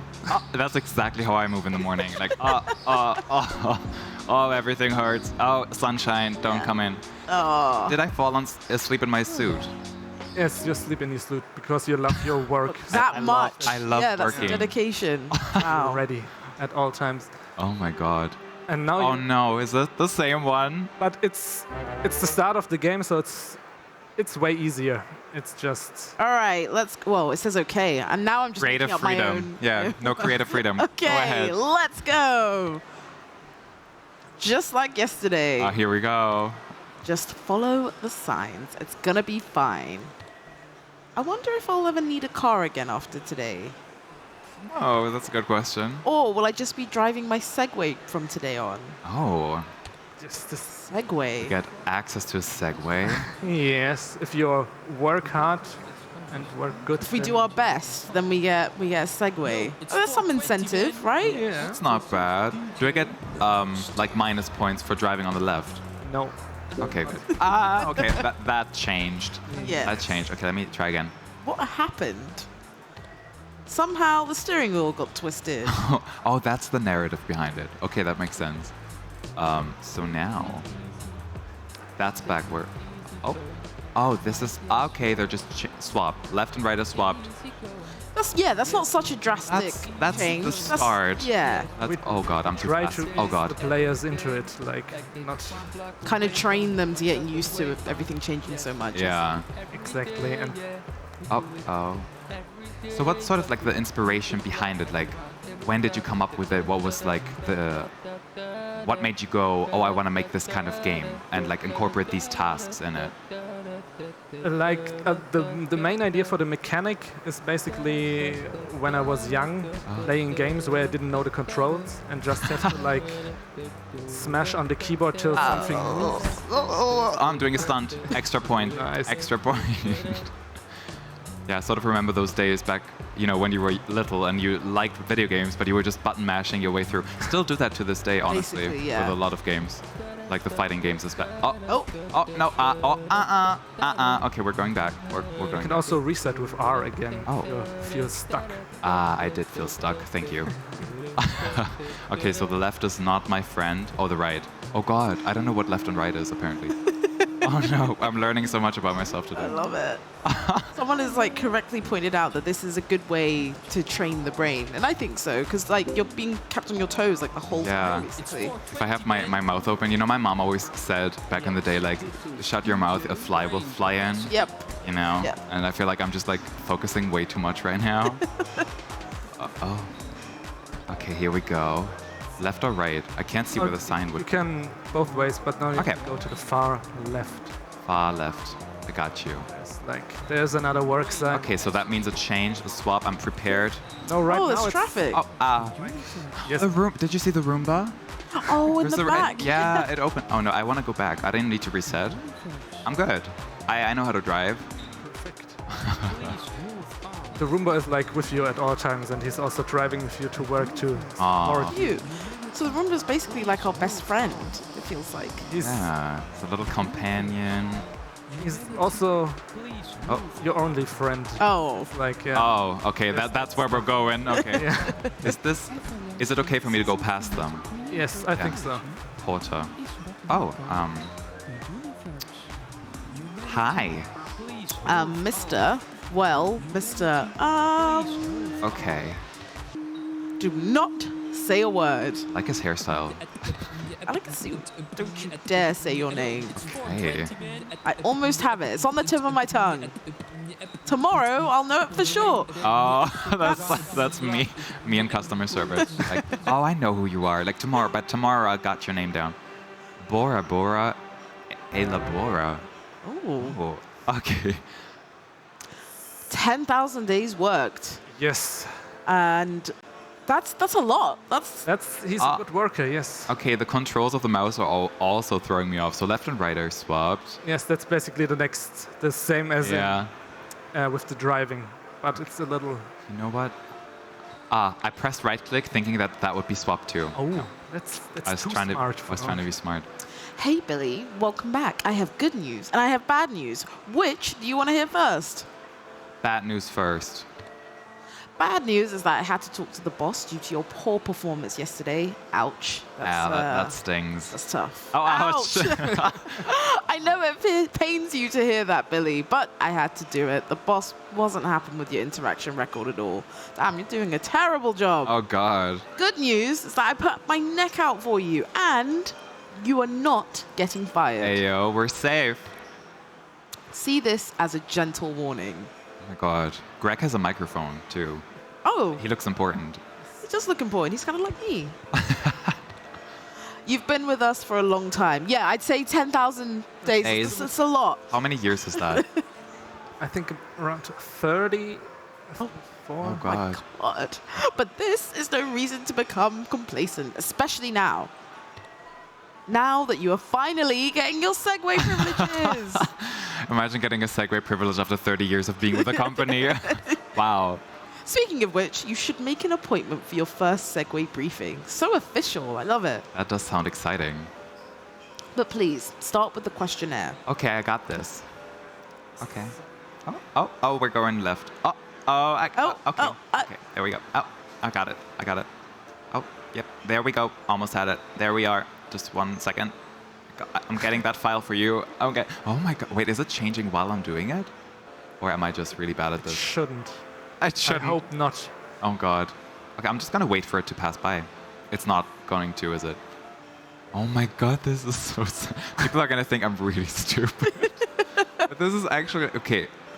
Right is left, down is still down, up is still up. Okay, got this. Easy. Down, left, up, right, up, left. Oh my God, this is really hard. Holy. You have to slowly back it into a corner. It can't get away from the corner? Yes. Okay. I feel like a hunter. Yeah, about to capture your prey. Just like slow and steady. Okay, almost got it. Almost got it. Not too fast now. Not too fast. You're not getting away. I got it. Why? I think you jinxed it. Why? Okay, we're going to the other corner. So if I move too quickly, it's just going to bounce away again. Yeah, you have to slowly. Oh my God, I'm sweating. This is basically the first day of Gamescom and us realizing that this might be too hard. Yes. I clicked it. Oh, thank Welcome goodness. to the questionnaire. I'm stressed. Hello, Billy. You know what to do. Please answer every question with I. Oh, this is not gonna happen. Okay, I'm just gonna move this a little bit here. Die. Okay. S-A. There we go. Enter. Did that. All right. Today we have questionnaire C328, the version for colleagues with weakening performance. This is the correct questionnaire, isn't it? That is so ominous. A. Very good. Then we have a few general statements for you. Please indicate whether these statements apply to you. Understood. A. My work ethic has been dropping a lot lately. True? It's like you haven't, you haven't given us a choice here. So, oh God. Okay, so I have no choice, do I? You can try. Okay. Let's go for a nay. Ooh. I would really watch your step here, Billy. We are not doing this for fun. The way I see it, you're in serious trouble. Answer I to all the questions, or it's only going to get worse. I kind of want to type out, what if I don't want to? But like, I know that would take me so long. I'm just going to go with I for Phi. I'm just going to keep playing the game like this, okay? It just gets worse. It's just meaner and meaner. Oh, God. So cruel. I have repeatedly offended my colleagues. True?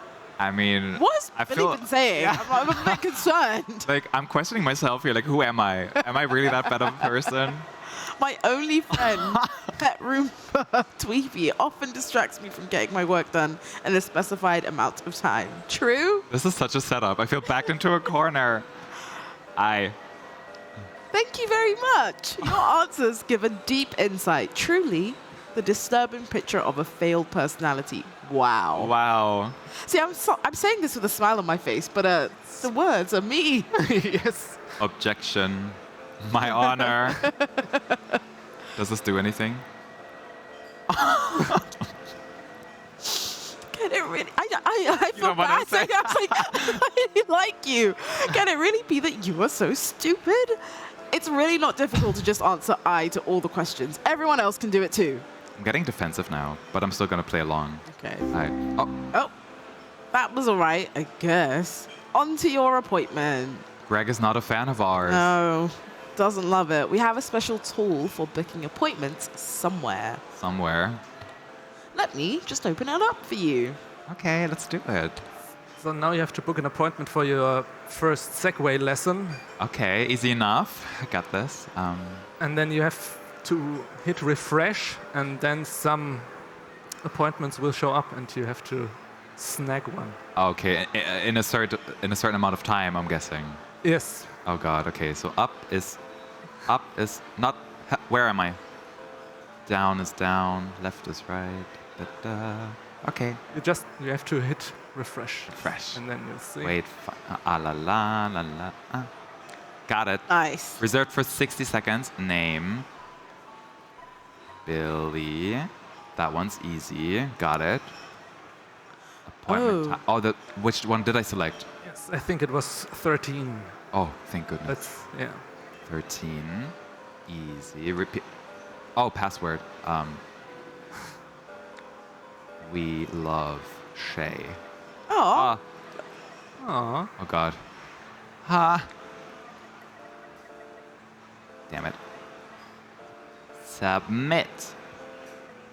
Oh. Why? No. Oh, no. Shay, you betrayed me. I'm so sorry. I was like, this seems too easy. What's the catch? It's 2 uppercase letters. Shay.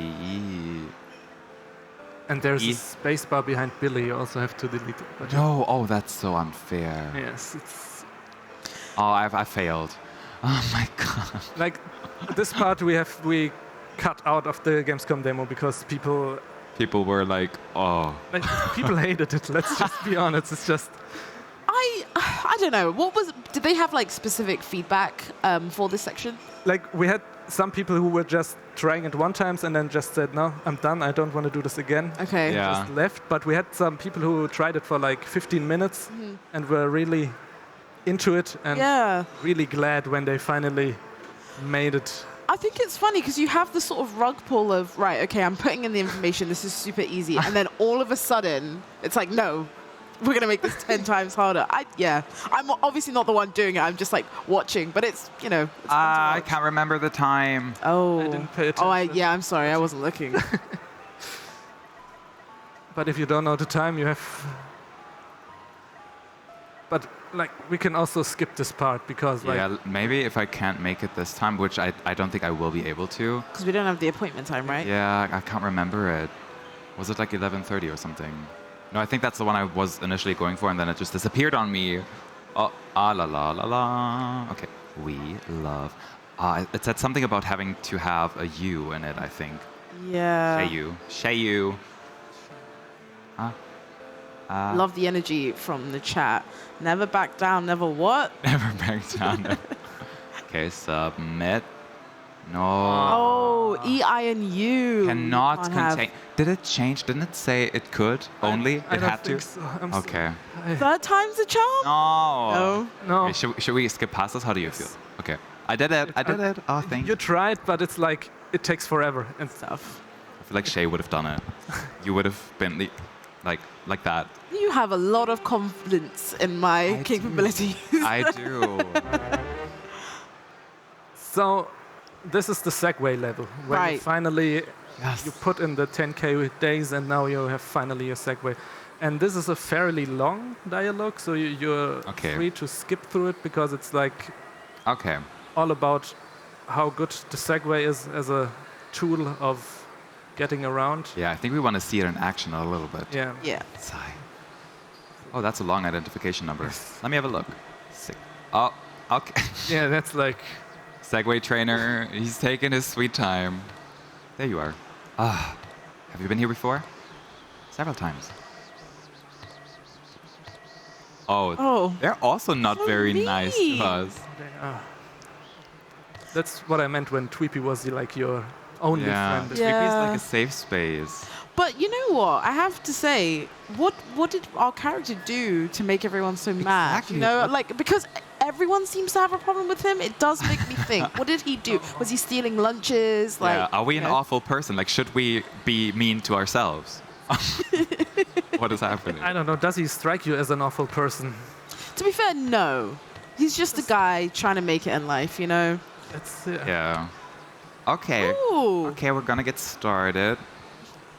Are we the baddies? I don't think so. That's what we're going with. Excuse you. Don't sway at me like that. Oh. Can I jump? You can jump, yes. That's the Segway special. Oh my god, I love it. I love jumping. I've never ridden a Segway in real life, have you? No, neither. I'm too scared. I'm actually a huge chicken.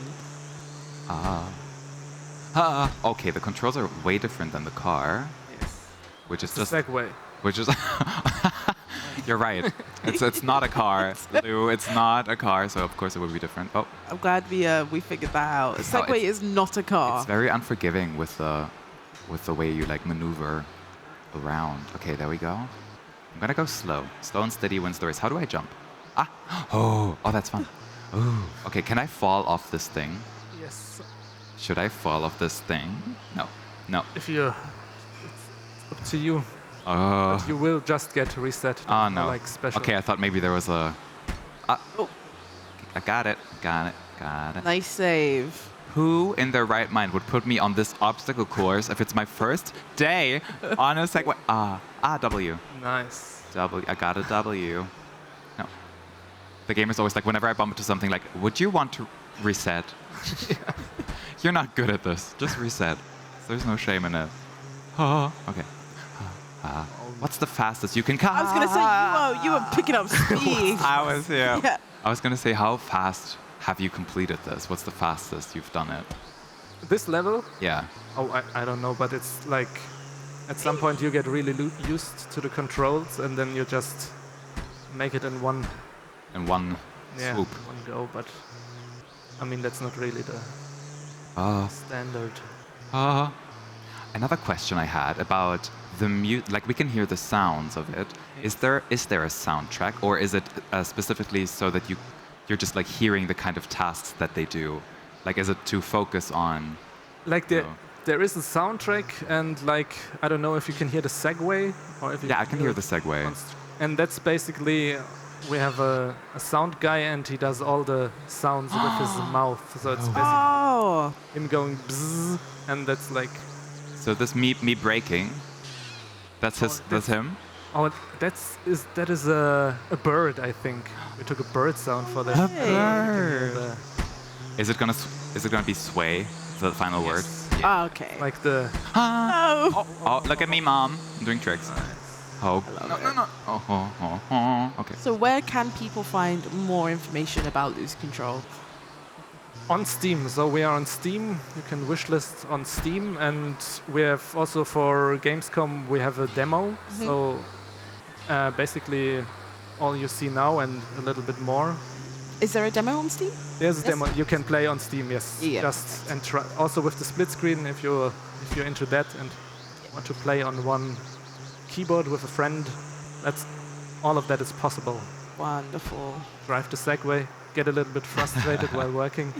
But you can do all of that. I'm figuring it out. Can you tell? Yeah, no, you're getting the hang of it. That's wonderful. And that's the effect we want, that you like get used to it, and then you are like. And then you change everything. Yep. Yeah. Again, and then you get used to it again. Wonderful. Well, that was amazing. So much, Martin. That was hilarious. We had a really great time playing, I'm sure. My brain is overload mode. No, that's great. Thank you for having me. Well, thank you for showing us how everything works, and I'm excited to check it out. Definitely with a friend, playing some Twister. Yeah, like with the hands. That was great, a fun time. And yeah, a chance to get closer with a friend as well. Yeah, once again, thank you so much for your patience and your time. Thanks for having me. We will be back with another gameplay demo right after a short break. I never imagined anything like this could ever happen on the Zephyr. Decades of peace, the entire mission, the survival of mankind itself, suddenly jeopardized. It's all coming undone, and I might be the only one able to stop it. Then again, I can't help but wonder, what has mankind ever done for me?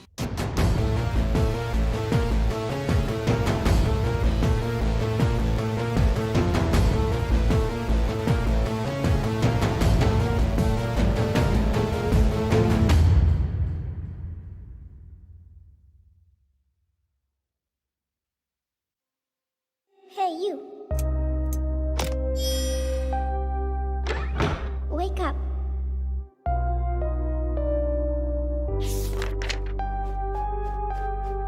And bring me beauty.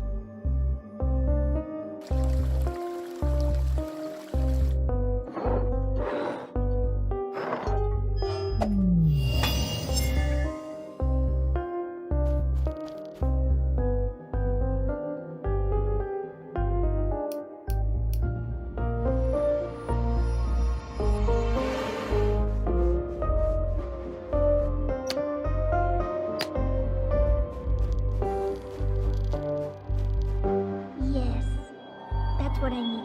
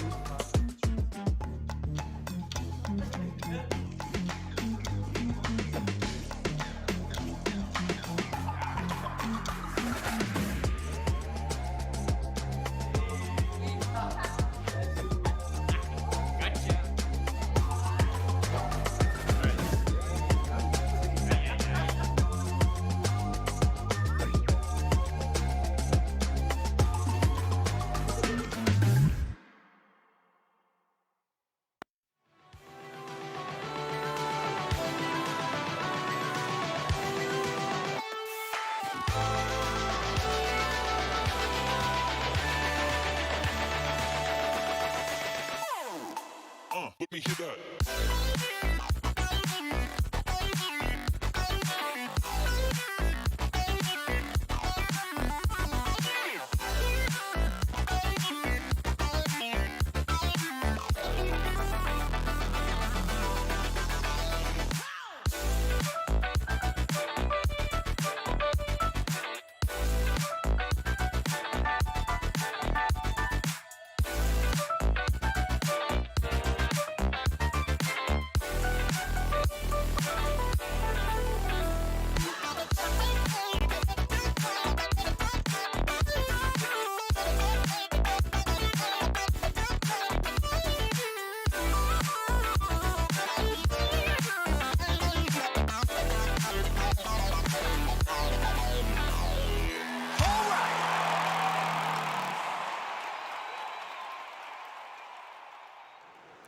Action!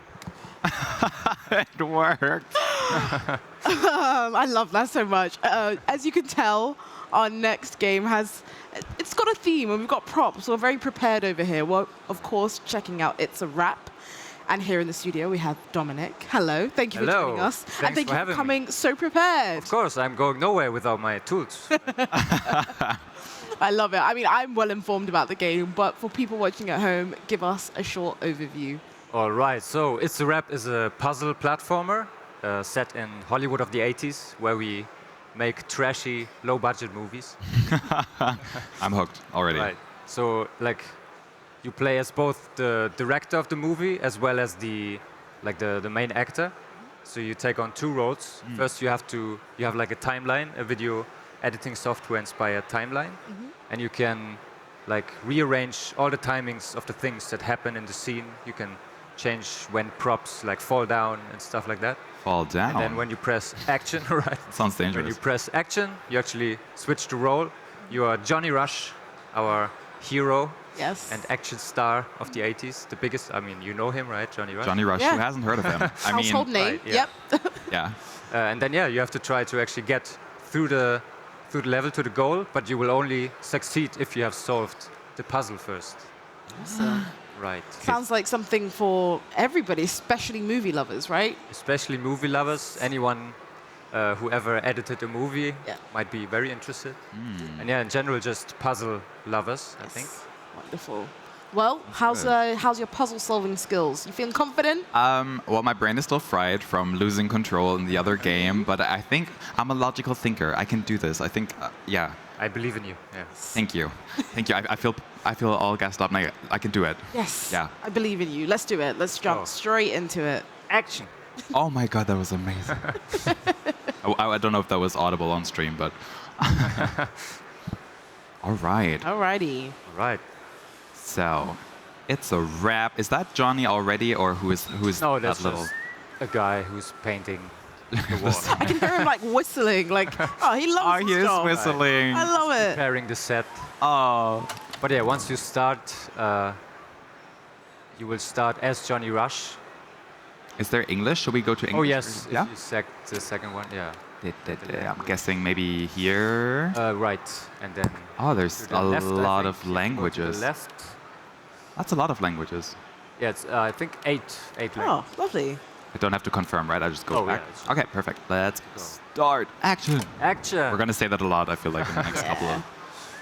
Should I go with this one? Yeah, you can go with that one. Here's Johnny. Hey. Yeah, like the game is full of 80s Yes. references. Amazing. All right, let's go. Oh. It's Ace Avanti and the very last cut. Oh my God, there's so much going on in that movie poster. I love it. I guess you can guess So what it is nostalgic. inspired by. Yeah. Little Indiana Jones? Yeah. Yes. Okay, Yes. I was gonna say I'm not the biggest like movie buff, so I'm gonna have to like look your way I have for all an of 80s those. trivia here. Yeah, I was going to say, I'm going to have to really put my knowledge to the test here. Here's Johnny. I'm already in love. Oh, So yeah, you're late for your on your first day of shooting. You're late at set. oh, he's angry. That's the producer. So he only thinks about money. So yeah, now you take control of Johnny Rush. So this is just to get to know the controls. Oh wow. The platforming controls. Then you are. Da. Yeah. Oh, I love the animation. He's so cute. Jump. There's a little. Ooh. Oh, he is whistling. Hello. How are you? Can I talk to him? No. No. He's very busy. Right, yeah. You should distract him. Yeah, I'm already late. What am I doing? Okay. Right, yeah, I should hurry. So yeah, we are on our way to the first movie set of the first movie. Oh. And in the game we Ah. are shooting 3 different movies. An adventure movie, a science fiction movie, which is like a mashup of Star Wars and Blade Runner. Oh, awesome. Oh, can I just say that this way to work is maybe worse than the last one we had on the previous game? Driving a car with no directions, or like doing jumping like this to get to your job. Yeah, by the time you arrive, you're going to be like drenched in sweat. I know. Like, yeah. But he's gonna look awesome while sweating. Like he's gonna look so cool. Yeah, like a rugged movie star. Totally. Oh, I love her design. His design? This is Their design. Violet. Violet, hello. Right. Welcome, welcome. She's a bit grumpy though. Oh, she seems like a sweetheart. Oh, I'm Getting dressed just for the... Very efficient. Okay, I'm on set. I All can right, go. let's make a movie. Ready to roll? Sure. Oh, I paused. Nope. I was born ready.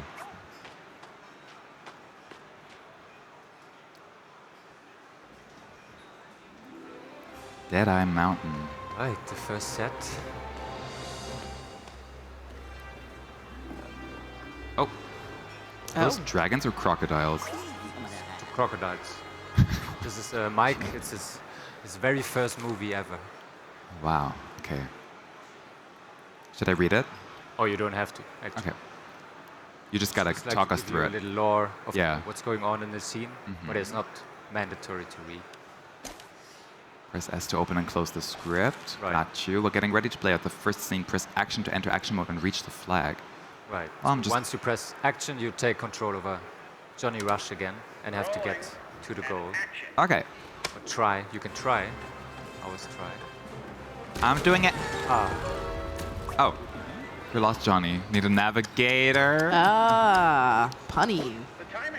The timings are all wrong. Okay, I messed up. So now, oh, okay, it's all going back. Let's fix that. Now we get into the editing phase. Okay. Here we are. Drag the timeline cursor to the preview scene. Right. Okay, so here. Always check what's happening in Ah. the scene. I can see what's going on here. So this one, obviously, I don't want it to fall while I'm on it.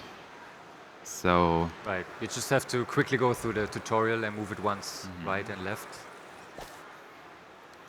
okay, next. Adjust the timing. I want it to go all the way back. Might be a good idea. That should give me enough time. What do you think? I think so, yeah. All right, action. Come on, Johnny. We got this. So Johnny doesn't move on his own. I have to move him, right? Oh, that was cool. Did you see that jump? Yeah, that was good. Nice. Very well timed. Nice. I messed up my line. Oh, poor guy. Oh, Mark. Oh, my name is Mike. No. That's what I said. The gaslighting. Wow. Oh, no. Already. Poor Mike. You just know that Mike has a hard time. Yeah, very. On, I mean, yeah, on set. struggle bus. It's a wrap. Mike is the greenie, his new Oh. movie scene. He's just doing that internship that he dreamt of for years, and now he's finally in that internship job. Ah, good on you, Mike. Thank you. I am quite amazing. I mean, he's Johnny Rush, after all. So this is an actor that thinks very highly of himself, to put it mildly. Where did you get that from? Really? Himalaya mountaintop. Okay, something is dangerous. I'm assuming this is dangerous. The little skeleton. It's just The boulder. prop. the- Make it look. Look more scary. Dangerous, Yeah. yeah. Okay, so we got this ball, and then we got this. All right. You know what? I'm just gonna press action to see how what's happening, and then we're gonna fix it. Okay, jumping on it. Oh, so it's only moving. Yeah. Oh. Oh. I mean, look at him in the little snowball. Oh no. Okay, so ideally, what we want is for this one to fall much later, right?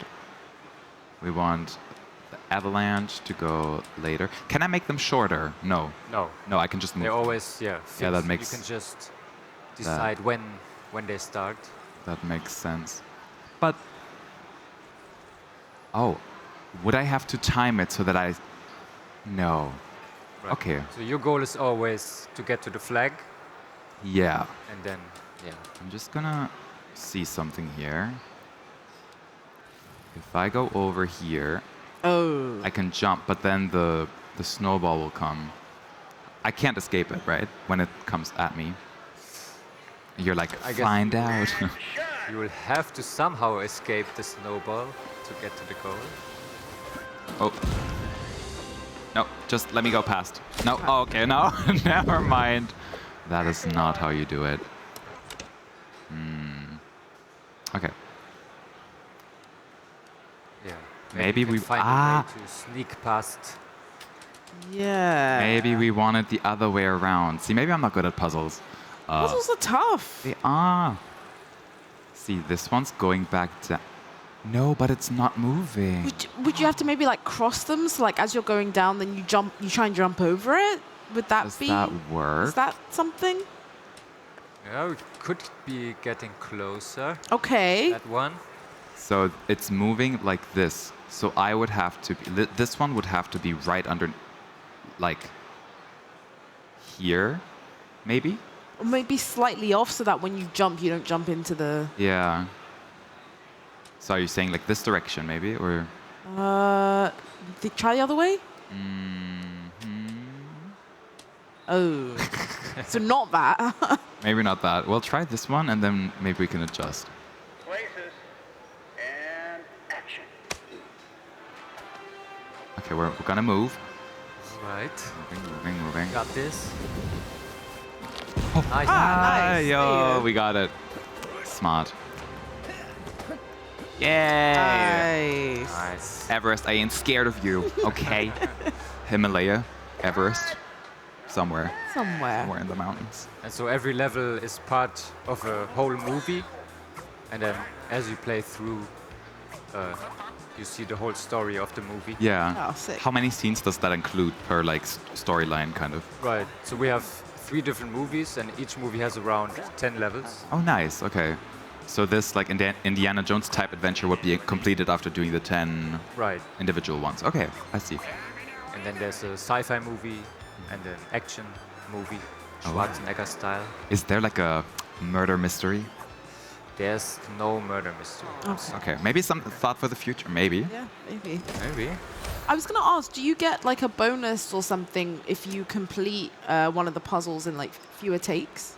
Right. Good Yeah. No. question. There's no Oh, okay. scoring system or anything. All right. So we were thinking about it, but it kind of goes against the premise of the puzzle game that you need to explore and try to actually figure it out. No, that. And if Yeah. you try to do it in as little takes as possible, it kind of like collides with the idea of exploring the game. No, that's Yeah, really cool. I think that makes sense. Yeah, it does make sense, and yeah, it kind of takes the pressure off and lets you kind of Right. explore a little bit Yeah. more. Yeah. Oh, these clips are locked, so some of them cannot be moved. These are rocks. That's scary. And boulders. And what else is there? We have. Any good 80s adventure movie needs a boulder chase. Yeah, right? no, that is true. That is true. So that's what's happening. They're both falling. Rocks are falling, crashing into that. Okay. Let's see. So ideally, okay, I can't move them, which means that I can probably outrun them. Can I? Let's find out.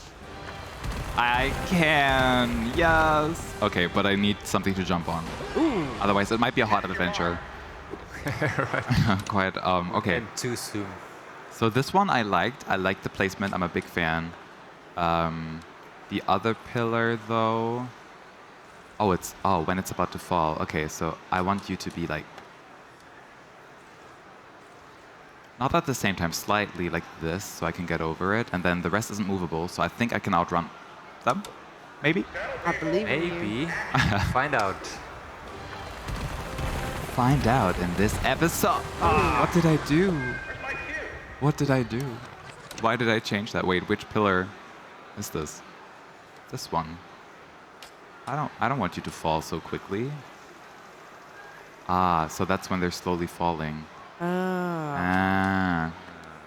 So it should be like that. I feel like Yeah. maybe like this.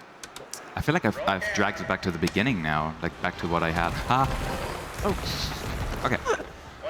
Wasn't running, Johnny. Gotta do it again. Action. Is this what a real set feels like? I mean, you've been on a lot of sets. Has this ever happened to you? This exact same thing happened to me. In fact, this is actually about my life. No! Oh. Okay, the last one needs to fall a little sooner. But I think you've mostly got it, right? I think so. Yeah, I think it doesn't look too bad. So can people at Gamescom play this entire, like what I'm playing right now? How many levels are available for people to play here? So here at the Gamescom booth, we have 4 levels. It's the demo that we also have online on Steam. But we actually also just released the game 2 days ago. So go and buy it. Okay, yeah, check it out. It's already out. Oh, I wasn't expecting that. Yeah, we put like a mean little trick at the end there. Oh, no. Oh, wall jump. Wall jump. Got it. The wall jump. I'm gonna Tomb Raider my way through this. Just watch me. I got this. Come on, Johnny. Be in a rush. I mean, I have to say, I know Johnny's an actor, but he's... Oh, Johnny. Close. Oh, Johnny. Oh, Johnny. Uh-oh. Oh, boy. Okay.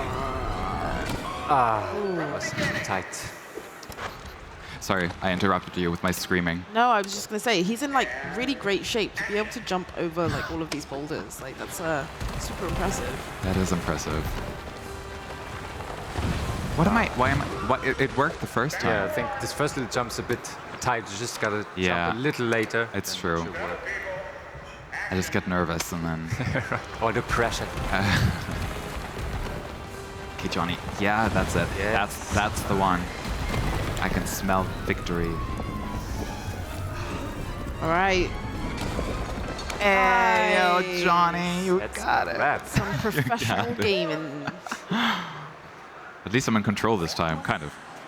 Yes. You still got it, Johnny. You sound surprised. Yeah, little fun fact, we actually created our own soda brand called Fizzly for the game. Oh. Because like in the 80s there was this product placement war between Pepsi and Coke. Fizzly. So to make our own product placement, we created Fizzly to make product placement in the game. Oh, that's really cool. So it's an actual drink, an actual product. No. Oh, not yet. Not yet. I was going to say, you got maybe not a chance. Given something away. Maybe. Okay, so this is the first level that's not in the current demo. Oh. That we have here in the booth. Exclusive. Because it's getting quite difficult. More difficult now. Okay, let's see what we're in store for. Rocks falling. Lava float things. Oh. Okay. And it looks like you might have something to like catch in the in the skull, eyeball, eye socket. Okay, so how? Right, yeah. So the script page that you saw in the beginning, it will tell you that you first have to pick up this scroll, and then you can escape. Okay. Where the flag is. Right. So I wanna run away from these again. So many nice games here. I'm glad you agree. We have such a fantastic lineup of games, so I hope you stick around into the end. Okay, these need to be up a little bit longer. Oh, the little reference there. I'm sure there's going to be so many more Easter eggs for movie fans to kind of point out. So these are the platforms.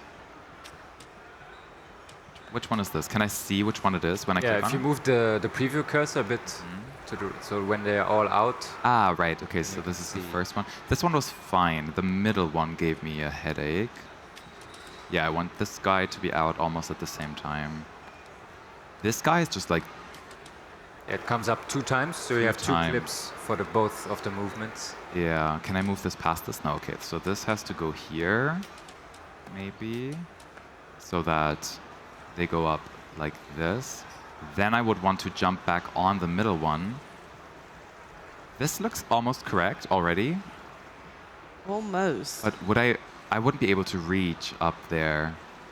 Would I? No. Ah, okay, so this one's shooting all the way up.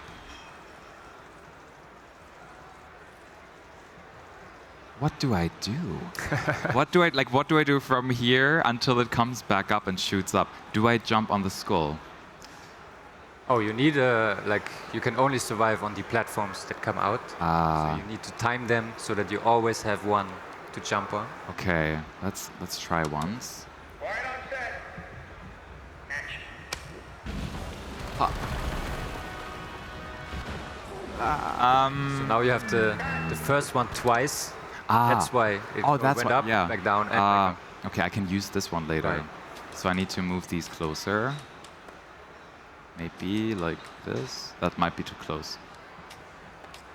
Let's try it out. Like this.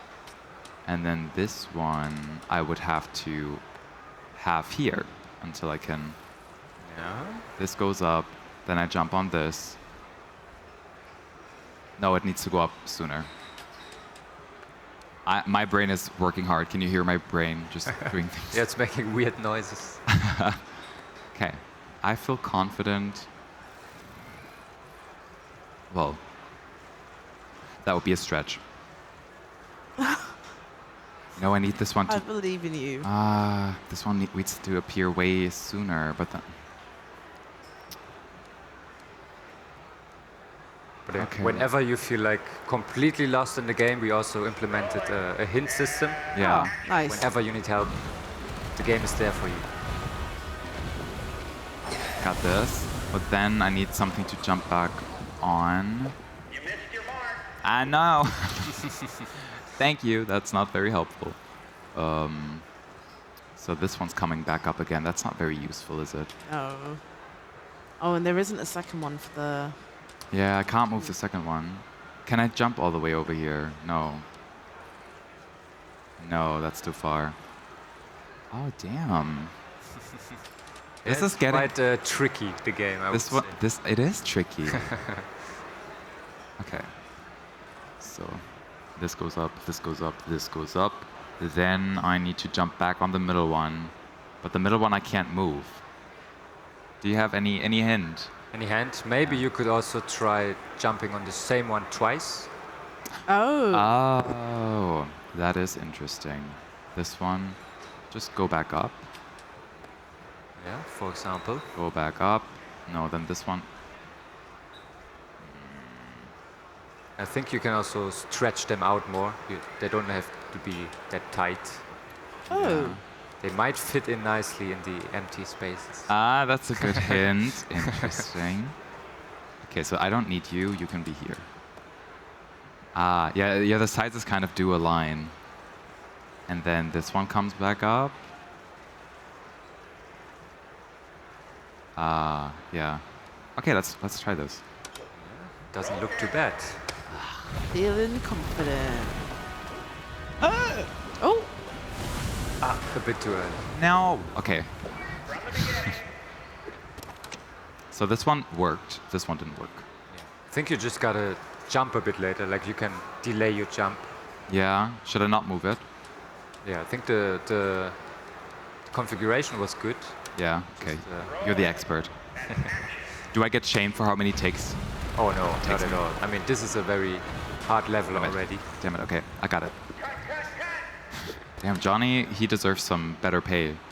I don't know what he's getting. I don't know though, does he? Because of the way that he speaks to a lot of the cast and crew. Yeah. I don't know. Ah, you're right. Okay.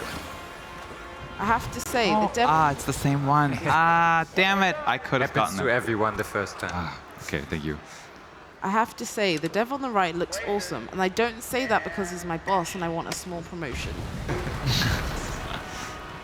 Very crafty. Okay, I want to survive. Nice. Come back. Oh, nice. And now, what do I do? Left. Ah. Okay. This time, this is the... This is the one. 8 times the charm, right? That's how the saying goes? Exactly that. In the 80s it was how they said it. Okay, if I fail like 10 times, you might have to do it for me. Okay. No worries. Got But I this. feel this is the one. Okay, I jump back up. Yeah. I jump to the left. I jump to the left again. Yes. And now I jump to the right. Yes. Nice. God, I'm sweating. I know. Let's try. Need a drink. Okay. Almost real. What more does he want? We jumped over lava. Nice. Now you actually unlock the sci-fi movie. Ayo. So we might actually want to take maybe a look into that movie to change the setting. That might be cool. Should I have cancelled then? Oh, you can. Like we can also maybe fast forward. Just Oh, there's a fast forward button. right. Yeah, we actually have a. You can pause. Like if you want to read Yeah. slowly, take your time, and you can fast forward. And then if you go to levels. Go back to level selection. Yes. And now we can select movie 2, Big Trouble in Space. Johnny looking dashing in this one. In the shadows. Okay. So yeah, so this is like after the first movie came out, and yeah, he's just reading the review of the first movie, which bombed at the box office. So. Ah. Aww. And he is not taking it well, I see. Who said I cared? Right. Okay.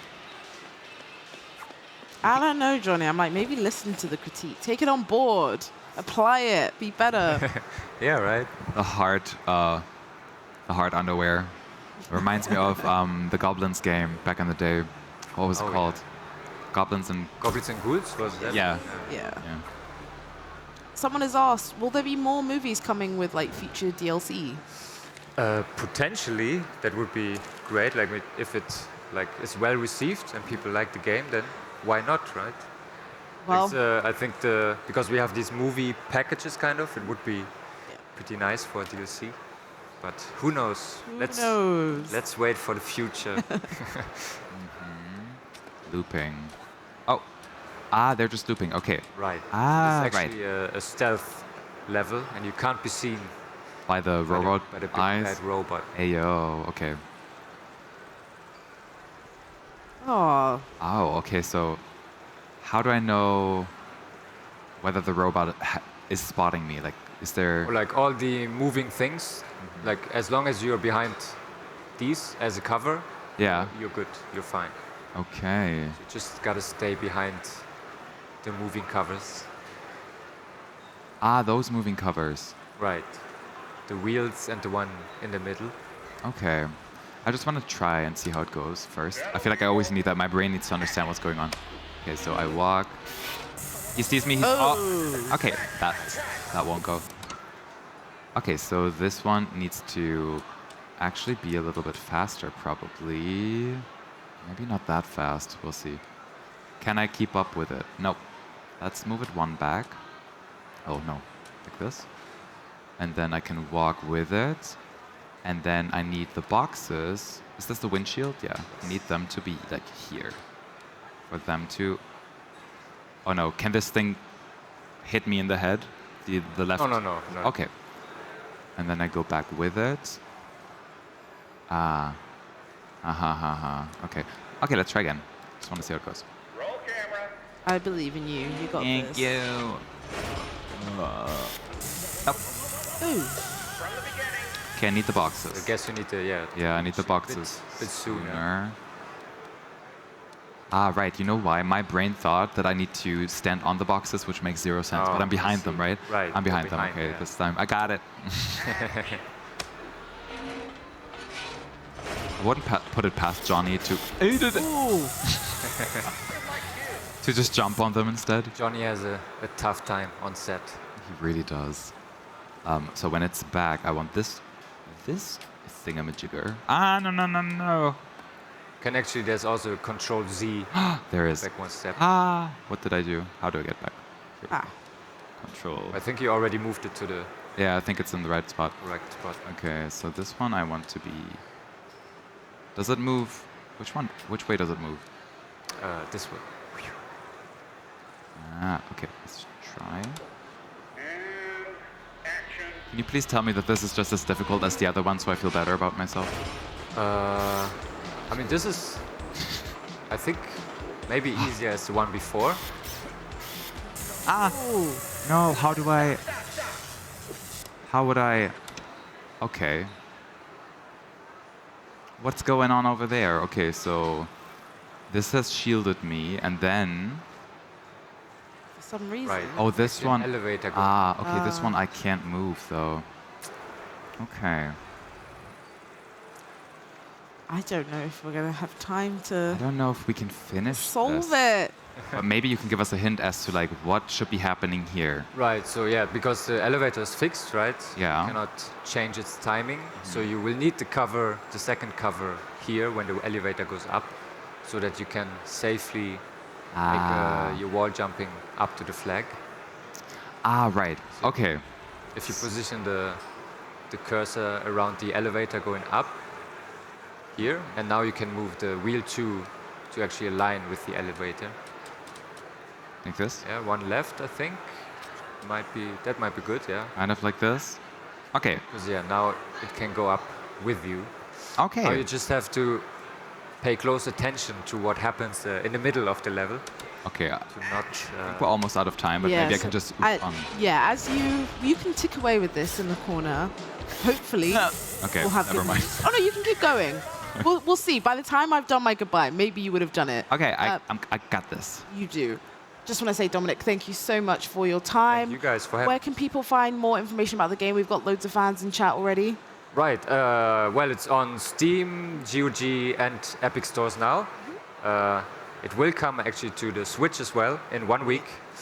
And yeah, like we also have a Discord server. Just look for It's a Wrap. You will find us. Perfect. Thank you. Once again, thank you so much for your time. Thank you. We have another interview for you, so I'm going to throw it over to Uni, and we will be right back with another gameplay demo. I almost got it. Ah. I was so close. All right, welcome back. I took a little break and I'm very happy to be back on the floor of ERB. It's still buzzing in here, very warm, very nice. The energy is great, at least for me. I don't know how my interview partners are doing. We are looking today at Lucky Tower Ultimate and I'm accompanied by Anselm and by Benedict. How are you? Fine, it's been amazing. I'm good. You guys look good as well. This is not your first Gamescom, not your first time in the Arena booth, is that correct? Yeah, we've been here before with our past game, The Longing. And in the online years, we've been in the online in the Arena booth a few times, so yeah, with the same game. But it's the first time being here in person with Lucky Tower. Nice. How does it compare, like the feedback and everything, to be here compared to being online? It's actually really nice to see people play it. Can see people actually react to it. You can see how people take the game emotionally and not just in a feedback form online. So it's a whole different experience. We're taking away really good feedback just from watching people play and seeing what they struggle with and what they're laughing at, and you cannot get that on an online event. Yeah, definitely. We want to talk a little bit about the roles that you both individually do in a company. Yeah, so we both do game design the same. And I do the artwork, character design, and dialogues we also do together, and Bene also does animation. You want to add something? No, I'm doing game design, animation, and also art, but not for this project in the company. I'm actually also an artist, but for different projects. You just told me that today your whole team is here. Is it correct that you consist of 6 people, or is the team bigger than it? It's plus some few freelancers, but the core team is 6 people only. Awesome. Really great to have your whole team here so you can support each other and take breaks, etc. I want to talk a little bit about the project. How long has it been in development, and what were the ups and downs until now? Yeah, so the project is actually based on a very old Flash game we did in 2010 when we both were just finished school. So it goes way back to our youth. And for this game we've been working on since 3 years. And it's going to come out in 1 year, so the whole production time will be circa 4 years. Want to add anything?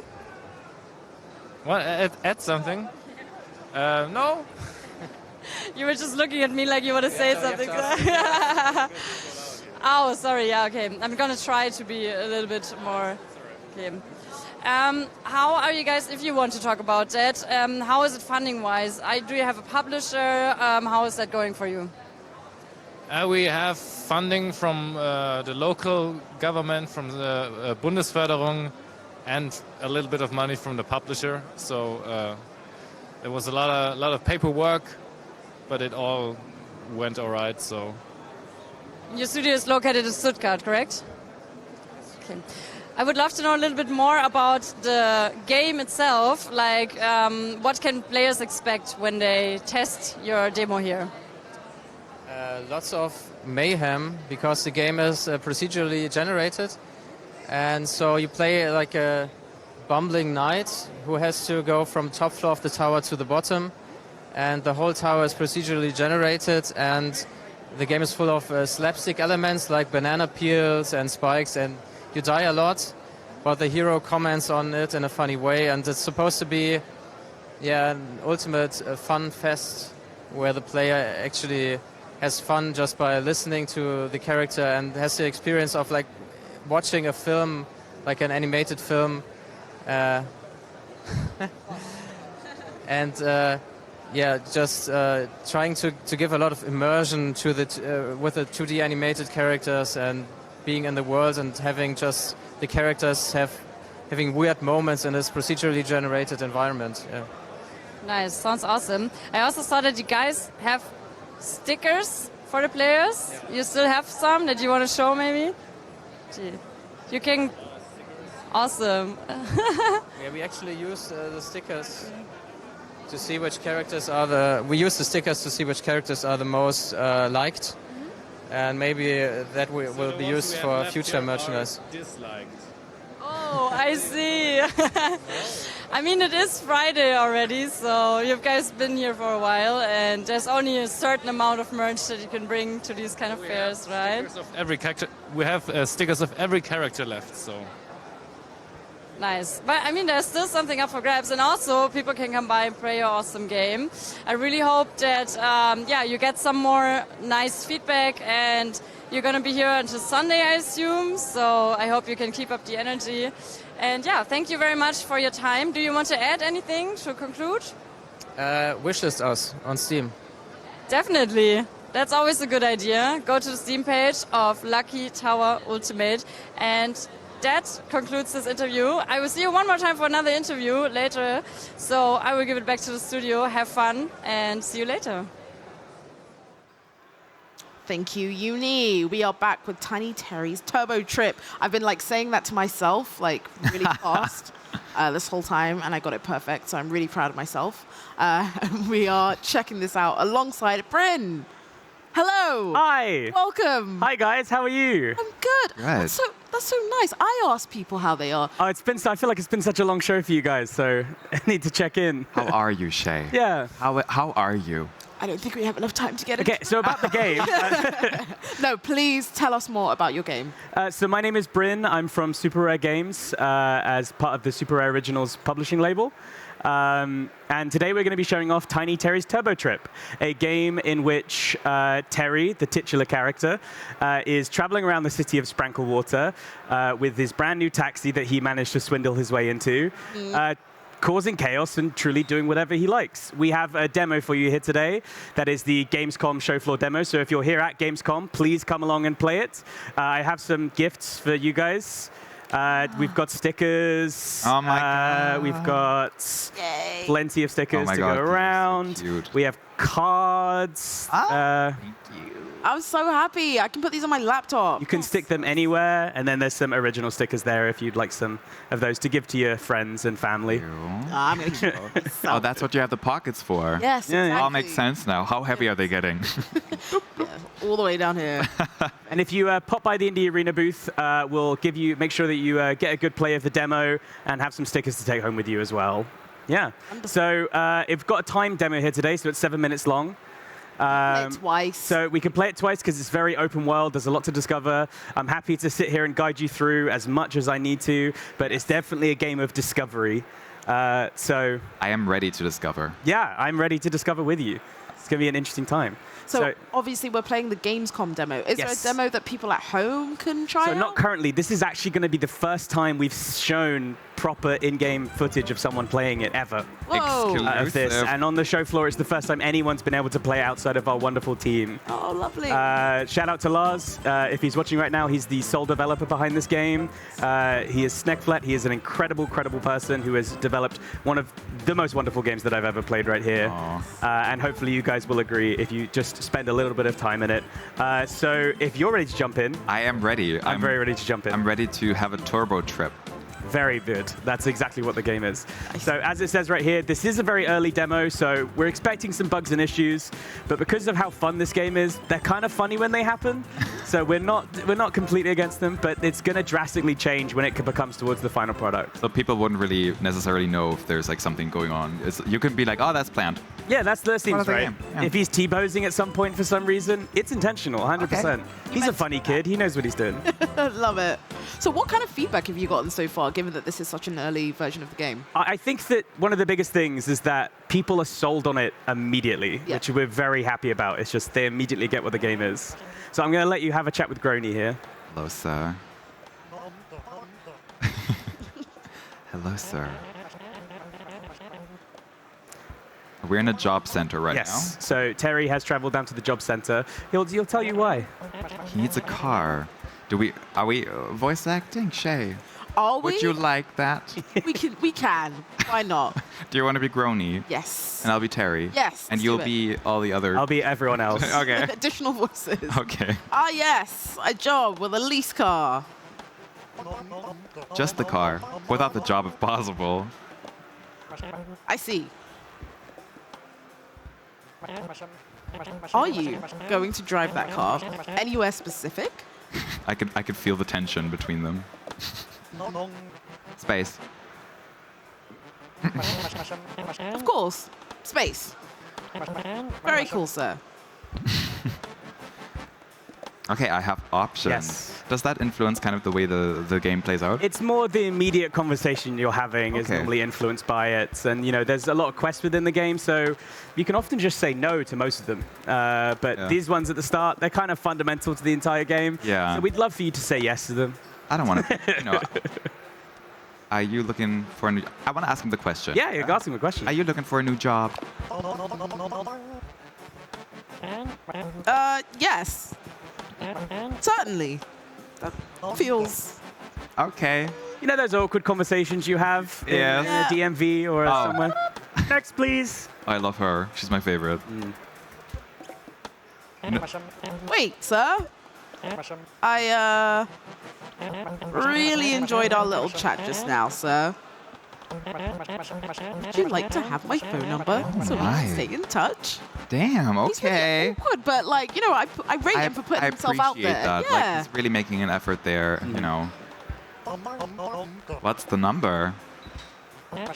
1. Just one? Yep. I think I'll remember that. Okay. Good luck with the job interview and the space mission, sir.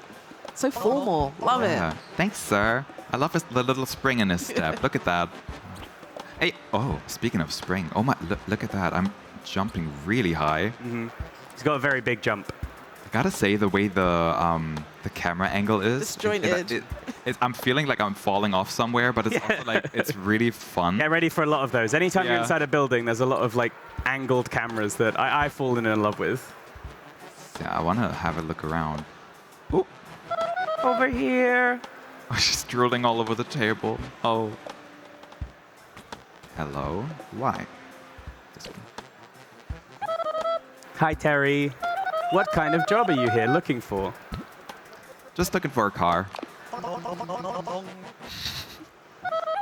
There's someone in the building recruiting taxi couriers. Oh. Would you be interested in that? That'll get me a car?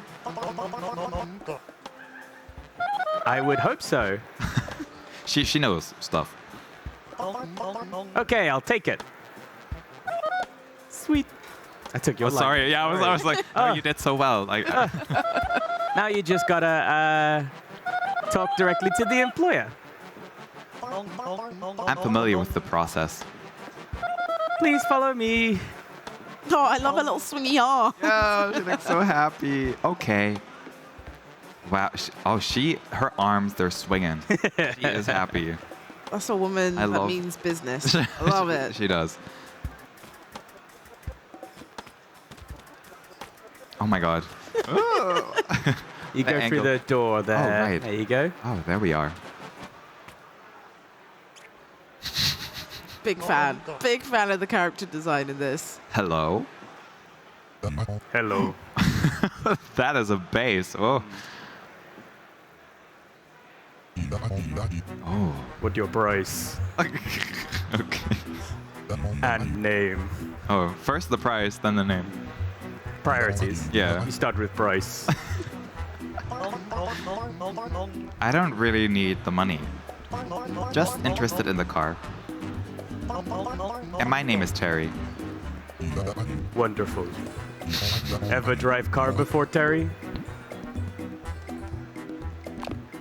Did I say sure or no? It's up to you. Got driver's license then? No, is the dark color is the one that I'm currently selecting? Okay. Next question. How about life insurance? Don't need it. He doesn't need life. I don't need it. I know. Wonderful. And I understand you not need get paid, but willing to work just for car? His face, I'm sorry. Correct. We will get along great, Terry. Oh no. What have we gotten ourselves into now? Okay. Congratulations. You now have a job as a taxi driver. Sweet. It was easy. I love it. There is yellow car waiting for you outside. It looked like Big Shoe on wheels. I'm so excited. That's all I ever wanted. I love how he's just so dry about everything. So that's all I ever wanted with the same facial expression. We still have to install passenger seat. Oh. Otherwise, no use for job. Oh, visit my garage later, okay? Fair. A taxi. Which isn't available in the demo, so you can just drive around and not bother up being really a taxi driver. Nice. The only important thing now is that you've landed yourself a car. We got a car. He was, Terry was very specific about that mission. And going to space. And I just... Yeah. I'm like... I mean, I'm dying to see, does he make it to space? How? What's the journey of getting there? Ha. Got into the back room. Ah, so you found a room full of turbo junk. What are these? So these little guys are, if you get enough of them, you'll be able to upgrade your car and give yourself an even stronger booster. Oh. And perhaps with a booster that's strong enough, you'll be able to drive up, I don't know, a particularly large ramp that may exist that may be strong enough to take you towards space. Okay, I see what's going on. I just discovered this little... So unlocked in the demo is the parachute. In the actual game, you won't have that unlocked straight away. Oh, but we thought it was so fun to play around with that you should just get it as soon as you do. Look at me coming for the screen. Is there anything I can do in here, like watch TV? You've collected everything that you can collect. Right. It's quite a dense world that the point of the game is that there's not exactly a... We've gotten a lot of comparisons to GTA and Simpsons Hit and Run, which we love. But both of those games definitely have bigger maps, but we're definitely trying to boast that it's a very dense map with a lot to do in it. So, we want a lot of buildings to enter and people to interact with. Yeah. So here's your car. It looks so cute. It's so silly. And it truly doesn't have a passenger seat yet. So it's a one-person taxi. It's a one-person taxi. Traveling by car is the fastest way to cross long distances. Terry can leave the car at any time to interact more with the environment. Okay. So the car is driven with the triggers. Oh god. As in pedals. Ah, right. There you go. I feel like today I'm constantly reminded of not having a driver's license, Shay. Well, I think I'm very happy to say that you do not need one for Tiny Terry's Turbo Trip. Thank God. Because I don't think Terry has one either. So on the mini-map in the corner there, you'll spot there's 2 things on it. There is some more turbo junks there. There are blue dots, which are buildings that you can go inside. And there are question marks, which are places or people of interest or things that are interesting. Right. I'll give you a little tip. If you open your inventory with the select button or back on this controller, you can see we've already unlocked some things for you. One of them is the, firstly, my favorite is the chips. Oh. These salted ones. chips on the bottom. There we go. Pack of fries. They're You can grab those out if you want to. We'll just have some chips if you have them on you. Aww. It's not really a hunger bar because he has a lot of chips on him. He's so happy.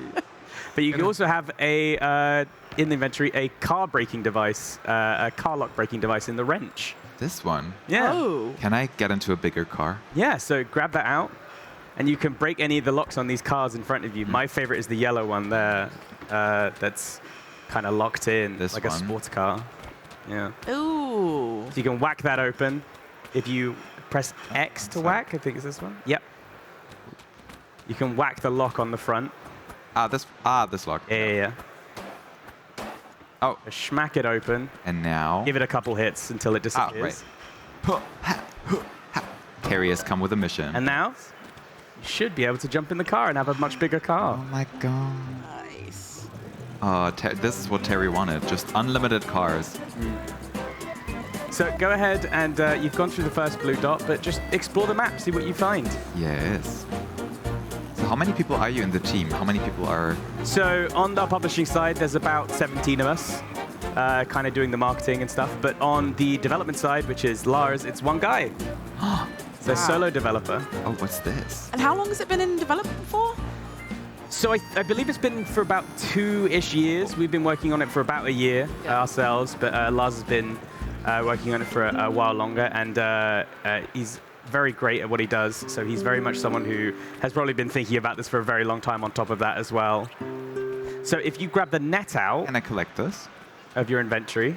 Yeah. There. You can swap to that, and you can try and catch those. Is that a bug? So that's a blueprint. And if you're able to catch it, which is very difficult to do... Very well done, very well done. I'm a natural. In the final game, you'll be able to trade those in for pets that will follow you around. Pets? What kind of pets? Can you give that away? Is it? You're gonna have to wait. Okay. You're gonna have to wait for that one. Damn it. Someone said that this reminds them of Lego Island. Does anyone else get? Oh, I used to play that. I don't know if that's intentional, but I actually can see what they're talking about. Yeah, we're very much going for the kind of middle point between Simpsons Hit and Run and a short hike. As two kind of games. So like upgrading the vehicle that you're driving in and getting yourself to the final part of the game. Much like the Feathers, it's turbo junk. I'll give you an indicator if you look at the... Oh my god, I'm sorry, sir. Oh my god, ma'am, sorry.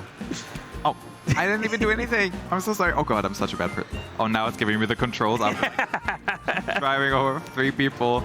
So you can hit anything to jump out of those. And I want to apologize. No one seems to really complain if you hit them. They don't mind. I don't even know if they really feel pain. I mean, she could take me in a fight, let's be honest. Yeah. She's got the biceps. I don't want to mess with... Oh, I'm sorry, I'm holding up traffic. Sorry. I'm on my way to become the best taxi driver ever. You seem really carefree, though. I don't think they mind that much being held up in traffic or being run over. Oh, I'm sorry. Oh god, sorry. Just coming through. They'll get up and they'll get on with it. I'll give you a guide of a really great place to go. If you follow this roundabout round, follow that road. You're this road? Hit a right, and then hit a left. Go down here, you'll meet a character. Ooh, down this road, you'll meet one of my favorite characters in the game. I wanted to ask, are the characters based off people in the team, some of them? Oh, no. No? Especially not the mean ones. Okay. This is Ricky. He's your rival. Oh my god. Shade, would you like to voice Ricky? Terry! Hello, Ricky. Heard you got yourself a car now, Terry. Sounds a little bit familiar, doesn't it, Terry? Oh God. Emphasizing the name. Yeah, when Yeah, people it's always have to say your name over and over again. You're not the only one in town with a car, Ricky. No, I'm giving attitude, but I feel like I should just be flat. Yeah. You're not the only one in town with a car, Ricky. Not the only one with a turbo booster, apparently. I needed to go faster. But that's my thing. I'm that guy. I am the turbo guy, Terry. I can't have you go around stealing my vibe. He's so mad. Take it as a compliment. Oh, I think I'm the only one who's spotted, but I think we have a friend outside the window. Oh my goodness. Hello. Stealing is not a compliment. It's a Korok seed that's come to visit us. I don't know if you fully understand the gravity of the situation. I had someone call me Terry the other day, Terry. Oh no, he's mad. He's Wow, mad. he is mad. That happens to me all the time.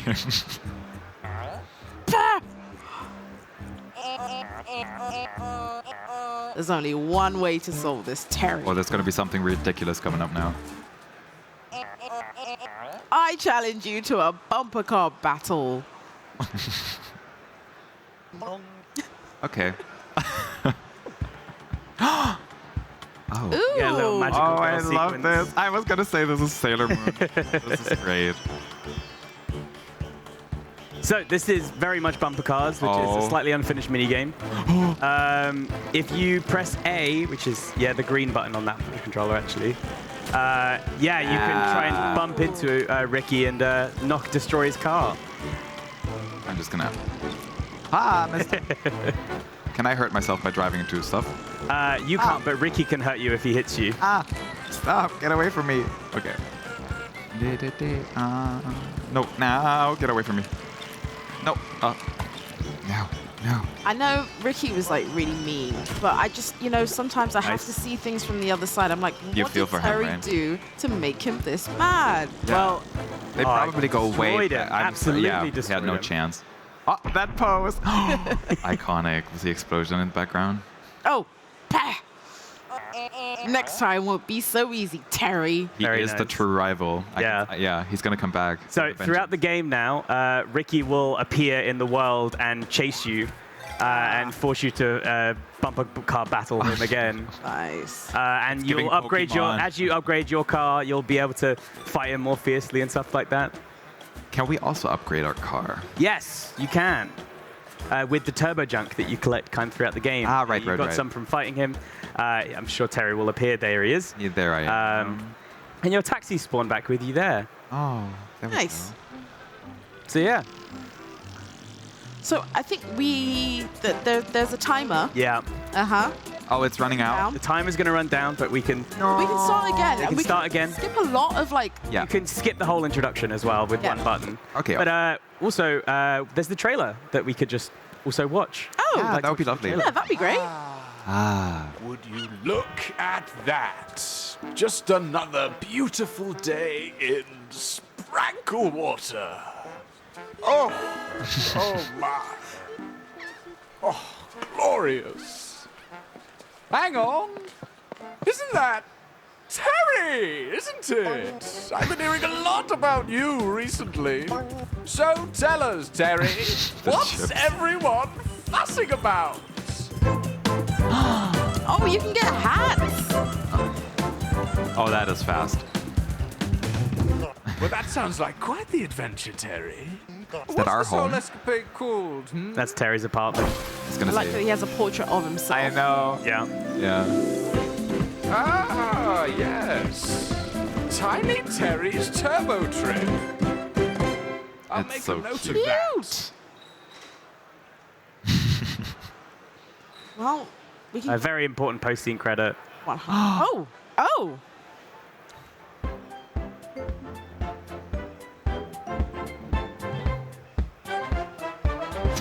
the stare, the blanks. Not a thought going on behind those eyes. Not a one. Yeah, so that was just one of the many things you can do in the demo. Please, if you're here, come by and give it a play. Yeah.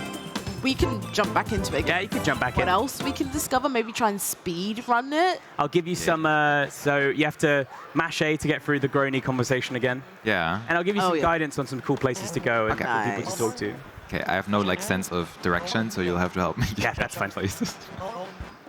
You know, when I see his face that's like slightly lopsided, I think of myself in the morning after like getting up and when you're like on that one pillow the entire night and like you're kind It's actually a good vibe for the whole game. your face just kind of looks like kind of lopsided. That's how that's it. Space. So that's his true goal, is to get to space so that everyone can see him go to space. Will we find out what his motivation is? There is. Yeah, there's some pretty solid motivations. I think you can get to them in the demo, but it's quite far away, so it might be a bit of a dedication. You will have to play it yourself. So you'll have to definitely, give it a go and find out, the many motivations. There's a lot of things. So if you can just skip through, and go straight to the bit where you get your taxi. Nice. Awesome. You smashed the Ricky fight, by the way. A lot of people don't get that first time. Thank you. Yeah, watch you throw through it. We're professional gamers over A here. true gamer. Right? Yeah. So if you spin around your camera, you will see that in the middle of the city, a little bit more, there is a very big tower. Oh, that one. And my subtle implication is go to it.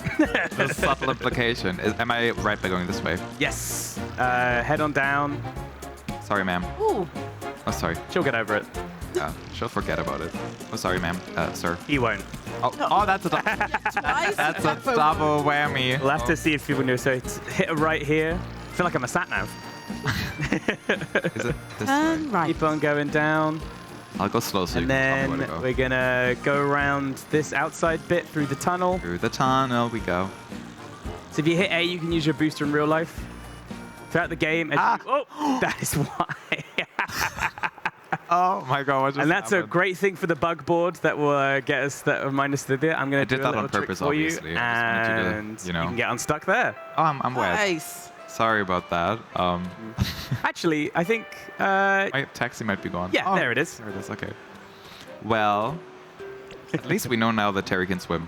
Oh, I think there's something by the parking sign there, actually, if you want to jump out. Yeah, Something press the on the wrong ground. button. What is this?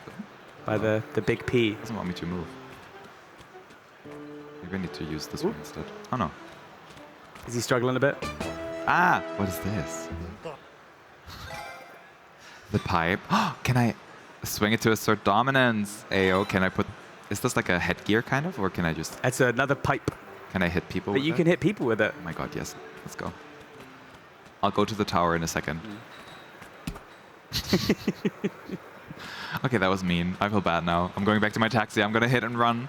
Let me just try and unstuck you once again, because it looks a bit stuck. Yeah, I think my controls are...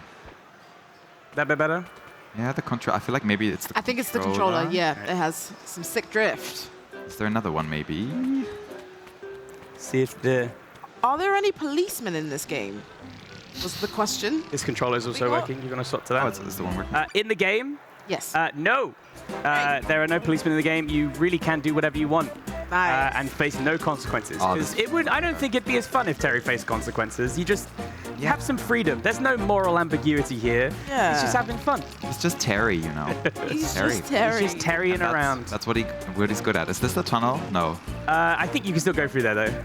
That will get you where you want to go. Okay. The music is really cute, too. Okay, this is... So if you go to the square there... Sorry. Oh. Oh. What just happened? Dear citizens, as you are well aware by this distinguishable mustache, the distinguishable mustache, you're looking at the town's mayor, and it's my duty and my honor to present to you the newest addition to Sprinkle Water, the Sky Tower. I love where she's just like walking past. Whilst he's doing this. Building so tall that we cannot see to the end of it. A metaphor for the potential of our beautiful town, of course. Its sole and humble purpose is to impress the surrounding towns. And thus, after highly intellectual discussions, we have reached the unconventional decision to not add an entrance to the building.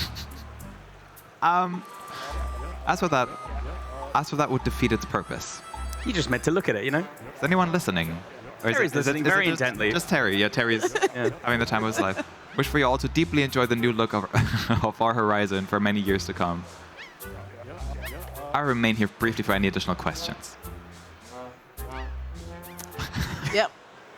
There he is. Oh, he's a little bugged. I thought he was fun to like kind of slide in.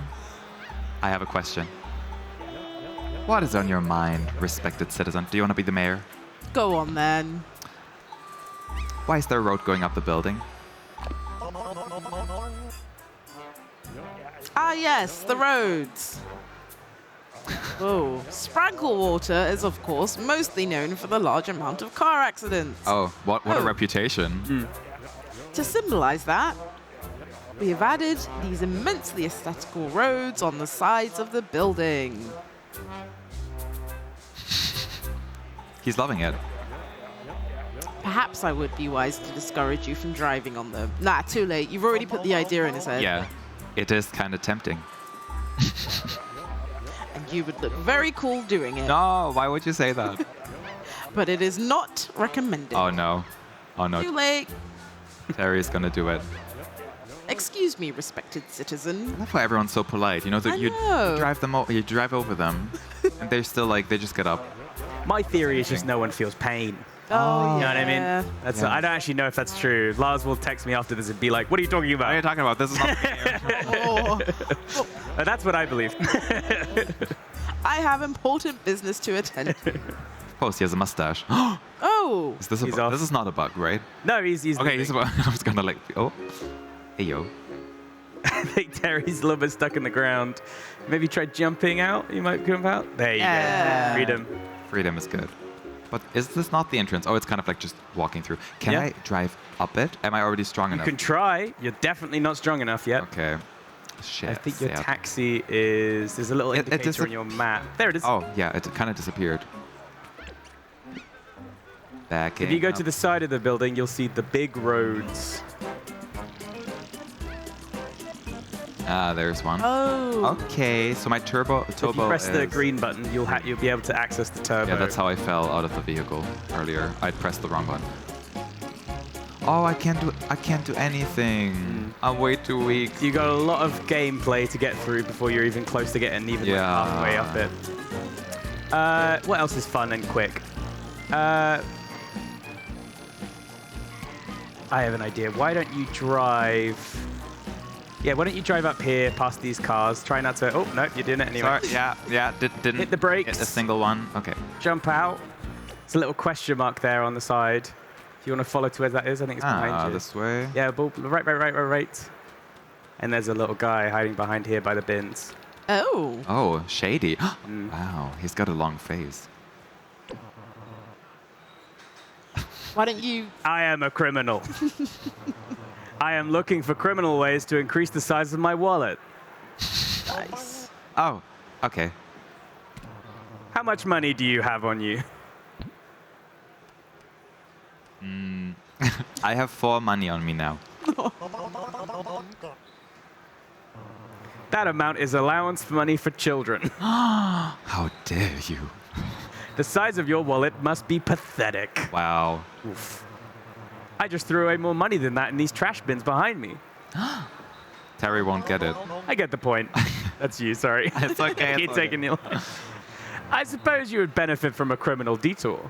I mean, not gonna say no to that. You know. No. Would you like to engage in criminal activities? That feels like. Okay. So what should we do? Oh my God.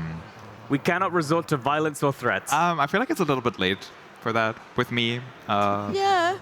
That goes against my principles. Oh, he's a sweetheart, a sweet criminal. You're the criminal, so you tell me. The problem is, I can't come up with any criminal plans that don't go against my principles. That's why he threw away his money? I was hoping you would help me come up with a crime. Come back when you have an idea. So in the game, you might find, but the bin's behind him. If you might give him a whack, they might have something in them. Ayo. Jump in. Jump. Oh my god, I got all the monies. Yeah. He's like, yeah, you can take it. Well, for him, it's trash, right? So. Yeah. Oh, these ones are not open. Okay. Ooh. I think we're time on the demo. Yeah. Can't use any money yet. There's nothing you can use it Yeah, with. I was wondering if there's like something. Oh.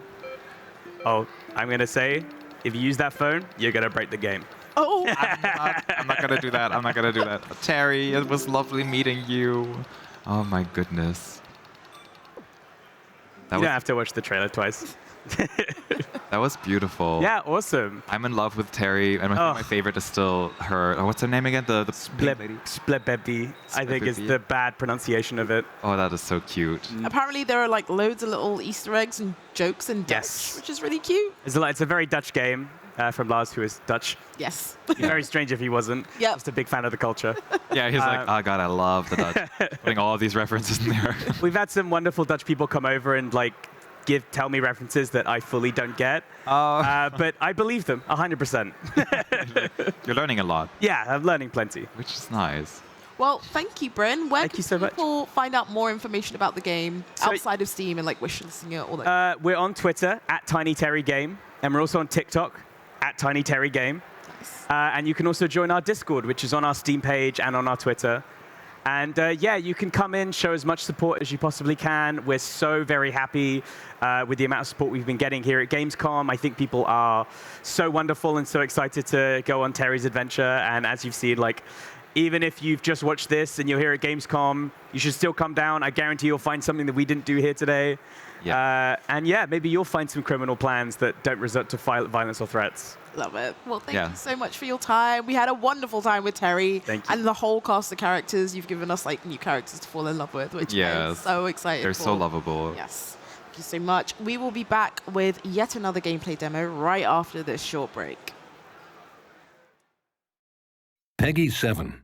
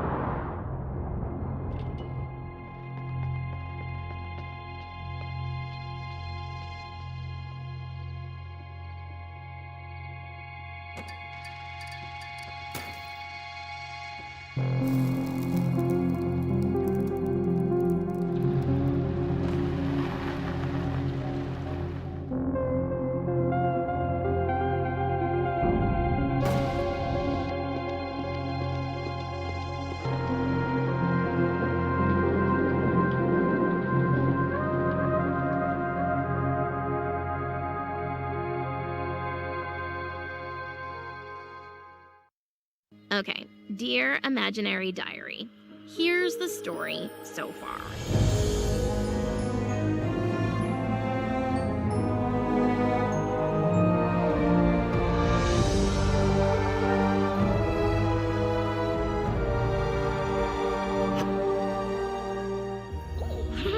It worked. Good luck.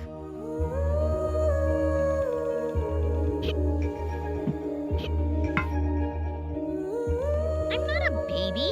I'm much too old for rocking horses. And I don't fit into the saddle anymore. Not that I tried.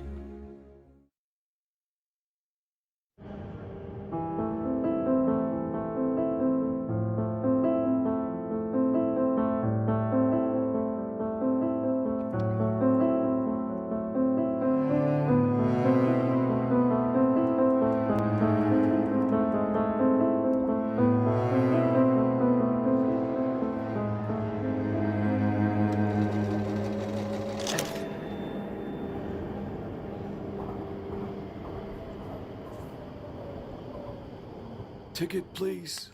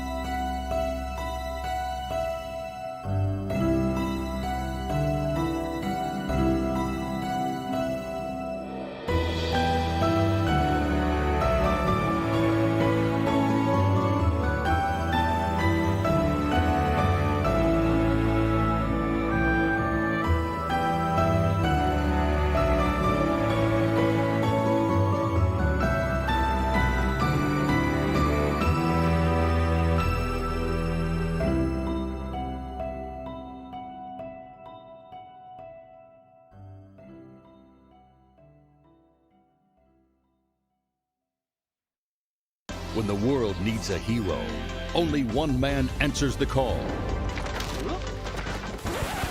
Cut! Did any of you even read the script? Let's run it again, people. Could Pillar 1 hit its mark earlier, like we rehearsed? Action!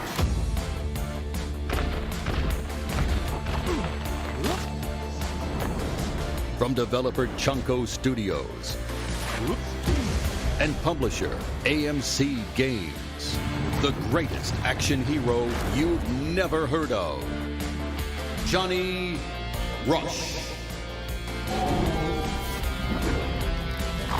And you, the director. Cut! Come on, let's get this wrapped before the next millennium. All right, stick to the plan. Hide him from the big scary robot. Move these blades for cover. Johnny heads up to his little spaceship and bingo bango, scene. Action! Think outside the box. Set up a foolproof scene. Wait, where's my elevator cue? What is wrong with you people? Cut! It's a wrap. Coming soon.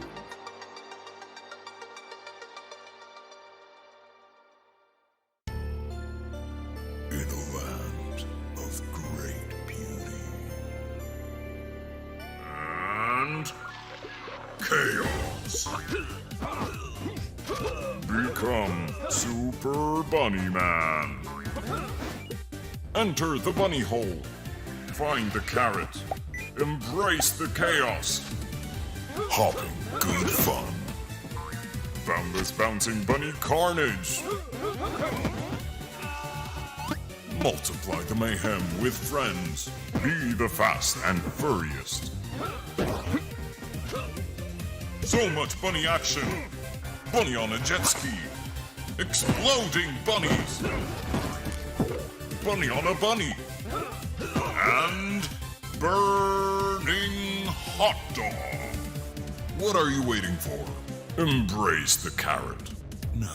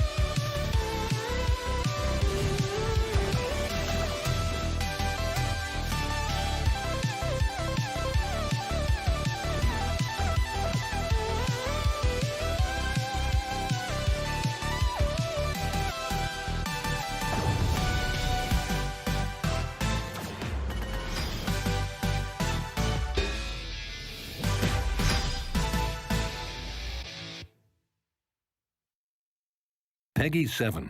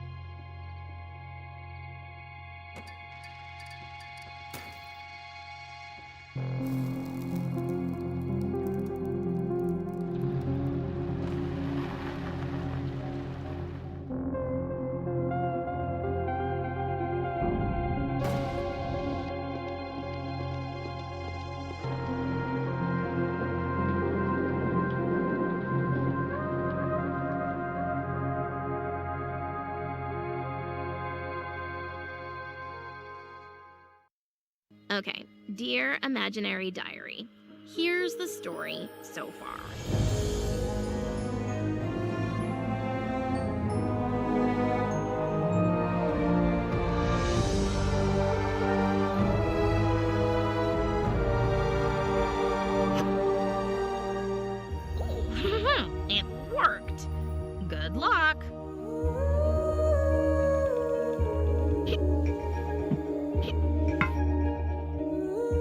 I'm not a baby.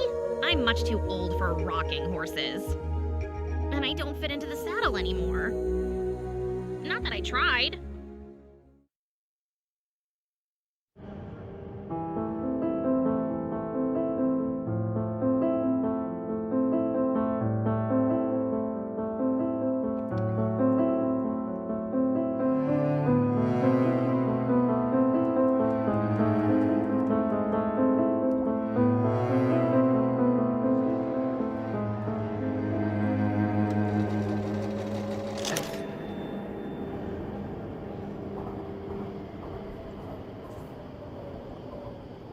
Ticket, please.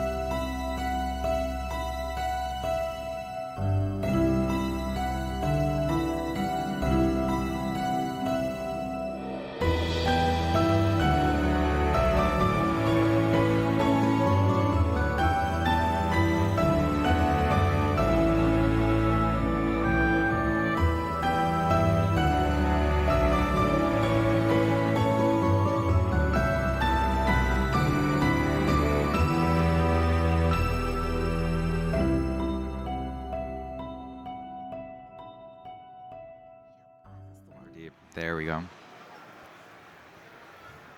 I am chomping at the bit to play our next game, which is... see what I did there? I was like, that one's kind of a thinker, but I'm glad you caught it. I got it. They got it. They did. We're playing Pizza Possum, which, if you had to describe this game, how would you say it? Well, I would say you're a possum. Uh-huh. You're hungry. You really like pizza.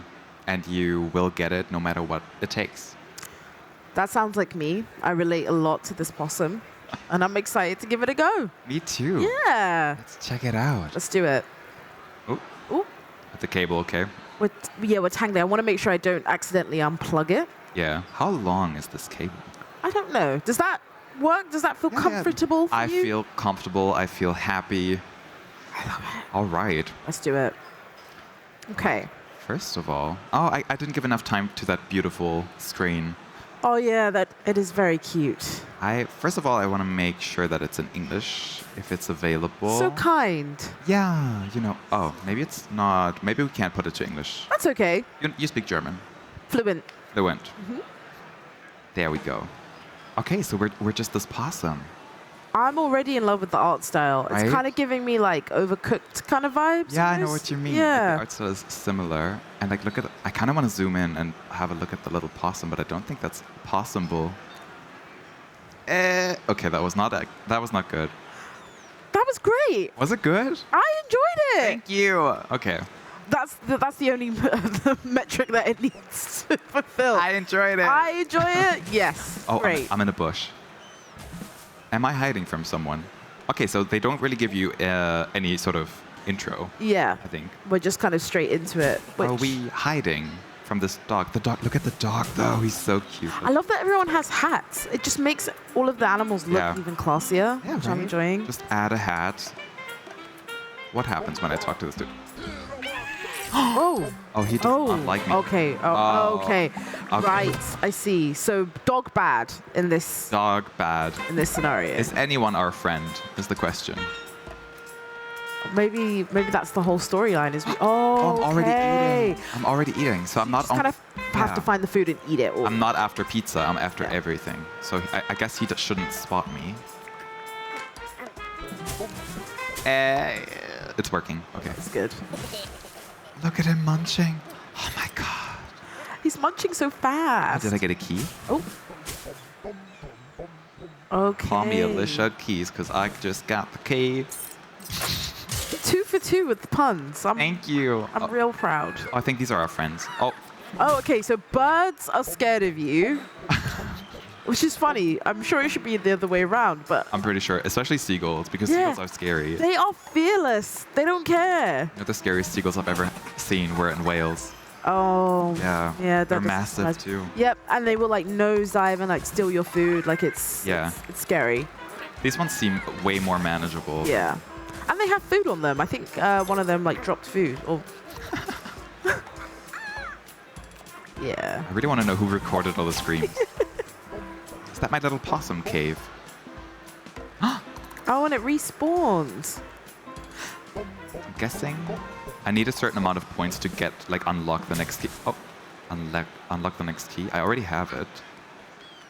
So I wonder if there's a point in me eating more food here, or should I continue? Well, it helps to like fill up the bar, which is good. Ah, la la la. Okay, no, we're leaving. We're leaving.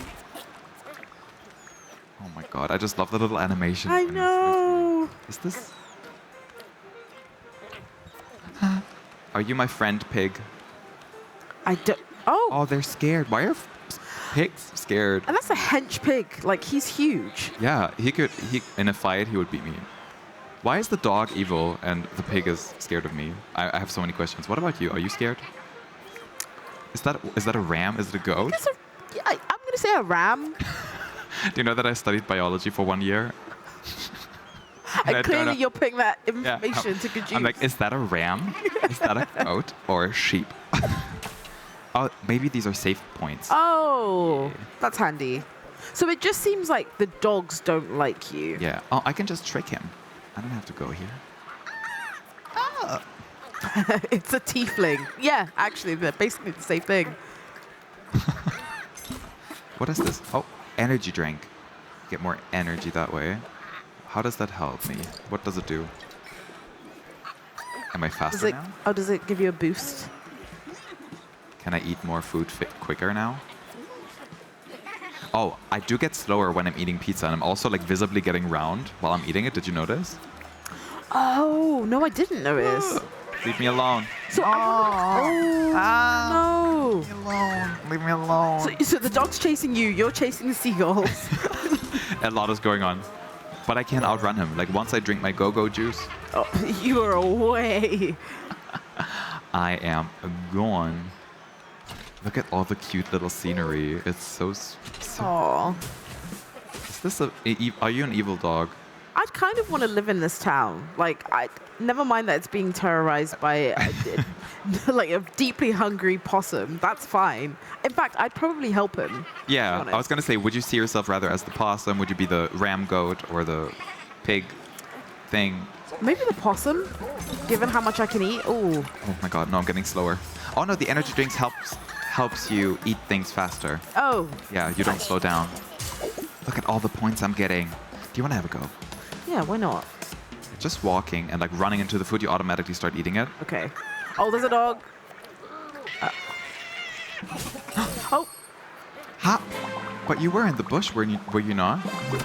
It's a high score. Yep.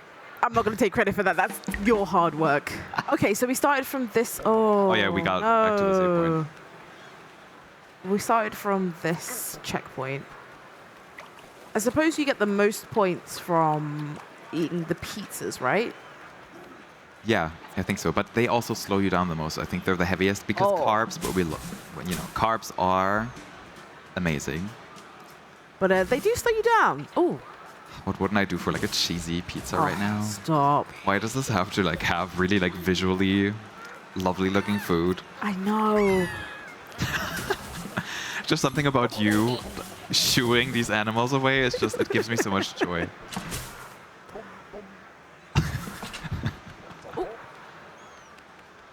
Oh, okay. And then it looks like there's a timer on, like, once you've been discovered by the dogs. I think the exclamation mark, it slowly fills up or something. Yeah, which is handy. And you can outrun them. You can use one of the energy drinks pressing A, which should be the green button. Oh, I see. Yeah. Oh. Chat is also saying how they love how fluent the game is. And I think that's really true. Like, it just runs so smoothly. And it's like really easy to pick up as well because you handed it over to me and it's been a seamless handover. All right, We didn't really need an intro either. Like I was gonna say, Yeah. you know, oh, there's no intro, but you don't really need one. You're just a possum. I think the entire thing with the game is you are truly just a possum and you want food. I think that's it. That's it. That's all we really. That's all you need to know. I'm being chased by a smaller dog that I didn't even know was here. Yeah. The further you get, the more like they have different designs, I think. Ah. Oh, the music. It's getting more intense. Knochen. That's a bone. Uh-huh. Hunde jagen lieber Knochen als Possum. Oh, I think you could throw them a bone. They would yeah, I think you can distract them. Okay. Oh, but you swap. It seems like you swap which power up you have. Yeah, so you can either run or you can throw bones. Okay. Right. I'm trying to figure out which. Oh my god! Look at the little wiggling backpack or whatever it is. Oh yeah. Oh. Oh, should we try and test out our bone? Oh my god! The sound. The sound. The sound design is beautiful. Also, can we just acknowledge how the dogs aren't after the seagulls, who also clearly stole food? I'm just saying that feels a bit really mean. unfair. Really unfair. Really unfair, babes. My fake British accent is coming out. I need to rein it in. Stop. Stop, Lou. Oh no. Oh, there's a lot of cheese. Jesus Christ. You're on a roll. Oh, you just walked right into it. Just walked right into his bag. Like, boop. Yikes. Hundemaske. A dog mask. Oh. Is that? Oh, maybe. Oh. Yeah. They wouldn't be able to tell us apart from their dog counterparts. Fellow dogs. Yeah. Yeah. Oh, we're starting. Oh, all right. Your arms are so long. Yeah, I'm like, is a possum's arms usually this long? Would you like to? Yeah. Yes. Have you ever seen a possum in real life? No, not in real life. Thank God.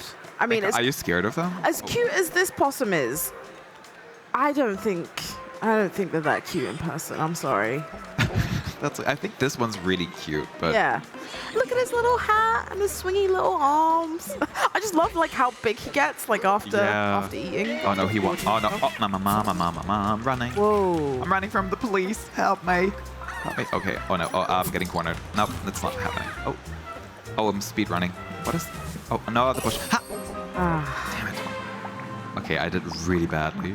That was fine. That was just a little practice, a little warm up. A little practice run. Okay, I need to make better use of the bushes, which is a sentence I never thought I'd say, ever. But here we are in the arena booth. Oh, it's happening. Okay, I didn't pay attention. I think you're better at this than me. I don't think so. That was a fluke. I was like, and I had you to coach and guide me. You're being too kind to me. Okay, I'm eating it. He's not noticing me. Look at all the points coming in. Oh no. Why does he... So the bushes don't help? I think it's a case of like, if you try to jump into the bushes and you've just been discovered, they're like, well, I'm just going to follow you in there. Yeah. Whereas like, if they don't realize you're in there, then, you know, you're kind of hidden. I assume that's the logic anyway. So now I would be safe because I'm out of his, like... Yeah. Yeah, line of sight. All that great stuff. So... You two are a great presentation team. Very entertaining. Why, thank you. That's so kind. That is thank you. I think it's because we both have like the same silly sense of humor. I think so. We don't really take anything too seriously, I believe. Which is good with all the madness going on at conventions and stuff. It's always good to kind of have a laugh. Yeah. Yeah, because they're long Silly days. dad jokes. Yeah. They're long days. If we're Mr. Seriouses all the time, I don't think. I'm outrunning you. I'm outrunning you. Where's my energy drink? We need to find the bones. I feel like the bones are kind of clutch. They are. Good at distracting. But I wonder if like they spawn in the same place or if it's like different every time. Oh, they're in the chest. I think the chests are always sort of power-ups. Oh, okay. Okay, I want to get back to the cheeses. The cheeses and the meats. Why am I bubbling? Oh, are you? Am I gassy? What Yeah, does that maybe. mean? Does it mean that the possum like burps? Am I and then- lactose intolerant? Maybe. This game is too realistic. Oh, I would just love to talk about this diet. Like, there's cheese, there's energy drinks, there's pizza. It's like, there's a lot going on. there is fruit. There's fruit for There's some balance. yeah. Yep. You know how it goes. Throw in a veg in there sometime, and you'll be fine. Okay, what are these pigs doing there? Someone's They're just making me pointed out. quite uncomfortable. They are. Oh no, 2 dogs. 3. Who let the dogs out? no. Oh, okay. I think it's time to hand it over to you again. I don't know what I'm doing. I will try my best. Someone's just pointed out cheese tax. You got to pay the cheese tax. I think that's like the whole premise of the game. It's I like, think so. I love it. All right. Oh God, we're starting off and there's already a dog here. We've been stuck on this one for quite a bit. A while, yeah.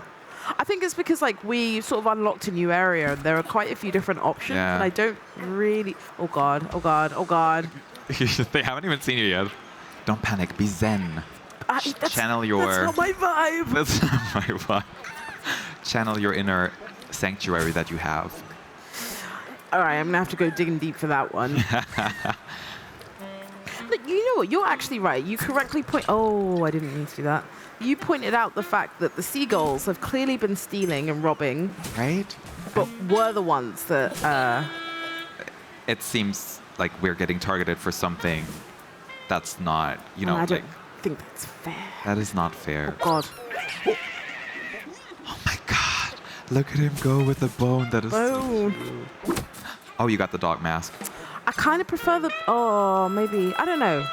Should we play with the dog mask? I feel like you should. Yeah, it is Try it new. out. Like, how long can you keep it on your head? Oh, he still has the bone. Okay. I'm stuck. I am really impressed with how like smoothly everything runs. It looks really beautiful. Oh, for real? Like, this whole town is like so detailed.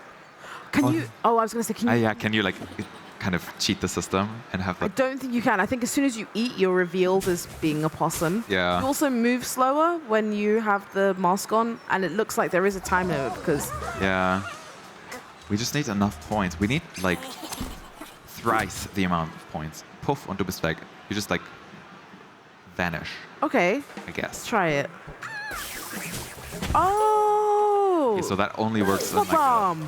not the pigs. What have they done? Sorry, pigs.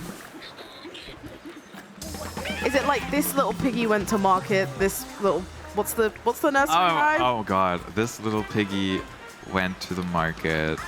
This little piggy went home. Went to get their nails done. Wait, hold on. How does it go? Do we have a German version? Oh. It gets tropical. The closer you move to the beach, the music becomes tropical. Oh. Like da-da-da-da. Not now, but I don't have it in my cans. You don't have really it? upsetting. So I'm missing out on all these great sound effects and music. oh, that's sad. I don't know how I can make that happen. I can just like reenact them. Da-da-da-da-da-da. I mean, now it's not playing. Oh, okay. Yeah, we're playing in German because we couldn't figure out that. Is there an option here? Oh. I went Oh, it's- to. Oh. Oh.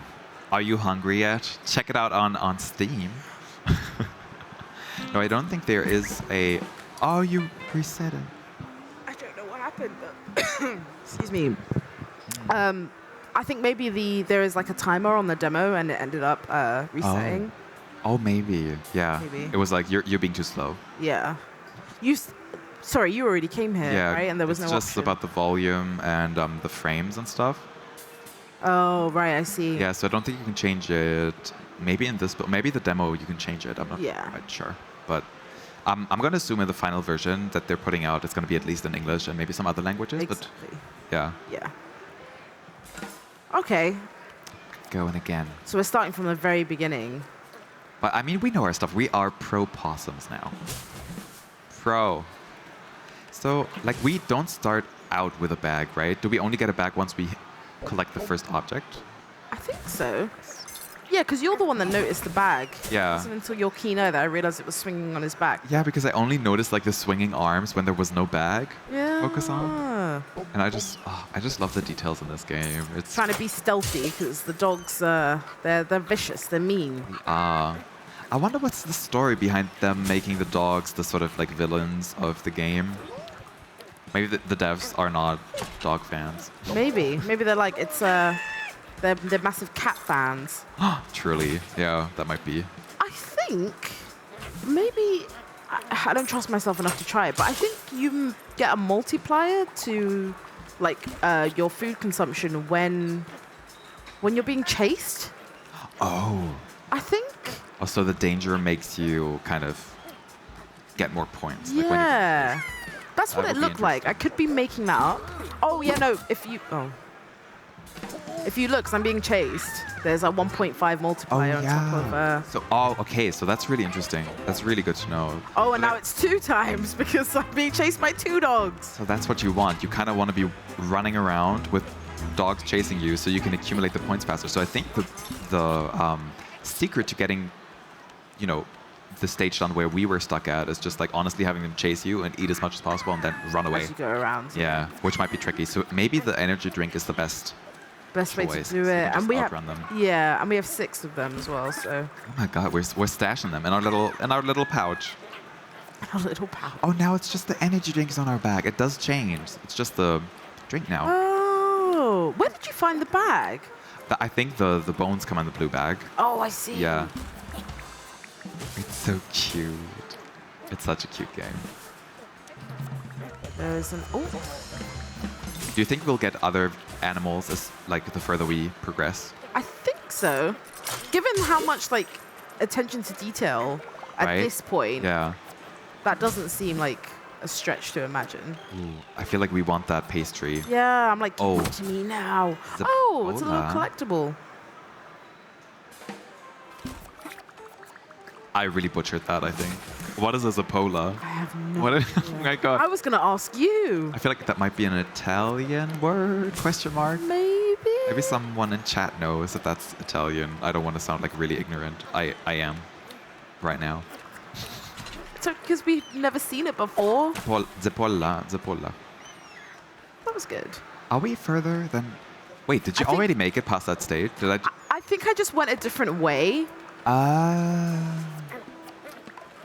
You know what? I would really, if you had to choose one of the game worlds that we've seen today to like spend a day in, which one would it be? And you already know my answer because I brought it up now. Yeah, I think it would actually be this one as well.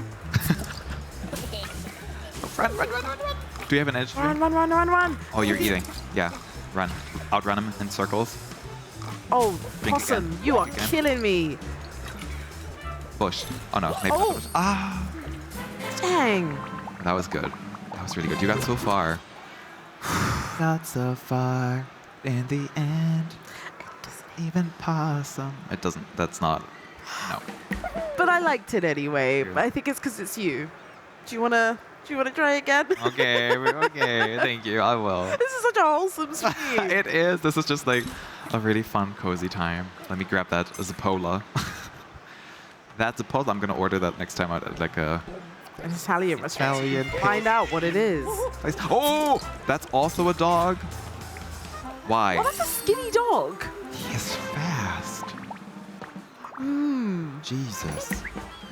Maybe the dogs all have like different bonuses. Yeah, Like the so. kind of rounder ones can maybe jump, and then those like skinnier ones can like Oh. run faster. I don't know. He's a track star. He's a runner. He's a He's a track track star. Is this map randomly generated? I don't think so, because we started here a couple of times. Yeah. But I think there are like loads of different routes you can take, because there are like different. So when you fill up the bar in the bottom left-hand corner, you get a key, and there are like different locks like all over the map.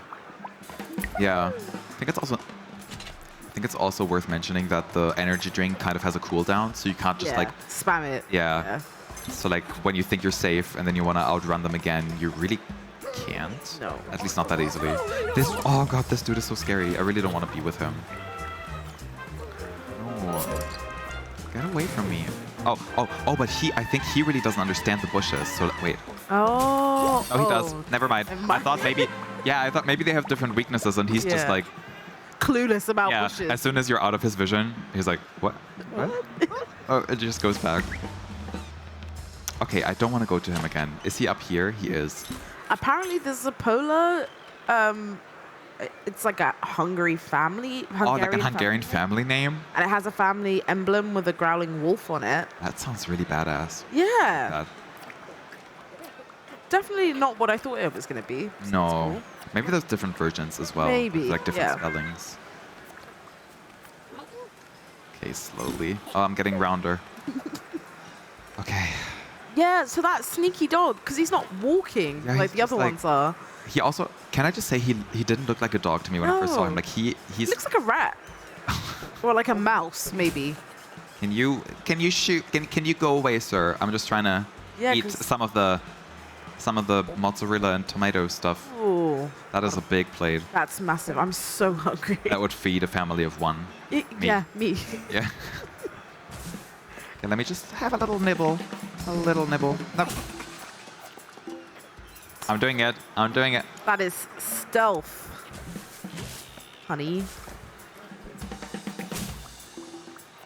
And to be honest, this is quite accurate to real life because that, like, I feel like possums would, I was run going to say, like, out have you had experiences stealing salads from tables? as a possum. Yeah. I mean, like, how absolutely. closely does that resemble your life? It's this is a game about my life. I take this very seriously. We are invested. Oh, we're so close. We are invested and investigated. Oh, okay, we're so close. What am I eating? Where did I get that? I don't even know. I really don't want to get too close to Careful, Let me run past. Help me. Okay, what is this? A stop sign. Oh, a stop sign. The stop sign can stop this possum? I don't think so. Taking a little sip. And before- dashing. with Dashing. bushes. Not dashing through the snow, dashing to the bush. Right. Oh, we got the last key. Okay, this should be the last thing that we do. Yep. All right. You make a run for it. Grabbing my drink. Wait, where's But the if we door? can't do, Oh. can you do that one there? Yeah. Ah, the chains. I'm a free possum. I wonder, in order to like unlock that stop sign, I wonder if we have to like unlock every single lock. I wonder if that's like the kind of where the next level starts or Yeah, something. Yeah. maybe. I mean, this has been extremely Oh, two cute. dogs. Oh. Take this. And this. The bones. Ayo. That's probably my favorite part of it all. Yeah. The bones, the squeaky noise. I love it. Oh god, this has been, I think, and I hope it's not just recency bias, but I think this might be my favorite game so far. It is really cute. And Tiny Terry's Turbo Trip is like right behind it. It's like cheering off screen. Yeah, that was really. Oh my. You did well evading there. Yeah, I think when I'm like not really paying attention to what's going on, I'm better at the game. Smashing Yeah. it, killing it. In chat, you can find a link to Pizza Possum's Steam page. Please go and wishlist the game if you enjoyed watching us play it. We had a real fun time playing. I've just been like the sort of host and presenter this whole week. You know, it's not my place to really play, but I couldn't resist, and I had a really fun time doing it. Yeah. So and I think she did such a good job. I mean, you were better than me, let's be real. I don't even. I really that's struggled. True. in You're the beginning. professional. I don't know. But that was a blast. Either way, we made a great team playing the game, which I'm very pleased about. So that was really fun. I believe that's all we have time for showcasing this game. Yes. But we have one last interview before we say goodbye today, and that is speaking to the devs behind Need for Cheese. I believe that interview is ready, so I'm going to throw to outside of the booth, and we'll be back after that.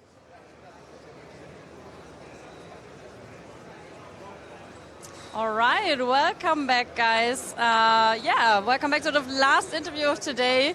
I hope you're comfortable. I hope you had some dinner already, because the topic of the next game is also food related. And we thought we're going to switch things up a little bit this time, show you a little bit how busy it still is at Indie Arena booth.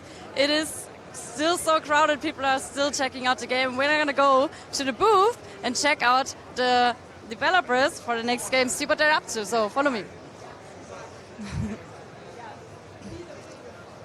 Lots of people still going on here. I'm sorry, beep beep. And we have arrived.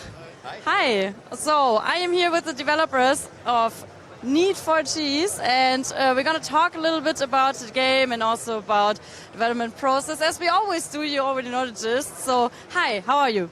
I'm fine. How are you? It's warm, super warm, but I'm super happy also. Yeah, I'm here with Igor and Toby, right? That's correct. I first want to talk a little bit about the content of the game. Your game is called Need for Cheese. I have a confession to make. I personally hate cheese. It's such a... I'm sorry. But I'm giving you the chance to convince me why I should still try your game. Well, in the game, cheese is actually the currency. So you don't really eat it. It's a trading system. It like replaces gold. Since it's not a medieval kind of game, it's more of a weird setting with rats and stuff. So they trade with cheese. And why cheese? Well, they like cheese. I don't know. So you just wanted to make a game about rats or mice, and you thought they would probably trade in cheese. Yeah, when we started, we wanted to make a really small game about rats running out of a maze. And as time passed by, we slowly transitioned into a much larger game, which it is now. Like it's an action RPG, and it has loot, and it has procedural stuff and random generation and whatnot, and but the rats were the first thing we made as the characters, so that stayed, and we kind of stick with it. Okay, sounds good. Sounds like you have a real vision for the game. How long has it been in development already? It's been about 3 years now, and maybe 1 more year, and then it's done. Is this the first time you're showing it at Gamescom or in general? Yeah, that's the first time. Okay. I was already told that your partner shows your development partner shares the same name as you. Is it only you two and you in a team? Or is there more people than you three here? Only Igor, and Toby will change his name soon to Igor, so... It would be awesome. Just the three of us. And that's it, I don't know. Awesome. So you are part of you're a developer, right? You're coding, and you're a composer, is what you told me. You want to come over and talk a little bit about how you guys met, maybe? It was pretty awesome. So it was at the beginning of my full-time composer career. So before that, I've been doing this for a lot of years, just like as a side job or something. And they were one of the first teams that actually trusted me. And I noticed that, that these indie teams really care about the games. It's super passionate. And then, we've been working since 2.5 years almost already, and have been doing through a lot of stuff and became friends. And it's super awesome because, for example, at location like Gamescom, it's the second time that we met in real life. Last year I've been in Croatia at one smaller thing. And it's just like, they are the first people that I got so close with while working, and that I also met in real life. So in general, it's like all this remote stuff, and it's fun. But when you notice that people really care about the game and are so passionate about, just creating these fucking games that you love to play, then it's just the best thing that can happen, I guess. And I feel like Gamescom is full of these people, so it's really nice to connect with all the people around. And since the booths are so close together, it's so great to just feel this passion in all the teams. So it really sounds you guys are passionate. What is it that's really sparks this passion maybe in you for this type of game? Like, what is it that unites you outside of the friendship that you formed? So I don't know, I'm a huge fan of these platformers and loot spirals in general. But if you look at newer AAA releases, some of these games became a little bit soulless. So it's more about creating a giant, awesome cash cow for... so it's not about the gameplay anymore. And if you work with people that create stuff like, I don't know, that really think about how should the loot system work? Should it be based on creating further income via specific things? Or should it actually, I don't know, create fun? What it's about in the end. And so that's something you notice pretty early, that it's a pretty specific, special scenario. You have this situation that you come into a world that feels random in the beginning. You don't really know what's happening. And that's one of the most fun parts of games, where if you have this sense of you want to explore something. And so it was super exciting to think about a concept for this, just like to dive deeper into the gameplay elements. Maybe we can talk a little bit of this later. And just also to enhance this with an audio concept for the whole thing. So, yeah.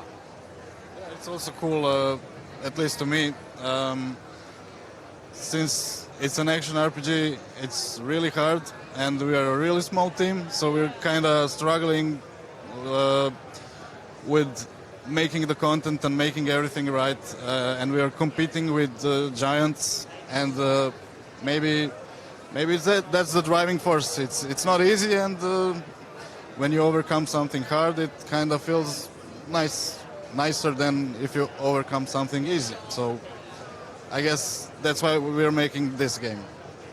Yeah, I mean, there's a lot of cozy games here as well, and it's kind of refreshing to have this different type of genre in between. So do you feel like players are struggling with the difficulty here when you see them playing at Gamescom? It depends. Some people just, you can just see that they've played these games before and they just get it right away. And it's awesome to watch someone else play our creation. So it's really fun to watch it. But sometimes people with less experience with those kind of games might struggle a bit. But it's fine. We have, I don't know, they managed to get throughout the demo and stuff. Yeah, also there's a target audience for every kind of genre, so I'm pretty sure that for these type of games, once you have found your target audience and people know the game, there's a really hardcore that will always stick to these type of games, and they will always try to get better at them and beat them faster and stuff. So, yeah. We hope so. All right, so how are you guys doing in general? How is your experience here at Gamescom? Are you tired? Are you still holding up? So I think Igor wants me to talk because he's exhausted as fuck, but that's totally fine, because I think that's part of the thing.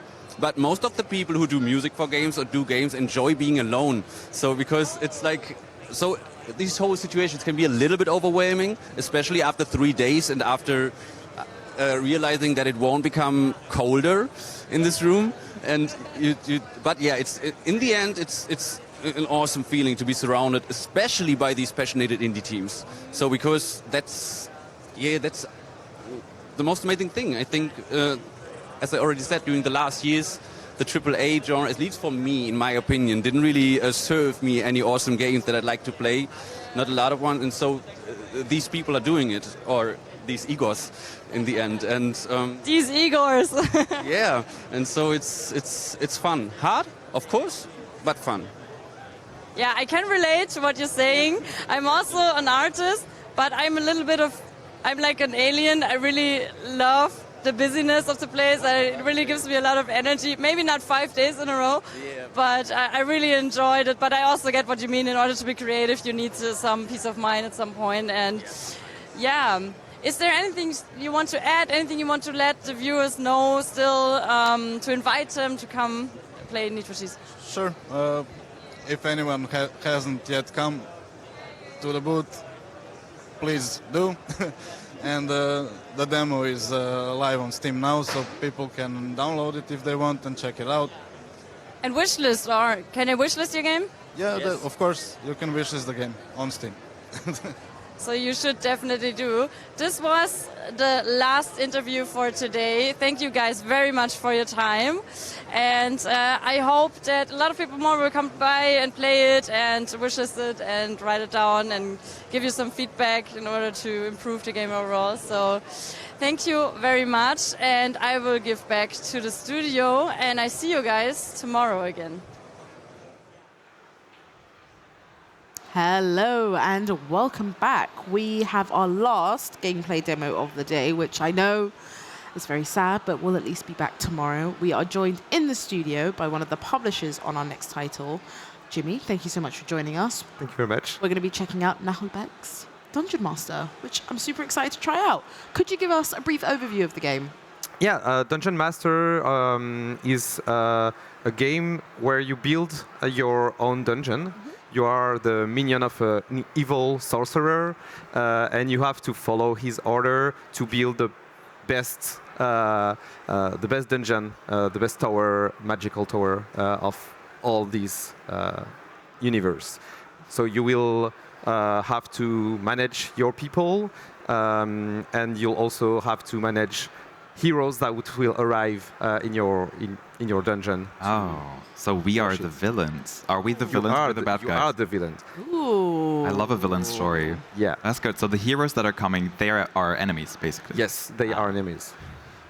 Watch out, heroes. Yeah. Watch out, heroes. Yeah, we've been the hero like all day, but actually it's time to... No, it's time to flip the table a little bit. A little bit. Exactly. Right. I'd say we better get started. Okay, it's already in English, I believe. Yes. This looks very English to me. I'm gonna press new game. Yes, you can go on and do the campaign. It's quite story-based game. Because it's based on an IP already existing, Dungeon of Nahelbeck, released a game last year. Yeah. What's interesting is that it was an RPG where you were the heroes actually going into this tower. So now you're some years before that and you have to build a tower. Is it the same, like design-wise, is it the same heroes and the same villains? It's not exactly the same heroes, but it's the same villain actually. So you're the minion of the villain that you fought in the previous game. So yeah. That's a really creative idea. And was the plan always to kind of create more stories in this universe and in this setting? Yeah, actually, it's the IP is well known for years in France because it started as an audio series. Right. And it's a parody of classical heroic fantasy games and tabletop games. A lot of humor, a lot of puns in this universe and also in the game. You can already tell as it's a we're French off to a good game, start. it starts with a...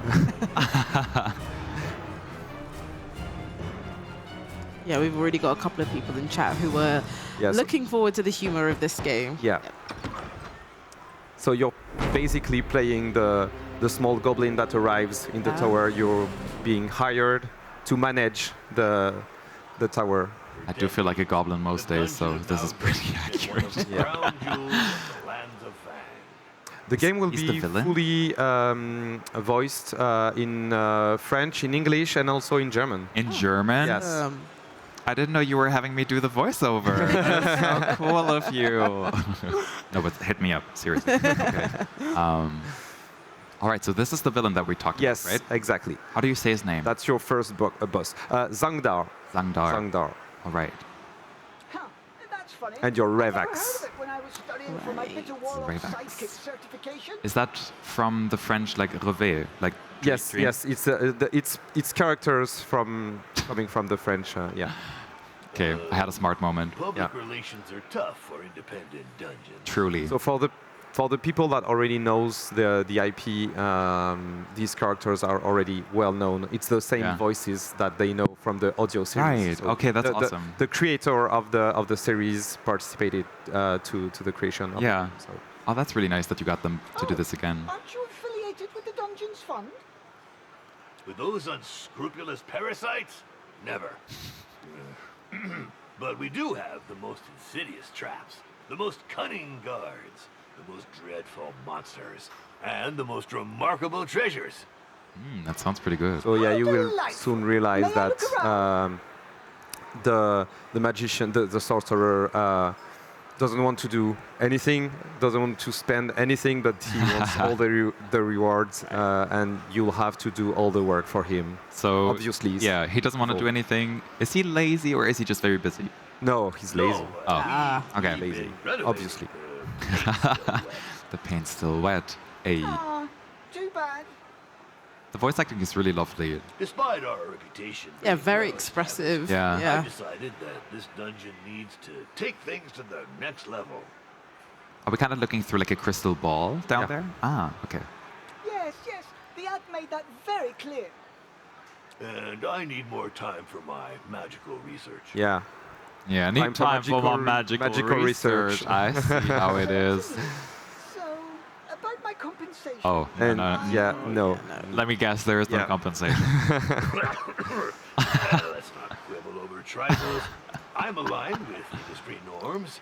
Not to Yeah, mention it's a there's it's a the original IP is a parody of Dungeons and Dragons, etc. And as it's also a game about management, this one is also focused on a parody of working. Yeah. All the working industry. And as I told you, you have to manage some people at some point, all the people that will work in your dungeon.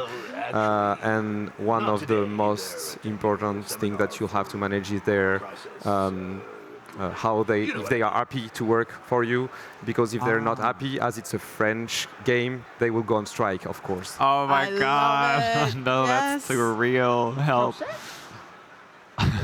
Yeah, we You need couldn't make a management game without having strikes. Oh my god. I'm interested. Not like I have a choice anyway. No one's hiring half goblins. Half Too much goblins. discrimination in this What's the other half? All Human. right. Oh, okay. Sorry. We don't know. That's Oh, a it's a secret. secret. Okay. Yeah. Perfect. You probably won't want to know. Made the right choice. Oh. And now, Yes? get to work, you wretch. I don't pay people to stand around. Wow. Yes, master. All right. Let's see. Where is the dungeon staff? What state are the premises in? I'll have a look around the property. I wonder if signing this contract was such a good idea. You know what I love about this crystal ball? It's kind of like he's looking through when you have a door, that like little peephole thing. That's what it's doing. Okay, move the camera. Oh, so I am in Q. Yeah, so basically for management purpose, it's easier if you you can see everything from the dungeon. You just don't move your character because it's too difficult. But Okay, so that makes sense. so So now now you I have to find can Zangdar, which is your boss.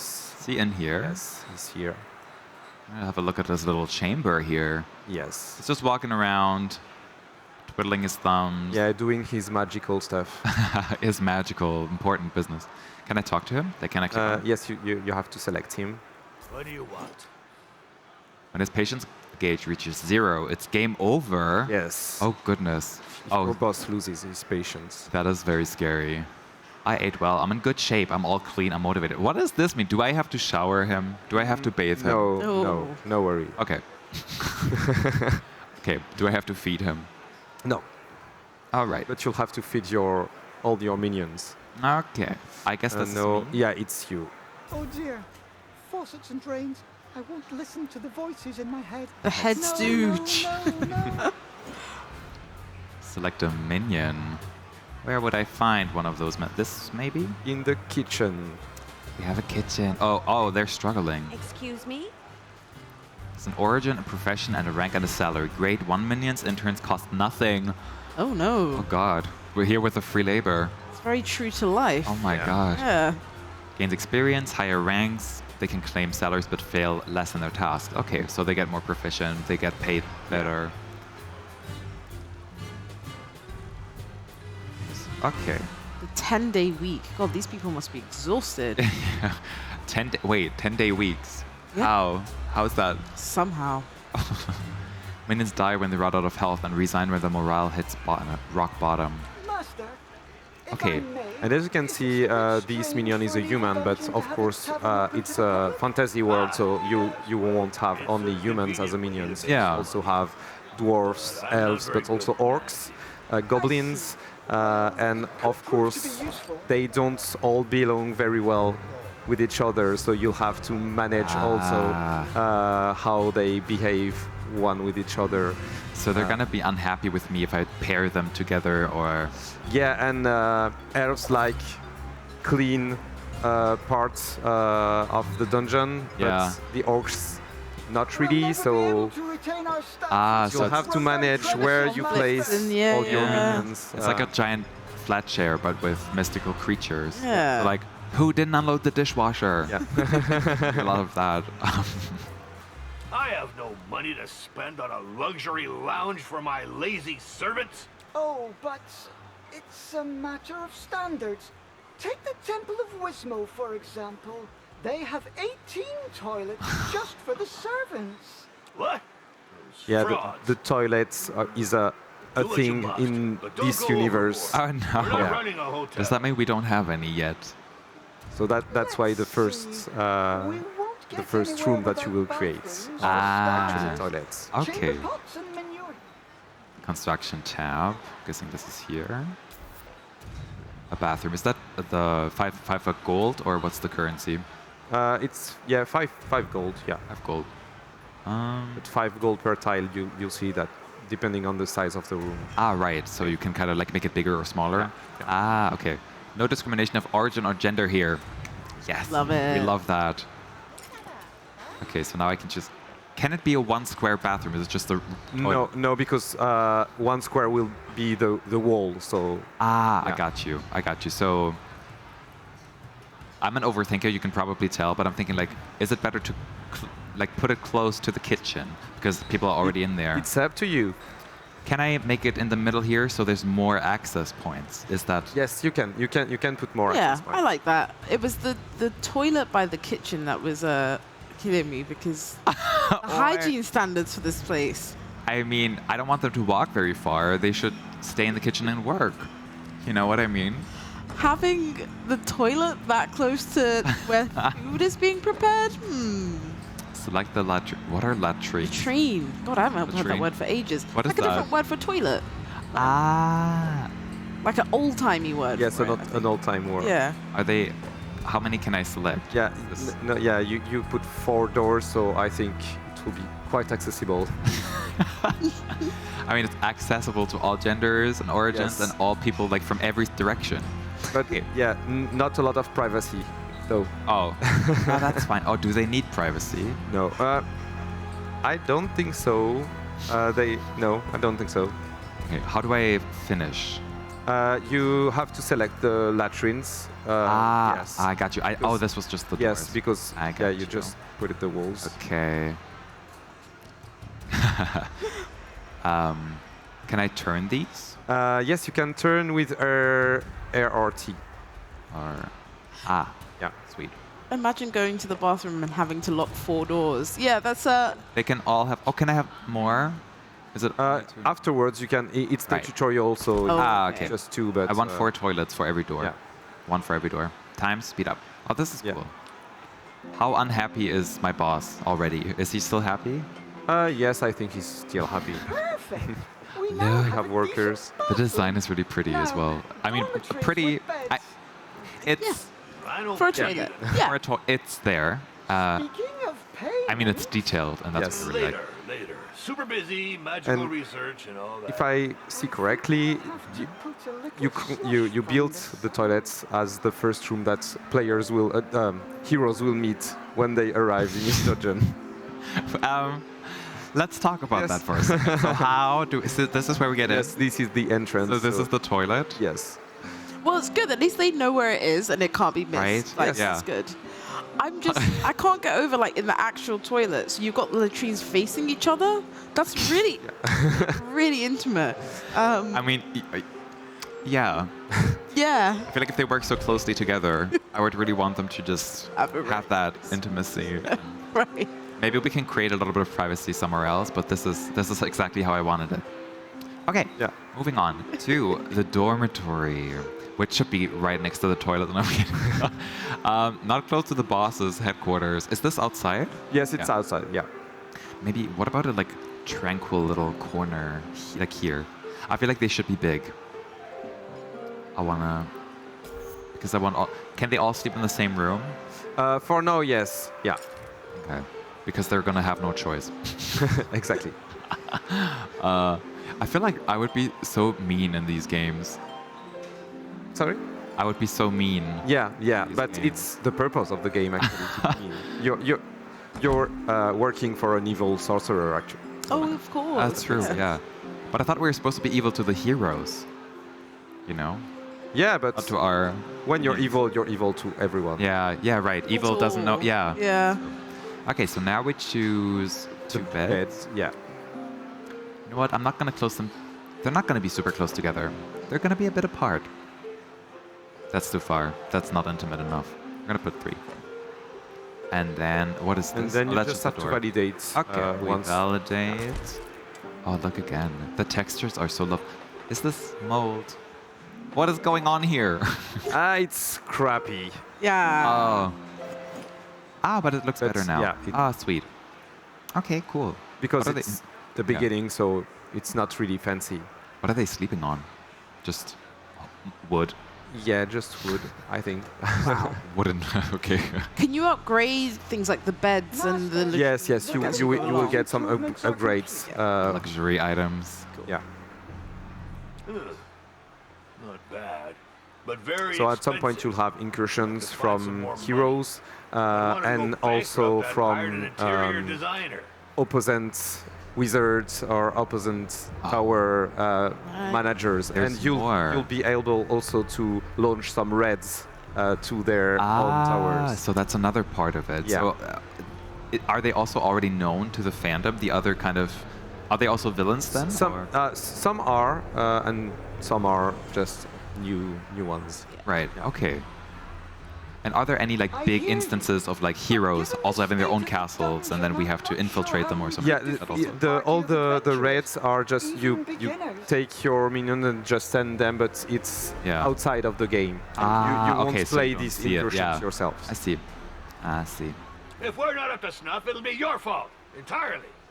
But I just got here and, well, I do serve an evil wizard, not a charity. The self-awareness is there, so. Alrighty. Are they giving me another goal, or can I Yes, just... they will just... look at them running around. Yes, you have a message. On my phone. We have to develop this tavern to bring in some income. Tavern. Oh, now we're talking. The old tavern keeper is gone. Yet another ungrateful coward. I'm not dealing with this anymore. I've got better things to do. I must focus on my magical research and developing my management skills. And you will ask why having a tavern in an evil tower. We need Oh, yeah. tables for customers. It's how they get money. For serving food and drink. And I suppose it gives them a place to go gossip as well. Yeah. You know? And it's also something coming from the audio. Oh, it's also like kind of an Easter egg, sort of? Yes.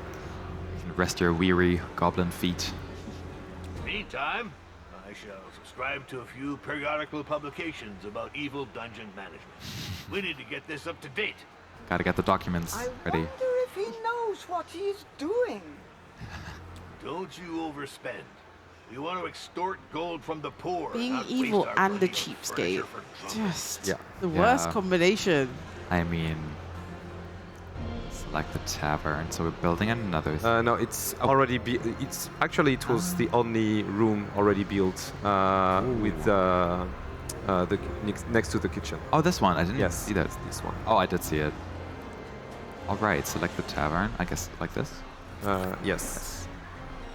Looking to spend their gold. Each item in the tavern has a maintenance cost that is automatically deducted at the beginning of every week, just like wages.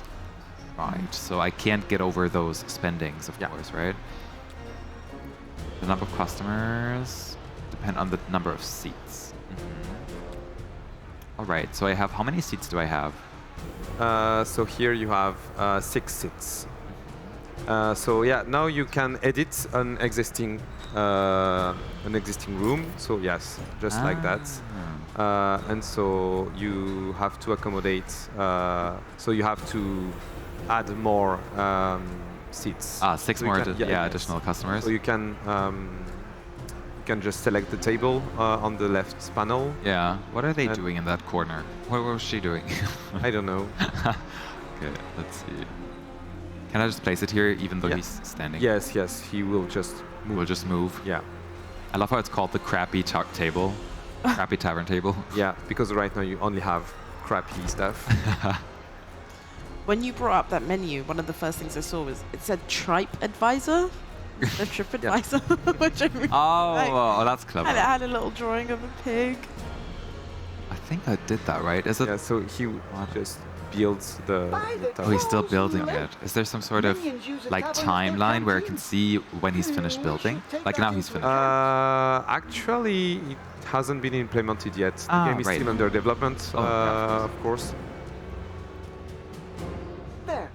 Table and sideboard. This should be enough to lure in a few dupes. I hired an evil dungeon steward, not a lunch lady. Lunch lady. Master, but we need some revenue. Look, all these customers should earn us some gold. Oh, a customer's coming? No, a new character enters. Who are they? And they are fast. And they are covered in blood. Ooh. Orlov for debrief, Master. Hey, what's with this dull-looking goblin? Is he missing an eyeball? Yes. Is he blind? Oh, on one eye. He's seen some things. He's Clearly seen some been things. More than his fair share of Goblin? battles. Who is this brute? He is the dungeon swordmaster and guard commander. So, So now you'll back will from the learn about retaliatory raid? guards and Yeah. versions from heroes. Affirmative. We made it to target location, the so-called Temple of Wismo. Enemy ambush fighting. 100% loss rate on our side. Debrief And the over. Temple of Wismal is also is known by the community. Yeah. What? You turkeys! I was injured 6 times myself. We were expected. I am the guard commander, not a marauder. This requires specific operational preparation. Clearly. This doesn't speak highly about your abilities. Who asked you, you withered piece of lettuce? I've never heard anyone refer to someone as a withered piece of lettuce, but I love it. I'm stealing that from now Yeah, on. same. Thank you for that. You're welcome. Silence, you two! Revax is our new steward. As for you, Orloff, maybe I should get a new swordmaster. Certainly, sir. But I'll complain to the Guild of Mercenaries His and Dungeon management Guards. skills This still wasn't has in my to job description. Develop, yeah. to be Oh, developed. you know, he's doing his best. Maybe. Is he? Not sure that he's Cursed be the bowels of the great Caliphar. He's doing what I'm so he sick likes. of these Yeah. union demands. Beat it, both of you. I'm going back to my research. His research. Oh, what's so important? I think we'd better try to collaborate. In our mutual interest, Sword Master. Yeah, affirmative. For now, you little... yes, steward. Can I point out a little detail that I really appreciate? All of the characters have different colors here, and the effects around the bubbles are also different. Yeah. I really like this, like little, you know, the little details. You know, oh, now you can't see the others, but you know what I mean, right? Yeah. The goblin had like these little bubbles popping up, and that's really cool. Kind of gives you the vibe about the character. Yeah, Exactly. Like what Yeah, to exactly. expect. This failed raid explains why this dungeon is so badly guarded. Anyone can just waltz in. If we want to get rid of adventurers, we should deal with slackers first. Affirmative. The downsizing caused by the incursion attempt on the Temple of Wismal is weighing on staff rotation. We must recruit new elite guards. Guards are expensive. I read Son of Dungeons and Despots. That support role should be outsourced as part of a atomized management of the company's processes. Don't you mean optimized, Master? Silence! You know nothing of modern dungeon management vocabulary. Sassy. He is Improve sassy. the guard, but with no superfluous expenses. We could hire a few interns. They shouldn't cost us much. We just have to think about feeding them from time From time to time. Ayo. That's called modern management. Yeah, Yes. that's the modern management we all know and love. Great. Every single time I start to have Trust me on that. sympathy for Attention. our dear goblin, I'm like, oh no, but you work for the bad Yeah, guys. I know. Like, I don't know who to feel sorry for. Like, whose side are we on? I don't even know.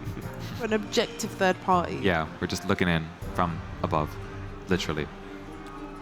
Someone in chat asked, so they're currently having a Zoom call. Yeah, I guess it's like Yeah, a is sort it? of like fantasy version of a Zoom call. Yeah, I guess the Crystal Ball 2000 or something. Yeah. Yeah. So we're gonna have a guard room.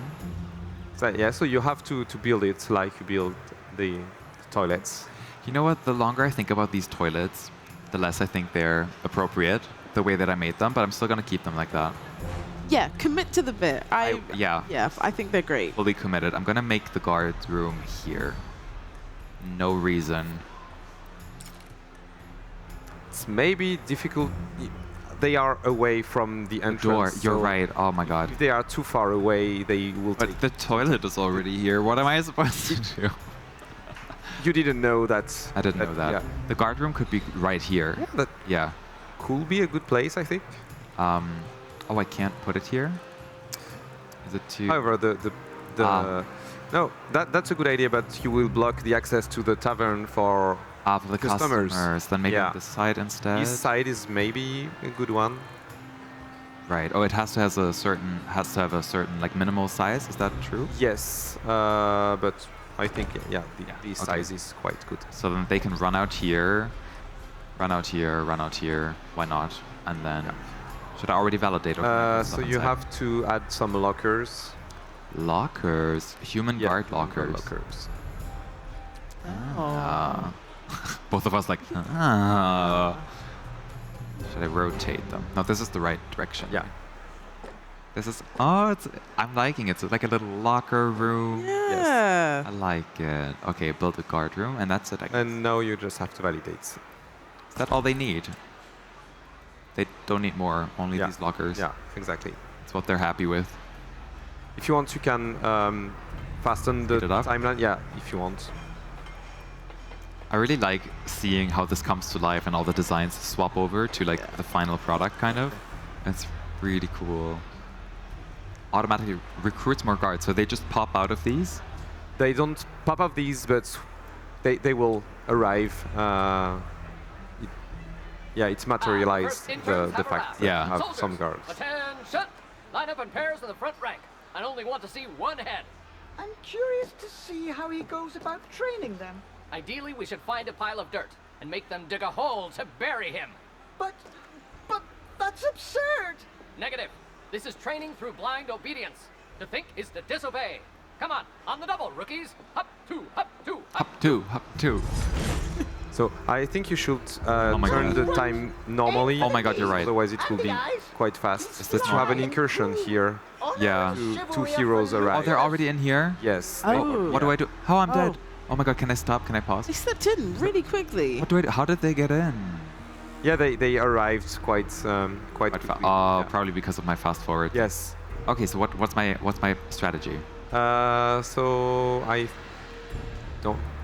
Yeah, I don't know where your other guards are. Can I find them Upstairs? somehow? I have 4 guards apparently. Yes, you have 4. But Yeah. where are they? Do I need to find them? I think they are. Here? Yeah. It's a guard? No, that's the cook. No, that's not a guard. This one. Swordmaster, Guard. at your Yes, service. he's a guard. He But has he will 7. automatically Okay. go after the hero. So if So I don't need to do anything. I just no, continue. It's yeah. Should I build more lockers? You could No, build more lockers to have more guards. we're playing it safe. So yeah, it's the guard room. Oh, Yeah. the room has no walls. Has no. Oh yeah, no, because it's the new building. So now you just have to do that and no. This is for new. This is for new. Oh, and this is for rooms. furnishing. This is just furnishing is just having stuff to make it more beautiful. Ah, You right. just have to select the room here. Select. And why can't you? The room is a target of an right. excursion. Yeah, that's right. So it doesn't work while you're being attacked. Yeah, You can't just like too easy build a new shelf while you're being attacked. It makes sense Yeah, to me. that does make sense. A lot Yeah. of logical sense there. I mean, clearly there is so much to dive into in this fantastic demo. Truly. Where can people find more information about your game, Jimmy? Sorry. Where can people find more information about the game? They can be they can find more information on our Steam page. It already exists, so they can already wishlist the game on Steam and get some information on our socials, on Dear Villagers socials. Perfect. So yeah, we have a lot of stuff coming for this game. It was such a shame that we kind of ran through the demo and there was so much more to explore, but Yes. unfortunately we ran out of time. So But for people here, we have the demo on the booth, so exactly. Yeah, So come and play it. you're in Cologne this week, you know where to find us in Hall 10.2. So that's everything we have time for right now. Thank you so much for your time and showing us your game. We had a blast playing through it.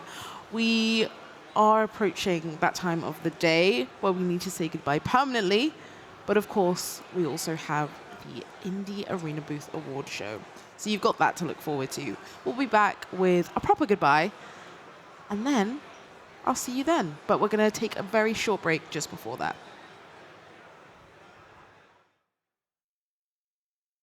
We join this axolotl on a hunt. Are they prey or predator? Will they overcome the immense challenges of the wild? Apparently not. Perhaps being armed to the teeth will help their climb up the food chain.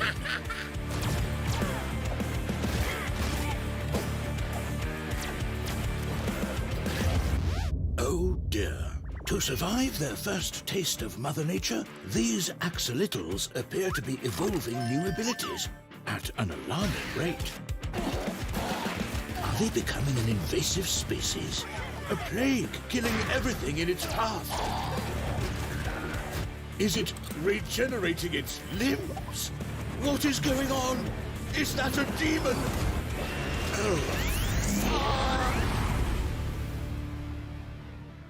Axolotl. Hatching fall 2023.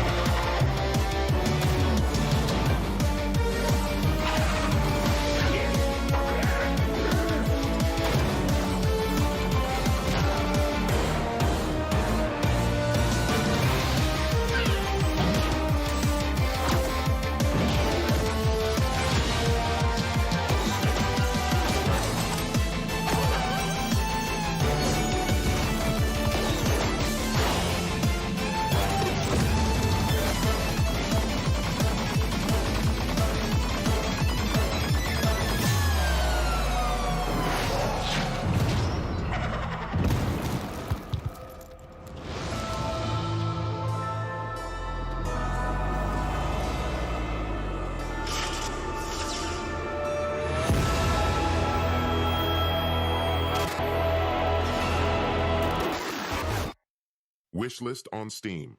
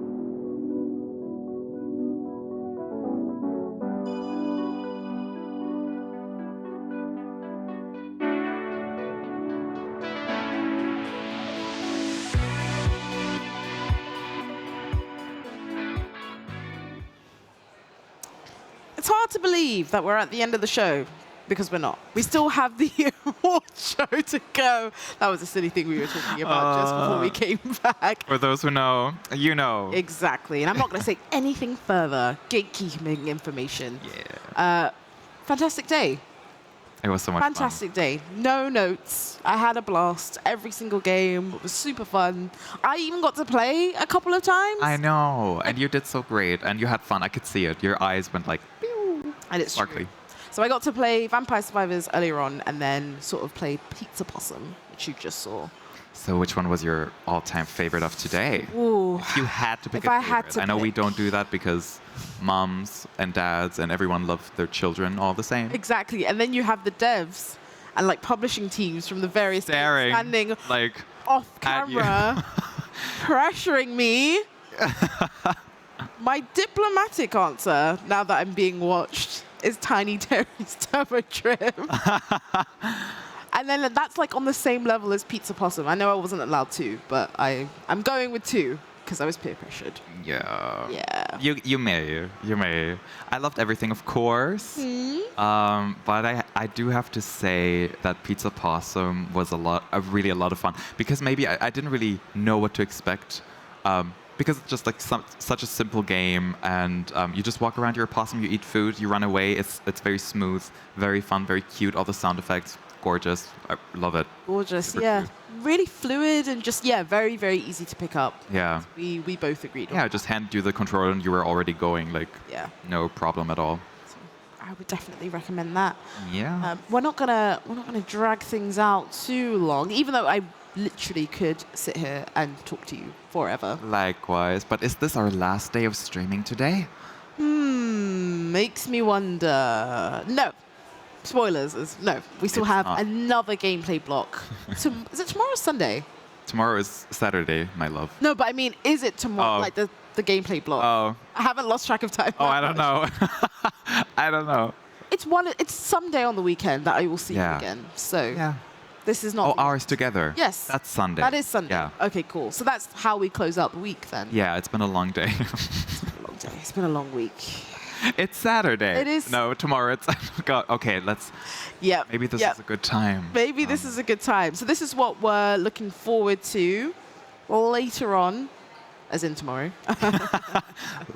It's hard to believe. It's Friday. Oh, but no, it is Friday. Never mind. It Okay. is. We're going to keep going around in circles with this. So we have, like, one of these gameplay blocks is Indie Arena Meow. Mm-hmm. So it's like, as you might imagine, games that feature cats in some way, either the protagonist or just like a general character that you stumble upon. We love animals. We love cats. We really do. They So have to be featured. that's the latter half of the day. The first half of the day, do you remember what the themes are? I don't remember what we have for tomorrow. Yeah. Actually, not off the top of my head. But we've got games like Moonlight Peaks, which we have been talking about kind of. Is it maybe is it the cozy games, like the cozy? Nah, that was the very first Yeah. thing that we did. This Indie Arena booth. Yeah. That was on Wednesday. Which one was tomorrow? Yeah, I know it's definitely Indie Arena Meow because I made a point to Yeah. memorize that in my head. But the first half of the day has games like Moonlight Peaks, which we were talking about. We were so excited Yeah, about. you might gotta have see seen- that one. Yeah, It's really beautiful. you might have seen the trailer because it is part of our fantastic trailer break. If you stick around for that, which I hope you do. You should. Exactly. And we also have Paper Trail, which I love. Paper Trail was here last year, and we'll also be playing that tomorrow. So, yeah, lots to look forward to, as per usual. We really spoil you here. But that's everything for today. Thank you so much, Lou, for Thank you for having me. It was a Stick blast. My heart is full. exactly. And then we get to do it again. So it'll be fantastic.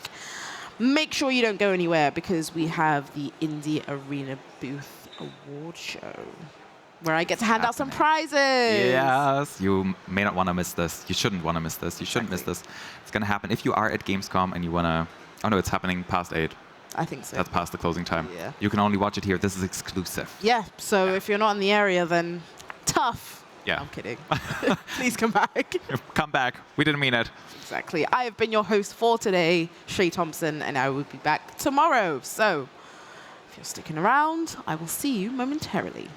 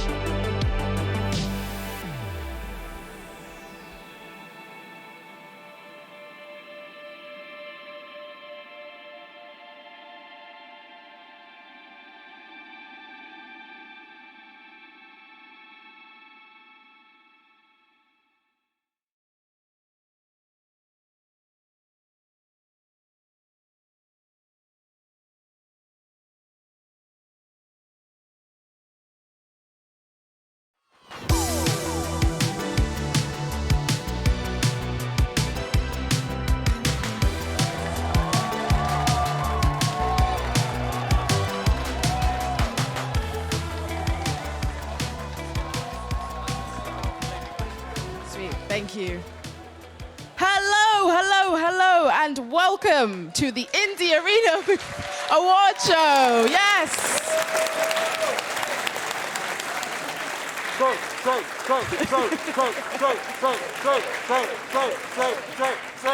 I appreciate the encouragement because it has been a very long day of streaming. I started the stream at 11 a.m., so I am feeling so energized and ready to go. Sweet.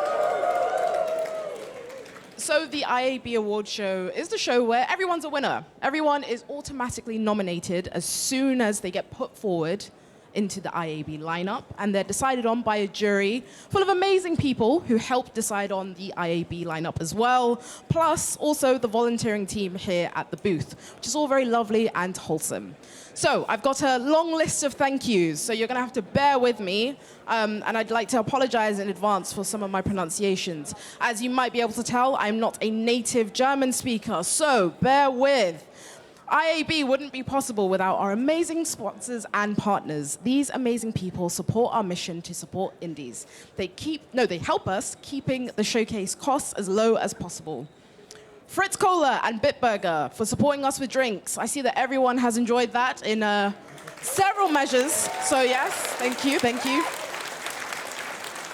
Our sponsors, Unity, Unreal Engine, and Nintendo Switch for their support to our devs.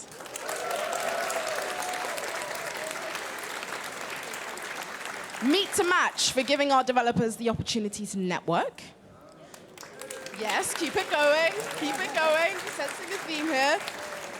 Valve for everything, from the Steam event to giving a workshop to our devs, and of course the Steam Decks, which will be up for grabs tonight. Woo, yes! Our hardware partners, Razer, AOC, and AMD for their support. And this is the one that you're gonna have to bear with. We also have great delegations with us who showcase the amazing games. Shout out to Games Bavaria, Game City Hamburg, Catalan Arts, Film und Thank you. Swiss Games, Nord Media. Hessen, I guess. Yes. Kultur- und Kreativwirtschaft Hessen. Couldn't do that. And Northern Ireland Screen.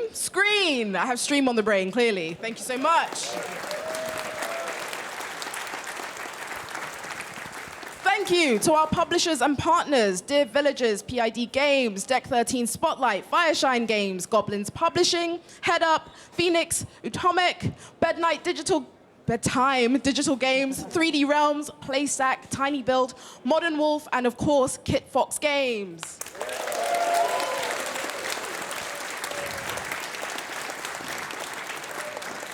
Also thanks to Gamescom, the Konmesse, Game Verband for supporting us. Special shout out to Chris Bauer, who loves indies just as much as we do. So shout out to Chris, wherever you are. Last but not least, of course, a big thanks to our media partner, GameStar, for the coverage of your games.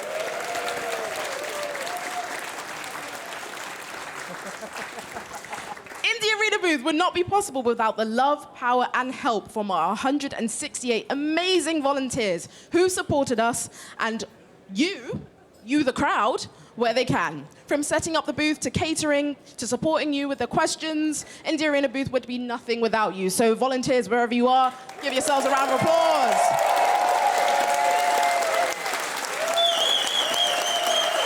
Yes, yes.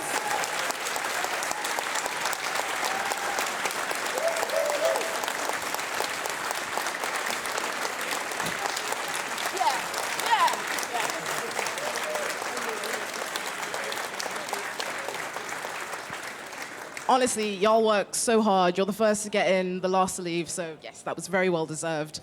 I have to thank now our amazing streamers, because if it wasn't for them, I would have to struggle and suffer on stream, and nobody wants to see that, I promise you. So thank you to our amazing streamers, Frodo, Lena, LL Cupido, Raya, and Uni, and also Lou.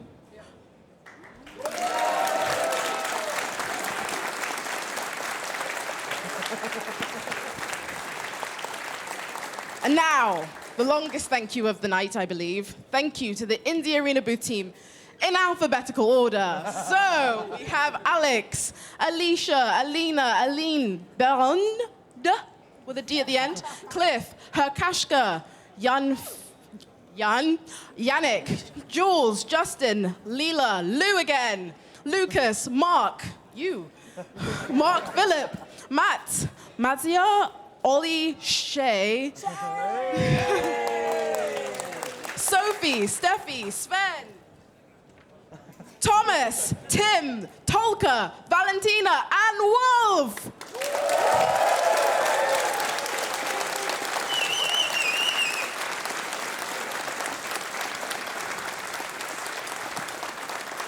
It is very warm here tonight, so thank you for your patience thus far. It's now time to get on to the awards themselves. So, starting us off, we have the booth that our volunteers liked the most.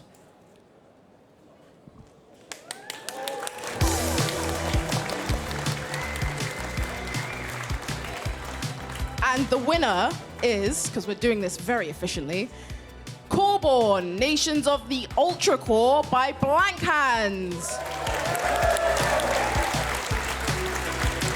that y'all? Congratulations!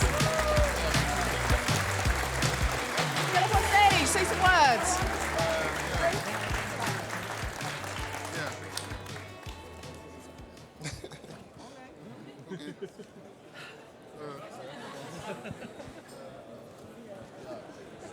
Hello. I don't know what I'm going to say or what I should say. Just thank you for that you all liked our booth or our game. So thank you for testing or being here. And yeah, thank you. Thank you so much. Congratulations.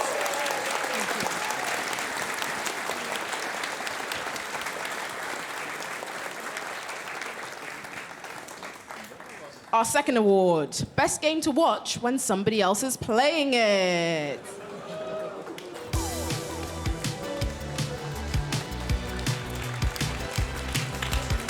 You couldn't do better than that.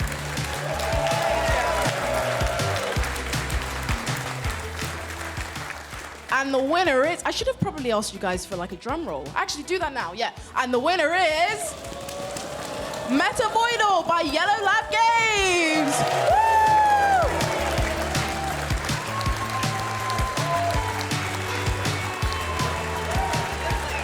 Congrats!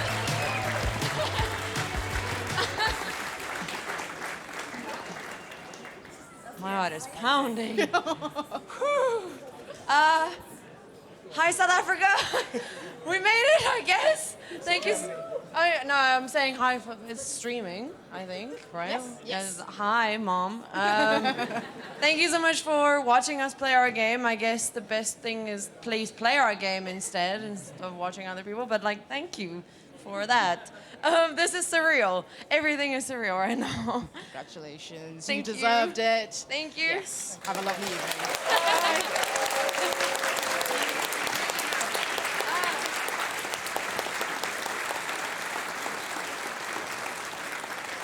Our third award, best game you better not play alone, powered by Bitburger.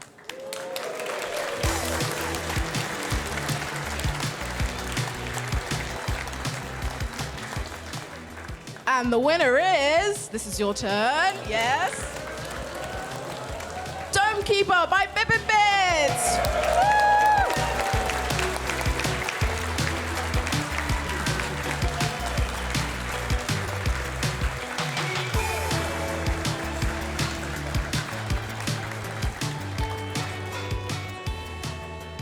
Oh, yeah, the Bitburger. Yeah, thank you so much. We all know the real winners for Dome Keeper are the people who made these amazing dribble drawings that you can see on the wall. And if you haven't seen them, definitely check them out. And so thank you so much, everyone who played and all who participated in the fantastic Indie Arena booth experience this year. Thank you so much.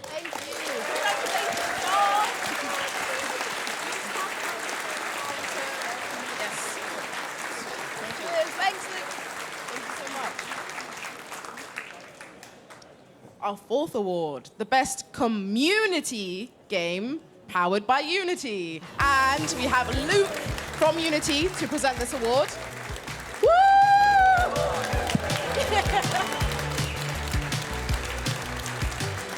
Thank you very much. So, the community via Twitter, the winner will receive branded graphics on their social channels. Thank you. A feature on the Unity blog. And the opportunity to feature on our Twitch stream. Thank you very much. And the winner is Bulwark, the Falconeer Chronicles by Thomas Sala. Who's not here.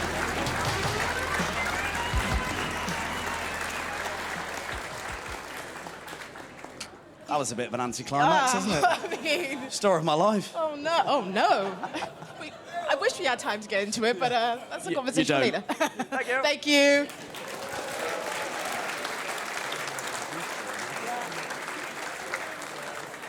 Moving on, the quirkiest and funniest game powered by Devcom. And of course, we have Andre from Devcom here to present the award. Hello, oh wow. Hello and welcome everyone. My name is Andre, I'm the Indie Advisor. I'm happy to see so many lovely faces over here tonight. I'm here on behalf of the Devcom team and I'm so happy to give out the most quirkiest and funniest games award tonight. And the winner is, drum roll, Lucky Tower Studio Seufz. Lucky Tower Ultimate Studio Seufz. Here we go, where you are.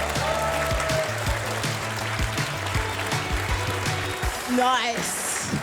I'm sure they're off celebrating somewhere. Looks like Yeah. they would receive 2 Devcom passes for next year as well. But maybe we have to give it to someone else, or they're still like.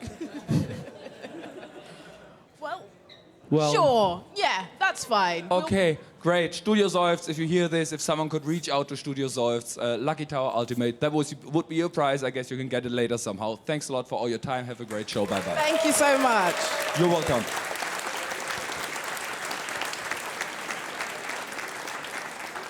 Next up, we have the best game with Animal Heroes. Ooh.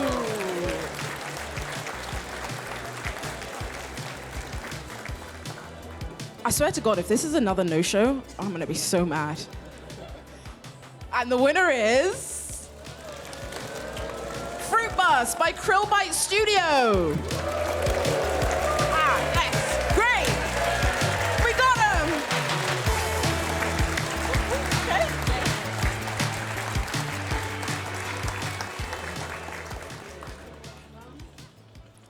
Hello. We're Krillbite Studio. And yeah. Oh my god, I'm so awkward. Well, thank you so much. It's been a joy to be here and show off a game between all these other awesome games. So yeah, thank you. Come play. Come play the game. Make sure you go check the game out. Thank you so much. Congratulations again. And our last award of the night. I know we're all very sad. Yes, mop up your tit. Oh, exactly. This one is the game everyone should play this year. It's the last award. Give me some noise. Yes.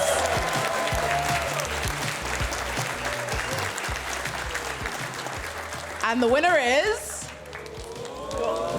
Yes. Moonlight Peaks by Little Chicken Game Company.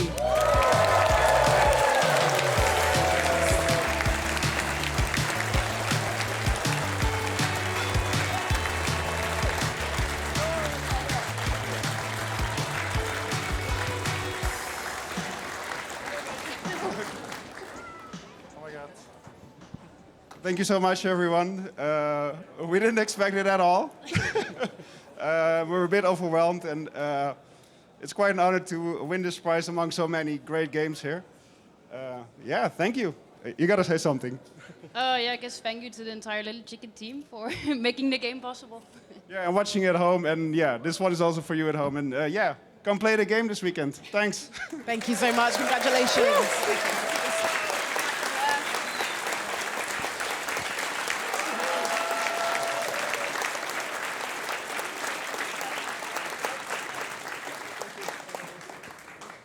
And that concludes the most efficient award show you will ever see in your life.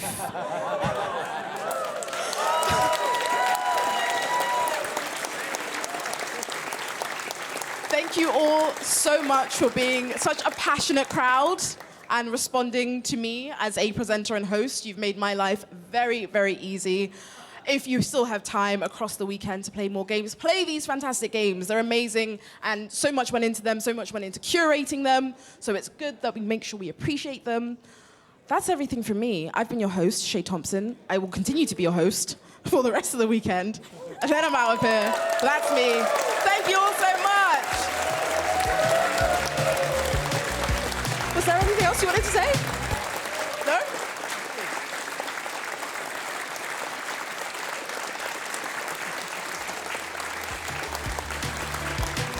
It's hot up here, man.